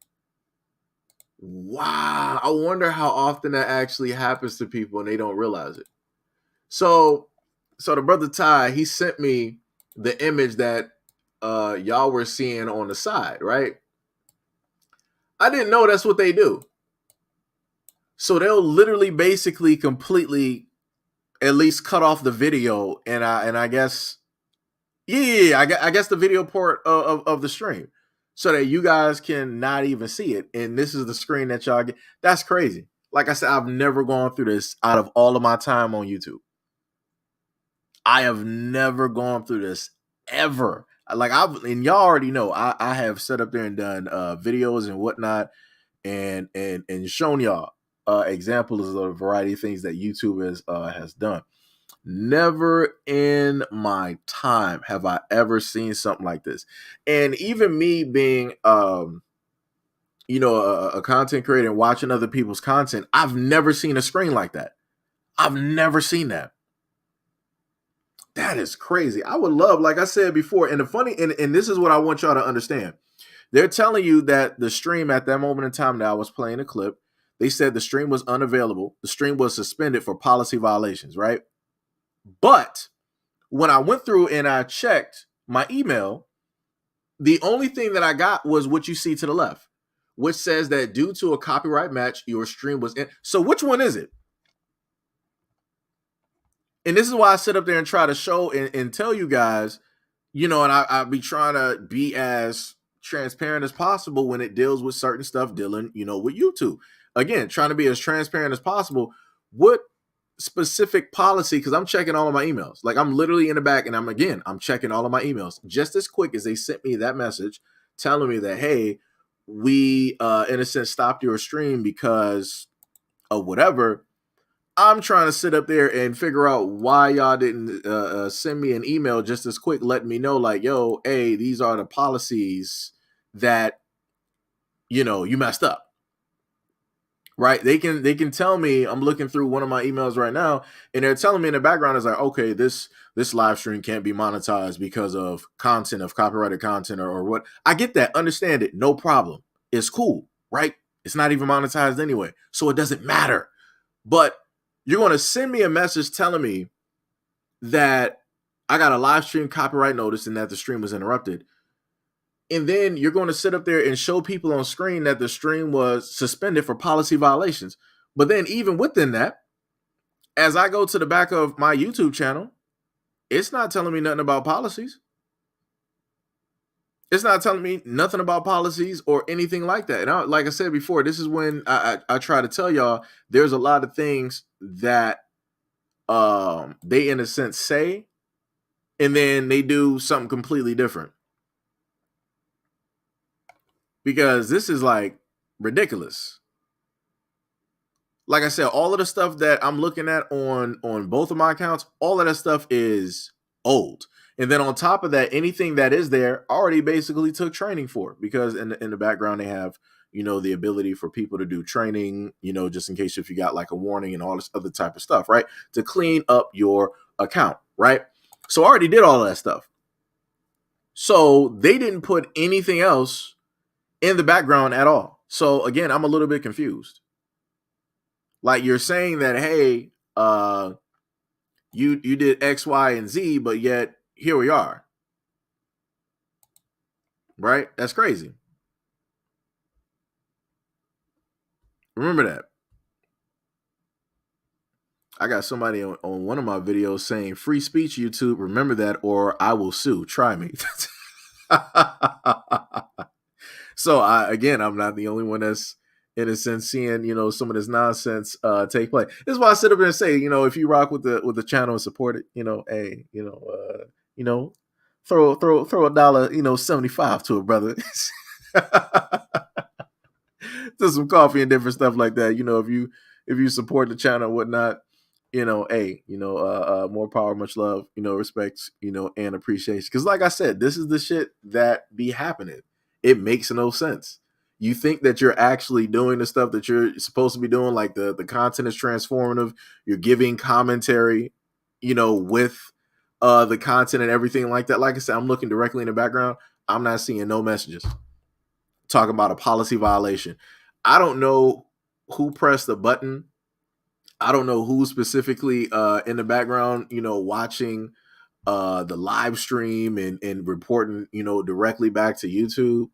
But y'all need to get a life. I'm just gonna be real. Y'all need to 100% just get a life, because it's like you ain't really doing nothing, because people can just go to other platforms and do stuff. So all right, we got the fight that broke out.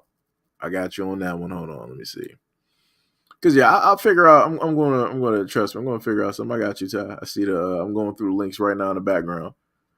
I'm trying to just see. I'll just make sure that I just won't use anything from the podcast, and I'll just monitor some of the other things. Let me see.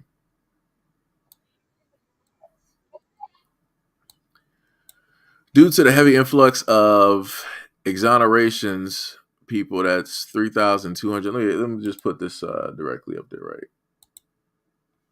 Let me see. I got to share directly the screen. Wait. Okay, there we go. All right, so we got this one here. And this is what Ty sent to us. Person said, fun fact, due to the heavy influx of exonerated people, 3,200 total, or 53% black, states changed their financial liabilities and compensation caps. 15 states now have zero compensations for wrongful convictions, regardless of the amount of time served. So let's just take a look at this. Can you imagine spending 50 years in prison for a murder that you didn't commit? And then only being eligible for $175,000 in compensation. Well, that's exactly what happened to Glyn Simmons. He was accused of killing a woman in a liquor store in 1974 and was initially sentenced to death. So what's changed 50 years later? A court found that prosecutors hadn't turned over crucial evidence. It included a police report that showed an eyewitness may have identified other suspects. So Glyn's now free, but he's 71 years old and surviving off a GoFundMe page. His case is the longest known wrongful sentence in US history. Can you imagine spending 50 years? So we heard that, right? So you got that black man that was locked up for a crime that he didn't sit up there and commit, and now most states, you got 15 that have a zero compensation for wrongful convictions. They have a zero compensation because they know that they're wrong. They know that they're not trying to be liable. They will rob a black man for like 20, 30, 40, 50, 60, 70 years of his life, making all of that money, thousands of dollars directly off of the body of that black man being locked up wrongfully for a crime that he did not commit, knowing the fact that he didn't sit up there and commit it, knowing that you got DNA evidence, you got witnesses and all these other types of things that can sit up and tell you that was not the man that did it. Like I said, the system is crooked. A lot of people want to sit up there and say, oh, no, it's not the system. He probably did something that we just don't know about, so he served the time for it. And I wonder what else he probably did that we didn't know. We might be wrong on this, but we're not wrong on everything. Right? It'll be that whole type of thing that people will decide to, put out there on Twitter and other places in order to try to justify the way that they criminally incarcerate black men. And then you'll have some people that will sit up there and say, oh, this doesn't just happen to black men. This happens to everybody, but on a more frequent basis. Because the main thing that I get tired of is a lot of people trying to come up and when black people are going through some type of, struggle, some type of pain, other people now want to enlist their own groups. Like, oh, we face this. My Caucasian grandfather or uncle basically went through this. It's not just black people. We're all going through this. We're all American. We all bleed the same. We're all underneath the same flag. Like I said before, whenever it seems that black people are making a change, making a stride, whenever it is that black people are trying to highlight a problem, magically everybody else want to act like they cared and they want to really highlight that problem. But realistically, all of these people that say that this happens to them on an everyday basis, or black people aren't the only ones going through it, well, it's a little bit weird to me because it only seems as though that black people are the main ones that always bring it up and talk about it. But the moment in time that black people bring it up and talk about it, everybody telling black people to shut up and stop complaining and pull yourselves up by your bootstraps. So like I said, how much really is it everybody else's problem? How much really do everybody actually care about, these types of problems and these issues? They realistically don't. And it shows. Right? I think I might make this my background every single time I do a stream now. I'm just going to have these two things up there just to, as a warning for people to let them know, like, hey, chances are very great that YouTube is going to put out this information and basically say that, hey, this stream has been blacked out. Like I said, that's something new. I haven't seen anybody on YouTube actually talk about that. I wonder if it's just on this side of YouTube or whatnot, because there's a lot of people that got copyrighted shit directly on their shit, and you can still see videos and everything else like that. But, like I said before, I know for a fact that YouTube watches my channel and my platform. And I know that they're either going to use some type of scare tactics or some type of other techniques in order to get a certain type of message across. I get that. I understand that. I love the consistency with YouTube and, some of the other people that work specifically for YouTube that are sent specifically to Black channels in order to watch Black channels and monitor the things that they do and talk about. I get that. And I also understand and know that there are other people in the background who don't comment, who don't say anything, who don't want to be acknowledged or let it be known that they are actually there, who are just waiting and sitting back there just so that they can report back to their bosses and, try to flag something real quick. Like I said, I understand that it's quite a bit of no-lifers directly out here. Could be doing everything else in the world, bettering themselves and all of these other things, but they're right here with us doing this. It's crazy. It is completely crazy. Let me see what else the brother said. Let me see. Close out those bookmarks there. Gotta wait for Twitter to roll up. Oh, that was another link. I'm glad I had it on mute because we don't know what YouTube would have done. It probably would have just killed the whole thing. Oh, I see what you're talking about. You said it happened right after you did the last link on Discord. I got you.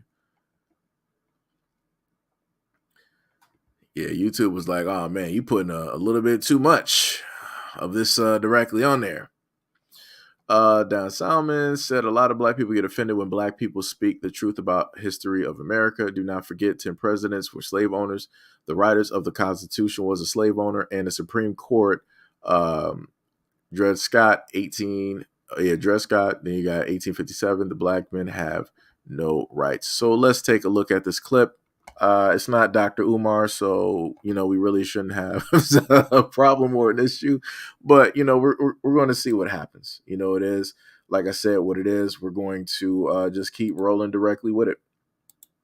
It's YouTube. So let's take a listen. What's your response when people say that you're saying the country's racist and that this is a central part and making them, the kids, feel bad about it? Are you saying parents are wrong? Yes. I think that I don't know how one can argue we were not founded as a racist country.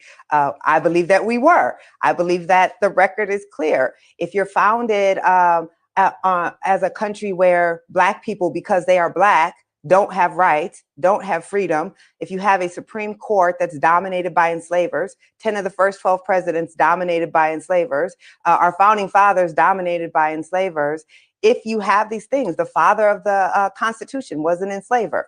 The drafter of the Declaration was an enslaver of the Bill of Rights. So to argue that people who were explicitly white supremacists in their writings, I mean, the notes on the state of Virginia says Black people are inferior as a race. That is a racist foundation. This is just a factual rendering to me. Now, does that mean that most white Americans are racist? The project doesn't argue that. She was factual. The funniest thing is that even with history, people want to argue history. People want to say like, oh, well, that was, it could be right, but that was back then and we're no longer there. So how can we say that is still affecting now? Everybody's past affects their present and their future. However it is that your parents raised you, whatever it was that your education was indoctrinated, that you were indoctrinated into, that you were taught, that you were told, that you were given, all of those things culminated into the person that you are directly right now and what you will be later on in the future. So for a lot of people, again, to sit up there and say that the past is not indicative or that the past does not have a presence, in the now or the future is crazy. That's a lot of people that want to run away from the responsibility and the acknowledgement of the violence and the murders and the bloodshed and everything that, took place during a certain point in time. That's a lot of people that want to run away, from a lot of those topics. They don't want to face that truth, face those facts. And then when you start bringing up slavery, oh, but the Africans enslaved themselves. They were sitting up here. That's great. They could have been doing that, right? No problem. A lot of cultures practice those types of things within one another. Once, somebody was conquered, they did that. No problem. Cool. But that didn't mean that you as Europeans had to take part in it. So if you know that it was wrong, why would you then decide to take part in it? Why didn't you just decide to start making, start mining for precious materials and stuff like that, and just stay away from human trafficking, slavery? Why would you opt to go directly into that? Like I said before, we're not playing these games out here. They could have did everything else, but they opted to be a part of something that they deemed as negative. But it was only deemed negative after it was outlawed and people started calling it out and all sorts of type of stuff. But it wasn't negative when people were able to make money from it, when people were able to live comfortably and build freely, off of that labor and whatnot. Right? You said, what is up, Robert? What is up? What is up? Ty said the last one is really important, so you might want to end on that one. All right, I got you. Let me go back. Let me see. Oh, wait, hold on. Wait, what? Also, this is what happened during the stream when it was down for us. Oh, let me see.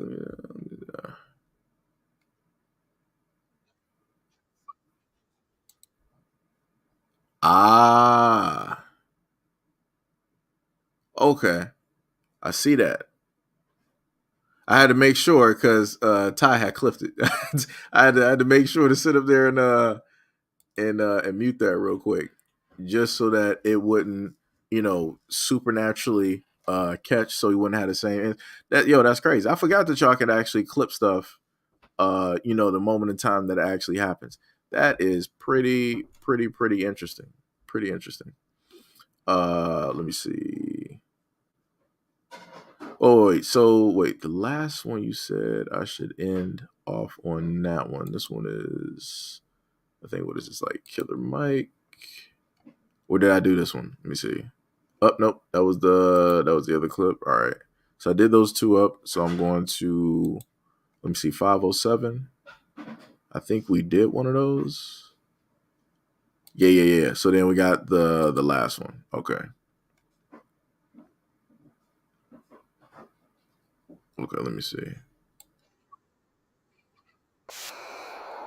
All right, so this one basically says, people watch your kids at all times and at all costs. Now, the Asian immigrant communities are eyeing our children and conducting video auctions in their places of business.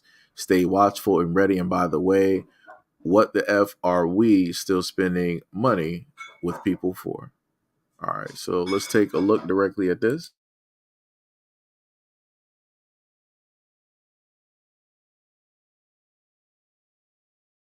Talking. So I removed her from the situation, walked over here and talked to her. And she told me, Mom, I don't feel comfortable here. I'm like, okay, she's like, I want to go sit in the car. Go sit. All right, here's the keys. Go sit in the car. I sit back to get my nails done, not really thinking what was going on. Not really thinking. And all of a sudden, my oldest daughter, Tamaja, shout out to Covering. Shout out to Tamaja, my oldest daughter. Shout out to Covering. Because Riley called Tamaja and said, hey, something ain't right in there. This is exactly what happened. And what happened is the lady who was doing my baby's nails was recording her doing a live video call, not recording her, doing a live video call with a grown old man while my 14-year-old daughter was sitting in the nail chair trying to get her nails done. Now, I didn't know all this until Maja called me. Thank God for Maja. Maja called me. She said, Mama, did Maja tell you why she went outside? I said, no. Why she go outside? She said she went outside because she was uncomfortable because the grown man was on the other end of a phone that the nail technician was using while she was getting her nails done. I said, wait, hold on. What? I stood up immediately. I got my daughter on the phone, half a nail, half a hand figured. So this goes back to something that I stated before, where I told Black women to be very careful, with their surroundings and, when it deals with kids, because I've, of course, advocate for, kids directly on both platforms. And I put up, quite a variety of stories and list different things. And some of the videos that I've shown before is the fact that you got, people out here that, when women are out here doing whatever they're doing in their, with their kids or little kids and whatnot, you got other people that watch you. For the black women out there, you got other people. Not only, do you have some people out there, scoping you out and watching you when you're doing your everyday and following and stuff like that, but you got other kids that are also watching and, monitoring your kids as well. And I completely understand why it is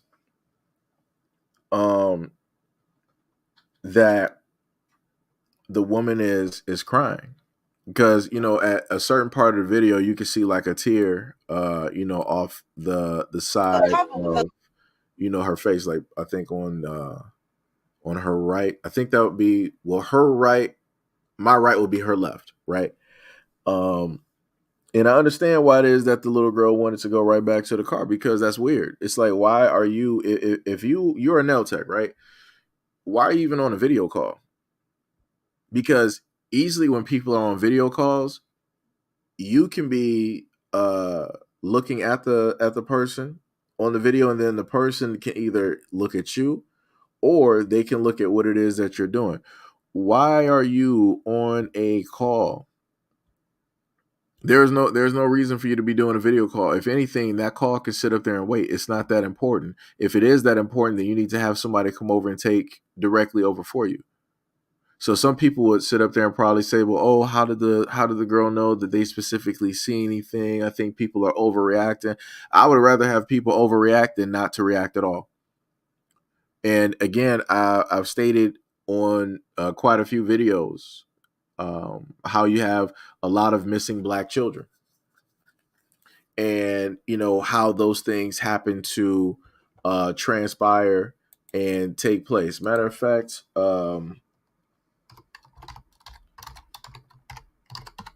because we got the what is it?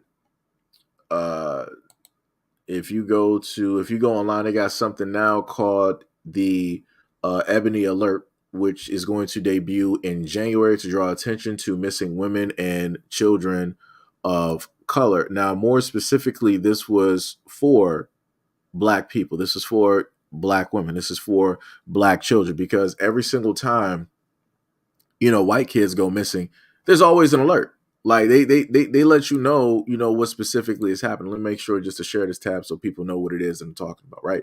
The Ebony Alert is going to debut to draw attention to missing women and children of color. Now, I want y'all to understand the reason why they had to add that in color part is because when they specifically was talking about this, people were like, oh, this is racist that you're coming up with this and it's only about, black women and children. What about the women of other nationalities? Why is it just fixated on them? Why are they like it's always this type of thing. Again, whenever black people make strides, whenever black people are trying to do for them or get something done for them, magically everybody else has to be thrown directly in there. But I want to make this very clear. If these states or whoever, if all of these people complaining actually cared about all of these other kids missing of different ethnicities and cultures and religions, then they would have specifically made some, but they didn't. They waited up until black people did it so that they can shoehorn in directly on it. Like I said, I'm not against, alerts and stuff being there, but I just find it a little bit crazy at the moment in time that black people have something that they've needed for the longest time possible. Magically, everybody has to be included. Just like, again, when black people talked about reparations, what was the main thing that everybody was saying? Oh, black people weren't the only slaves. Oh, now everybody want to sit up there and say that they were slaves now. Right? But when we look at the fabric of this country and how everything was built, we look at Wall Street and all these other things, we see one common denominator that was a part of these things. And when we go back to what we were learned in history class, we see one common denominator. I never saw anybody in history class talking about, I never knew or any of my history because my Irish and my Scottish ancestors were slaves. We don't know our original language. We don't know our original English. We don't know our names. We don't know where it is that we came from. Our lineage was destroyed because we were brought direct. I never heard anybody from Ireland or Scotland basically saying that. But who is it that you normally hear saying this? Black people. But the moment in time that black people basically say this, people want to get in this raw and hoopla and all this other type of, like I said, it's nonsensical. It's crazy. But I also want to note that the whole thing of like children of color, but it's called the Ebony Alerts.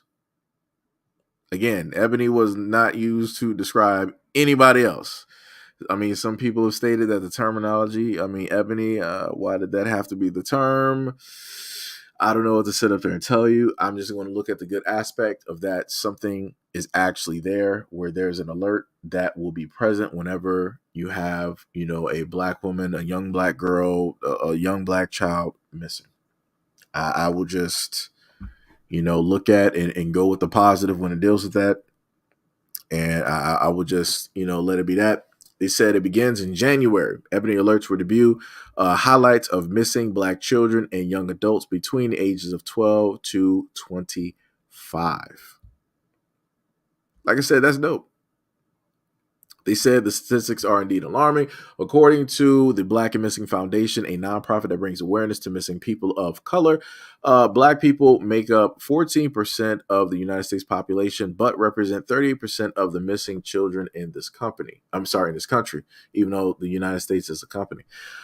Quote, our black children and young women are disproportionately represented on the list of missing persons. This is heartbreaking and painful for so many families and a public crisis for our entire state. The Ebony Alert can change that.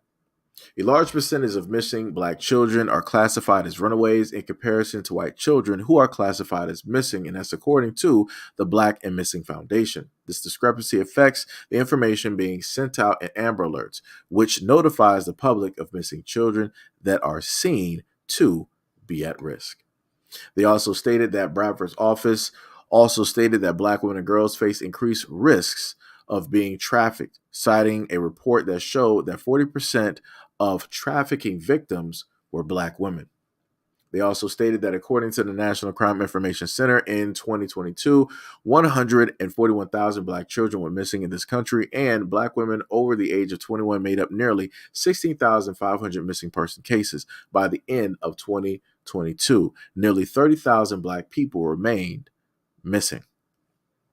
So like I said, I feel like it's a positive. I feel like it's you know, something good, something, you know, that we needed a hell of a long time ago. And, you know, hopefully it will spread throughout the states, because to my knowledge, I'm thinking this is just California where this is going to mainly take place. I'm not sure about it happening all over the United States. So, you know, again, hopefully this is something that can happen, you know, all over, so that it will draw directly more attention, so that people won't be, completely dismissive whenever it is that black kids, you know, are missing. Because some people want to always say, oh, you know, black kids, they just run away. They're just doing whatever it is that they want to do. You don't know what it is that some of these kids, the situations that they have to go through and live with. You don't know the type of families, the families, the fosters, houses, or whatever it is that these kids have to deal with on an everyday basis. So if these kids feel like their best bet is to technically run away versus dealing with a situation that is not physically good for them, I understand. I wish there was another way for them to sit up there and deal with it, because it's not like they can go to the police, because they'll go to the police and the parents will be like, oh no, that's, you know, runaway imagination. That's just a kid. They're just saying whatever. They're just mad because I didn't give them this or an Xbox. They'll, like, those adults, they'll make up whatever story, and then the police will be like, okay, well, these are the parents, these are the guardians, so we're going to hand you, you know, right back over.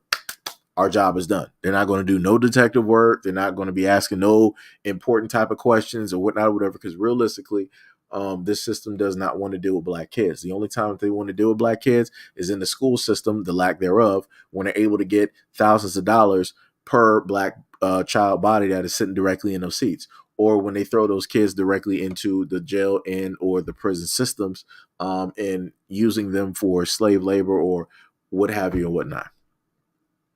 Right. I got you, Pink. You say you sent a video on IG. I got you. Yo, lunch size. What is up? What is up? What is up? What is up? Ty said the Ebony Alert will ensure that vital resources and attention are given so we can bring home missing Black children and women in the same way we search for any missing child and missing person. That's facts. Ty said that's what they marked it as for at first. Okay, I got you. Gail said I'm sick of that inclusion ish too. Yeah, like I said, I like, yo, if Black people need something, like, yo, Black people, need something. It is directly what it is. I don't care about nobody else's feelings. A lot of people got a lot of other things specifically for them, and it is what it is. At the end of the day, right? So shout out to the brother Ty, bringing all of those videos directly up there, and also having that clip directly up there. I'll probably sit up there and put that in a video as well. I will make sure to sit up there and do that. So now we're going to fluctuate directly over to the IG portion of things and go directly over to what was sent here. He said, check this out, another satisfying racial moment. So we're gonna hold on, let me see. I probably gotta refresh it just to sit up here and do it. All right. So we're about to look at this. How does that play when I just set up there and pause it? Come on now. What we doing out here? Come on, YouTube, get it together. All right, so we're about to look at this clip real quick that Pink has sent directly to us here. Another satisfying racial moment. Let's look at it. Let's get to it. Little fella started out moving, but the big fella chased him down. And when he got in front of him, he had to chuck the deuces like Tyreek, but then he bit the dust. He got him. He got him. This is why people always tell you don't celebrate early. Like, he really looked over. He was hyped. He was like, yeah, I sat up there and beat this other Black dude, run a track. Peace out. He really thought that he was Barry Allen. He just did not understand. That man got buried. That man got straight buried by his own weight and his own speed, because he really thought that he could do two things at once. And he lost that race, and then he inevitably had to walk away in shame. Didn't even want to try to finish and go towards the finish line. You got to hold that L for the rest of your... I would love for somebody to actually do an interview and find that dude and ask him, what made you think? What made you think to to throw up the peace sign? Like, what really made you think to actually do that? What made you think to do that? The world will never know. And Ty was like, all right, I'm done sending stuff. Let me see. Let me see. All right, so we got this image here.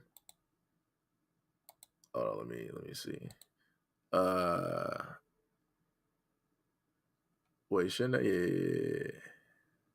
Okay. Yeah. So we got this image directly right here that says Black children underperforming in schools is not a funding issue. The issue is simple. Black parents simply do not care to do anything above the bare minimum in regards to their children's education. Person underneath said he is right, though. These new parents are lazy and don't care about the well-being/development of their kids. A lot of the time, they don't even want these kids, but keep them for their own benefit. It's a majority problem when crime rates, sorry, I'm moving back and forth on the screen, when crime rates among youth is surpassing their education levels. Damn, that's crazy. That is crazy. Wow. Somebody said in the comment section, how are you going to say the new parents without talking about the older that raised these generation of parents? Y'all want to always blame the new parents without thinking about how the economy, the culture, and the generalization trauma. Yeah. Generational trauma can also be a factor. Yo, this is what I need people to do. If people are staying directly on one topic, now you want to sit up there and fly back into something else. It's like, well, we're really not to blame because of what our parents, in a sense, did. So you mean to tell me that you didn't have sense enough to try to see something different? You mean to tell me that none of your friends showed you different? Nobody in society showed you different? You didn't run into somebody else that was doing something vastly different, and that might have, potentially piqued your interest to be like, yo, maybe I should react or do something, in a sense different. Is that what we're doing? Is that really what we're doing at this moment in time? Like, that doesn't make any type of sense. That does not make any type of sense at all. Let me see. Another person said, I don't know if y'all realize this, but even trashy parental involvement is related to funding and poverty. It's a vicious cycle and not understanding. So basically, a parent is going to be a bad parent if they're broke. But if a parent basically is rich, or a parent has decent money, then they're going to be a decent parent. Come on, dog. Like, where do people come up with some of this stuff? Like, what is happening? You got, is that the actual Dr. Boyce? I think it is. So it said, I don't think it is. It might be somebody else. But this person said it's bad culture. Kids don't listen to anyone more than rappers, and rappers get paid by their oppressors to promote extreme ignorance. That's part of the problem too. Ain't no kid rapping Sexy Red at the age of 4 going to have a future. Damn. We got a psychology. I probably mispronounced it wrong. Please forgive me. Sociology professor here. Remember that kids grow up and become adults. The issue of poorly educated adults is an intergenerationally transmitted one. What began as a problem of underfunding has evolved into an issue of poorly educated children growing into poorly educated adults who become parents. How can we expect parents with low levels of literacy and proficiency to somehow supplement their children's education? I get the post and agree to a certain extent, but rather the disinterest is inability. I probably mispronounced that too, but we get what it is that is getting stated. So the main thing here is this. Everybody's trying to state, the original post is in a sense stating that, yo, parents don't care. This is factual. This is true, right? This is factual and this is true. We've been able to see and we've been able to witness all of this transpire. You can step outside, look directly at this, and it's there. Other people are basically stating, well, blame the previous parents, right? So then what's going to happen with that? Then those parents are going to blame their previous parents, correct? So then after that, you're like, well, we need to sit up there and blame the economy because, if you're living in shit conditions, then you're going to be a shit parent. But I'm like, that doesn't make sense because you got a lot of rich kids with ain't shit parents. So I'm like, money does not, in a sense, make a parent better. A lot of times money will magnify who a person is. So an ain't shit person without money is going to be an ain't shit person. But then that same ain't shit person with a lot of money is still going to be an ain't shit person. They just got a lot more money, and it's going to highlight the fact that they just really ain't an ain't shit person. So that right there is a little bit crazy as well. But then you have other people, she said that she is a professor, and she's saying that, yo, we need to sit up there and look at, in a sense, everything. I can sort of kind of agree to an extent, but at a certain point, once you reach adulthood, you can actually educate yourself. You can start to go online and you can start to learn certain information. You can start to gather and look at certain books. So are we going to sit up there and say that the reason that a lot of adults that are in their 30s, 40s, 50s, and 60s, the reason why a lot of adults ain't reading right now is because their parents weren't reading? Because their parents didn't read to them? But yet those same adults who ain't reading, they can sit up there and read a gossip article. They can read a gossip column. They can read subtitles. They can read all of this shit that is garbage. That's not going to add nothing into their lives. But they refuse to actually go out there and get a book and research. And how far are we going to sit up there and actually take this? What was it? Ty said Seji, why do you have 13 unread messages? I got a lot of unread messages. That's also due to the effect of me not, in a sense, being directly on Instagram like I normally would be.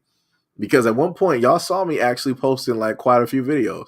I was knocking them things down. I'm like, all right, video. And then Instagram was like, sir, they gave me the Kevin Costner. They was like, sir, we get that you want to post videos, but we're finding issues with a lot of these videos here. We're going to take down this video here. We can't have this video because it's showcasing certain things that are against the terms of services. But every single time I look on IG, I'm seeing like women in see-through clothing that you're able to see certain anatomy with, but the content that I post is against the terms of services. Like I said, stuff is stuff is pretty funny. So, I more than likely have quite a bit of messages directly up there because I'm not really on IG like that. Because I'm a little bit disenchanted with a lot of things that have been transpiring. With quite a bit of things. Like I said, it's a work in progress. But this is why I say, shout out, much love and appreciation to those who, send information and, different things like that. It'll take me a little bit of time to get to it. After I can mentally get out of a certain area there, I can proceed to, do as I normally do. So that's why, you see stuff directly in the, in the background. Let me see. Please give us some data points on these claims. It is apparent. Like, I don't understand why a lot of parents don't want to take responsibility because people know. Ty said, Lunch said that man just stated a failed school system logic. Yeah. Ty said my family provided the necessities, but I pretty much raised myself. They gave me books. I read them. They gave me food. I cooked it. Yep. Another person said, it's always been a funny issue that is compounded by the fact that some parents are lazy. We are not going to gloss over the facts. Another person said, it's a funny issue, a systematic issue, a parenting issue, and a class issue. Impoverished communities aren't able to sit down and teach their children if they're working double shifts, and especially if they also themselves don't know because they were in the same situation as a child. Teachers can help students if they also have to teach 30 plus. Teachers can't help students if they also have to teach 30 plus students per one teacher. I mean, they also used to have teachers' aides, but I do get what this person is saying. We're also trying to provide them supplies with their own pockets.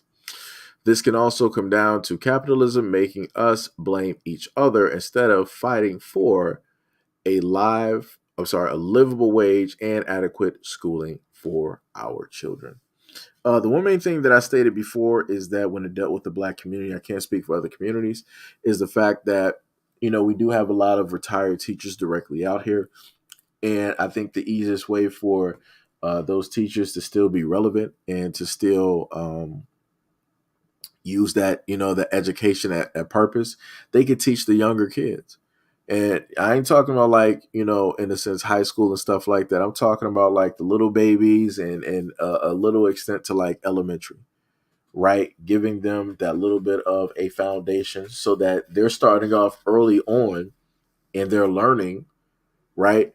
And they're able to carry a lot of that directly over with them. But that would only be able to happen if we have the community backing stuff like that up, right? Enabling those teachers to be able to make some, extra money or however, it would, in a sense, work. It would be community facilitated,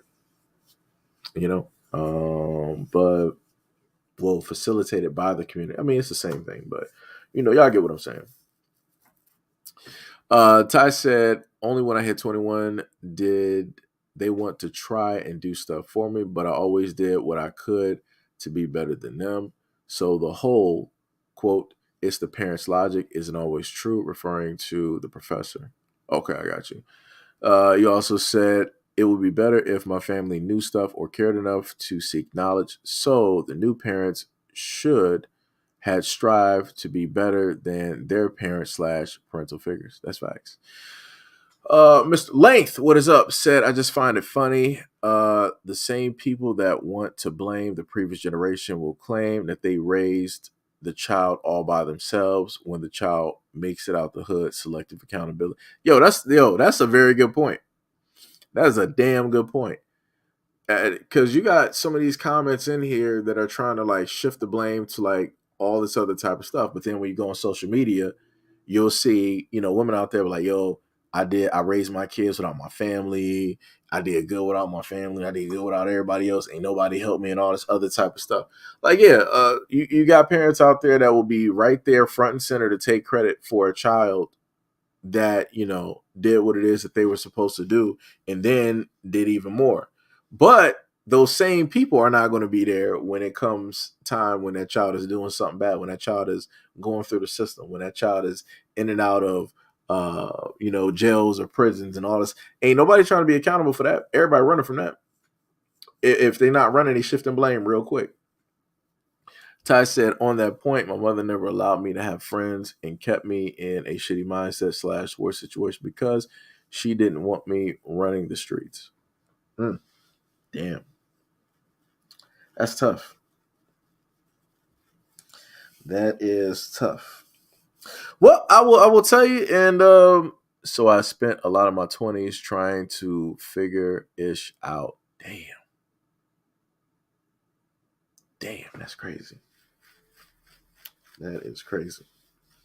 Gail said, exactly, it wasn't me. Gail, we ain't talking about you. Your daughter is clear cut in college. She is doing great.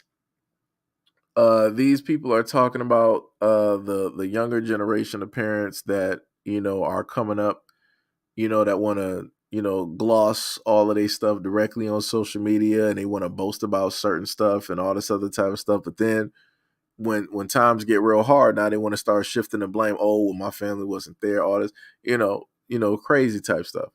There's a lot of young girls out here, a lot of young women out here doing just that on social media.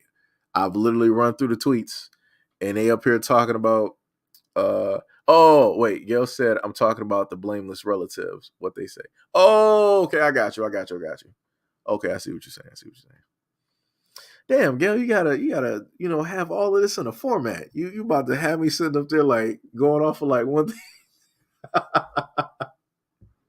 I was about to go off like strictly that one thing real quick. Ty said, oh yeah, dripping off your kids for whatever, ain't it? Yeah, that shit, it's crazy. It is crazy. You ever seen so many parents directly up there showing up front and center when a kid make it to the NBA or the NFL, but yet let that kid have been in jail and stuff. They ain't trying to sit by that kid proudly at the sentencing. They're not sitting by that kid proudly in the courtroom, and they're not doing that. They ain't even trying to claim that kid. Like the police chief, like that video I showed y'all early this year about that police chief. He was like, because his son was going out there aiming at cops. And he made sure to disassociate himself. He was like, yeah, my estranged son. I tried to be in his life. I don't know what happened. It is what it is. But I have nothing to do with that. He made sure to distance himself from that guy. That was crazy. I'm like, wow. I'm like, you said you tried. I'm like, okay. I guess you didn't try hard enough. Because you're not going to sit up and tell me that you was around that kid since he was like a teenager or whatever, like early teens. And you quote unquote tried. How much did you try?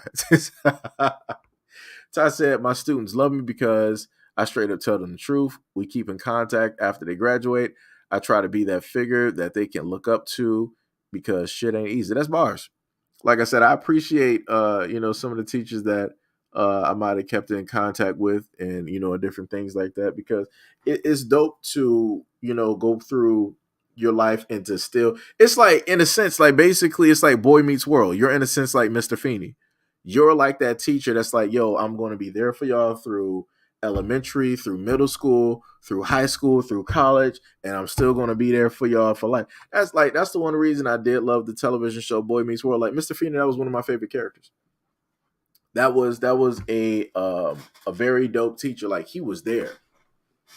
Like he was there. And even in some instances, he was more so, even more than a teacher. He was like an extra, father figure. He was an extra parental barrier for his students, for Corey, Topanga, and Sean. Right? Like I said, it was dope. Dope show. You ain't gonna find shows like that no more. Ty said, I got students who get scouted by the NBA and none of his family goes to his games, but I always do. And I told him as long as his games are near where I am, I will go and support. That's dope. It's a shame. Like, yo, that kid better not sit up there and open up his bank account to none of those parents, because we all know how those parents will get. It was like, oh, as soon as they see like the last name and a number and the team, yeah, that's my boy, that's my son. I was with him. What birthday was? I was there. I saw this. I saw that. All this. I'm like, bro, you ain't been nowhere. Stop trying to sit up there. That's technically ain't even your son no more. It's like, yo, it be killing me seeing parents like try to roll up and claim some stuff. Like, how you gonna claim something when you got teachers that are more present in your child's lives than you are, and you the parent? Like, that's crazy to me. That is crazy. That just should not be. That just shouldn't be. Ty also said they need a figure, and it's hard to be that figure when it's not my damn job. Yeah, it is. But we did pretty good today. It's about 4 hours and 30 minutes. Pretty good. Going over a variety of topics. We also had to deal with the fact that the brand new background for every single live stream is going to be this image here. I'm going to make sure to just have that combination just post it directly up there. So every time the live stream happens, this is the background, so that we'll know what is the potentiality, what will happen if you decide to play something directly on YouTube, and YouTube doesn't want to follow the rules of saying that something is transformative and whatnot or whatever. It's crazy. It was clear cut reactionary, content going through this and adding, other stuff, opinions directly on there, reading, directly from you guys' comments, also on top of reading directly from IG and Twitter and everywhere else when it deals with certain videos. But it is what it is. When you are a Black content creator and you want to focus and talk about certain things, this is what they tend to do. Pink said, hit the like button. Bars. Ty also said, that boy is 6'7", 190 pounds. He better not mess up. Yeah, that's facts. We can't have you out here tall for nothing. You that tall, you got that type of weight. If you're not in the NBA, you better be in the NFL. If you're in the NFL, then you might as well become a fighter. You better do something. You were blessed with height and strength. If you got the reach, then you ought to teach. That is the way that it has to go. Mr. Length said, appreciate it, my brother. Much love, respect, and appreciation. I appreciate you as well. Lunch said, caught my second cold in less than a year and a month, fam. You might want to try wearing a mask when you go into a public place until these colds disappear. That is facts. That is bars. Well, like I told y'all before, you might see a replay of certain things directly out here. Certain things are going to have to be figured out. We're going to see, how things will transpire. Because it's feeling like late 2019 for me, late November, December 2019 for me, heading into 2020. So we'll see what's transpiring. Because I told y'all before, there's a lot of remixes and a lot of different things in the air, and I ain't talking about spring and flowers. So, we're going to see. We're going to see. I ain't really going to say nothing because YouTube will be like, medical misinformation. They'll pull up real quick and try to state that something is, medical misinformation. So we're going to see, how that works and how that goes. Shout out to the grand total of, let me just try to look at some analytics real quick. Just so happen to see this. Well, it told me 100 and something basically viewed it, but it's telling me something 90 something. So overall on this live stream, we've had about 264 people actually view the stream on the what is it, Sejihito the Second Coming, I think it is, yeah, on the secondary channel. So shout out to all 264 people that that rolled up to the scene. On the main first channel, we're going to see how many people was watching on stream real quick. That's not the live stream. Let me go to content. Let me see what we got. It says about 163 views. We're going to go to the analytics real quick. And I can't even sit up there and flash through it. So we got about 204 on the first channel. So much love and appreciation to, if I'm doing this correctly, all 400 people that came through, even though I know they're not going to see this ending part, but much love, respect, and appreciation to everybody that came through, everybody in attendance. Shout out to anybody that donated by way of the cash, the cash app,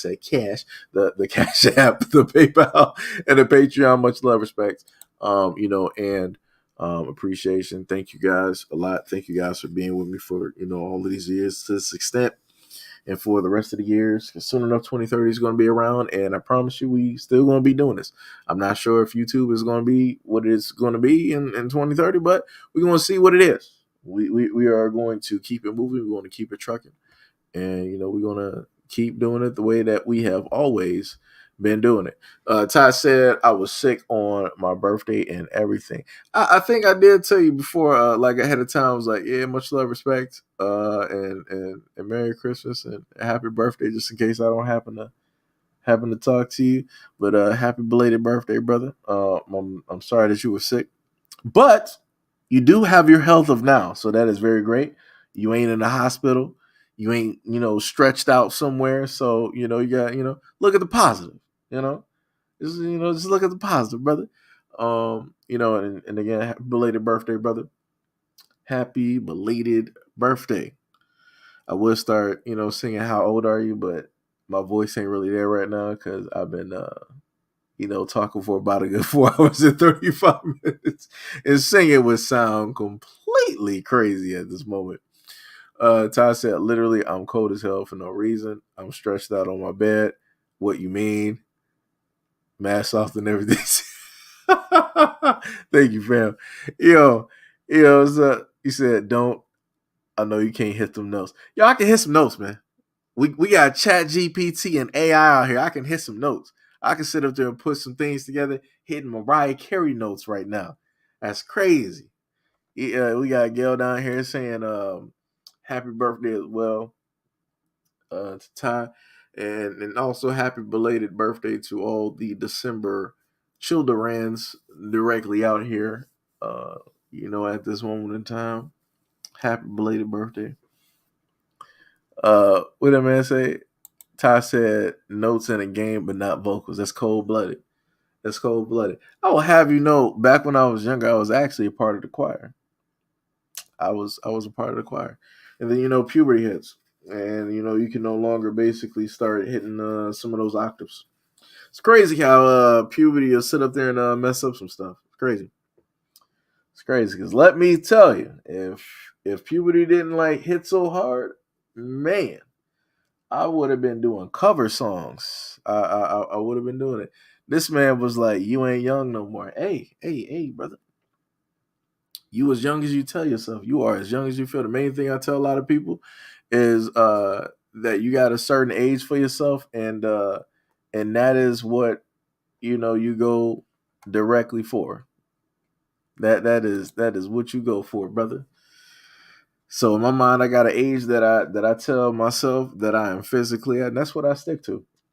That is what I do. So I hear stories all the time of friends telling me that their body is breaking down. I got friends still to this day telling me like, yo, man, all that food you be sitting up there eating, you going to blow up to 300 pounds or whatnot or whatever. I ain't never been nowhere close to 3. I'm fighting just trying to sit up there and get to a 200. And that's only due to the effect of my metabolism. Trust me, I can eat food. Let me tell you. This man, Ty, said, with the grays in my head, I can't tell myself I'm young anymore, even though I'm young. You can. Ain't nobody saying that you got to dye your hair, but you got you got some young kids out here with gray hair as well too. Firstly, gray hair is actually dope. The favorite style of like gray hair, I think I showed y'all that before, was like Kingdom Come Superman, where it's like the top is black and then like the sides is basically like a white or a gray. I feel like I feel like that's cold. That's a dope type of look or whatnot. I feel like that's dope. But like I said, like you are as young as you feel and as you think that you are. The moment in time that you put yourself into that mind frame, you good. You good, man. Gail said, I seen 9-year-olds with gray hair. Wow. That's crazy. That is 100% crazy. Ty said never saying end your damn stream. Why I gotta end the stream now? So now because you the focus, brother, cause your birthday just passed, making you the focus. Now I gotta end the stream. That's cold-blooded, brother. That's cold-blooded. We ain't doing nothing but showing love and support, brother. Love and support. But all right. Since Ty want me to get out of here. Oh man. Lunch said, let's go. We got those views up. Sharing comments, fam. Also copying the link. It helps. Much love, respect, and appreciation. Ty was like, nah, I don't want to hear it. Hey man, I'm trying to pass on positive energy. Positive stuff directly to you, my brother. That's what we're trying to do. Because you got to remember, we didn't land on Plymouth Rock. Plymouth Rock landed on us. We didn't seek the white man. The white man sought after us. Ty said before YouTube try and hit you again. Oh, man. YouTube needs to learn how to take some jokes. Like I said, I don't know what to tell people. YouTube needs to, learn how to relax, take some jokes. Ty said, if anyone want to donate to a feed, a Ty Foundation, here you go. This man put up the paper. This dude. Oh my goodness. This dude is gonna be good in no time. Lunch said, I know says you don't got it. That's cold-blooded. Damn. That's cold-blooded. People like, yeah, says you can't hit the. Yo, I'm not sure if y'all remember, but I did do some singing intros though. I was hitting some notes. I was hitting some falsetto notes. We was there. I did quite a few songs on some video intros. I will have you guys know. I guess y'all missed those. But the moment in time that I can sit up there and go back and get those posted, I'm gonna get those songs out there. Like I said, we got some remixes. I got an album that was supposed to sit up and drop back in 2009. It's just been, delayed ever since. It is what it is. It is what it is. But again, love you guys. Much love, respect. Stay healthy. Ty, get some dandelion tea, some chamomile, whatever they got directly out there. What do you say? I legit tell people that too. I have a whole thing. When in doubt, feed the ties. If it ain't me, I think you are wrong. Oh man. This man said, I'm about to go to bed. Is that bed? I think that's supposed to be bed. It's only like 6:38. I mean, well, you do be working, so it's a little bit different. But yeah, much love, respect, and appreciation to everybody. Love you guys a lot. Stay safe. Feliz Navidad. Happy New Year's, just in case. Might not have a live stream during that time. I think I will. But we'll see, how that basically works out and whatnot. Oh, Boulders Gate 3. I got you. We got Brother Mo still in the spot. Brother is still here. Much love, respect, and appreciation. I'm shocked Tippy ain't here. This woman is late. Gail was here the whole duration. I'm shocked. Either Gail be falling asleep or doing some other stuff. Don't know. Or cooking. Tippy ain't even show up. I am shocked and appalled and shocked. But I love you guys a lot. Thanks for the commentary, the side comments, for the engagements, and also sharing the content directly as well. And I will see you guys on what is this going to be on live stream 40. It is going to happen. Don't know what live stream 40 is going to be, but I will see you guys on the next live stream, which is live stream 40. Peace, love, and hair grease or chicken grease.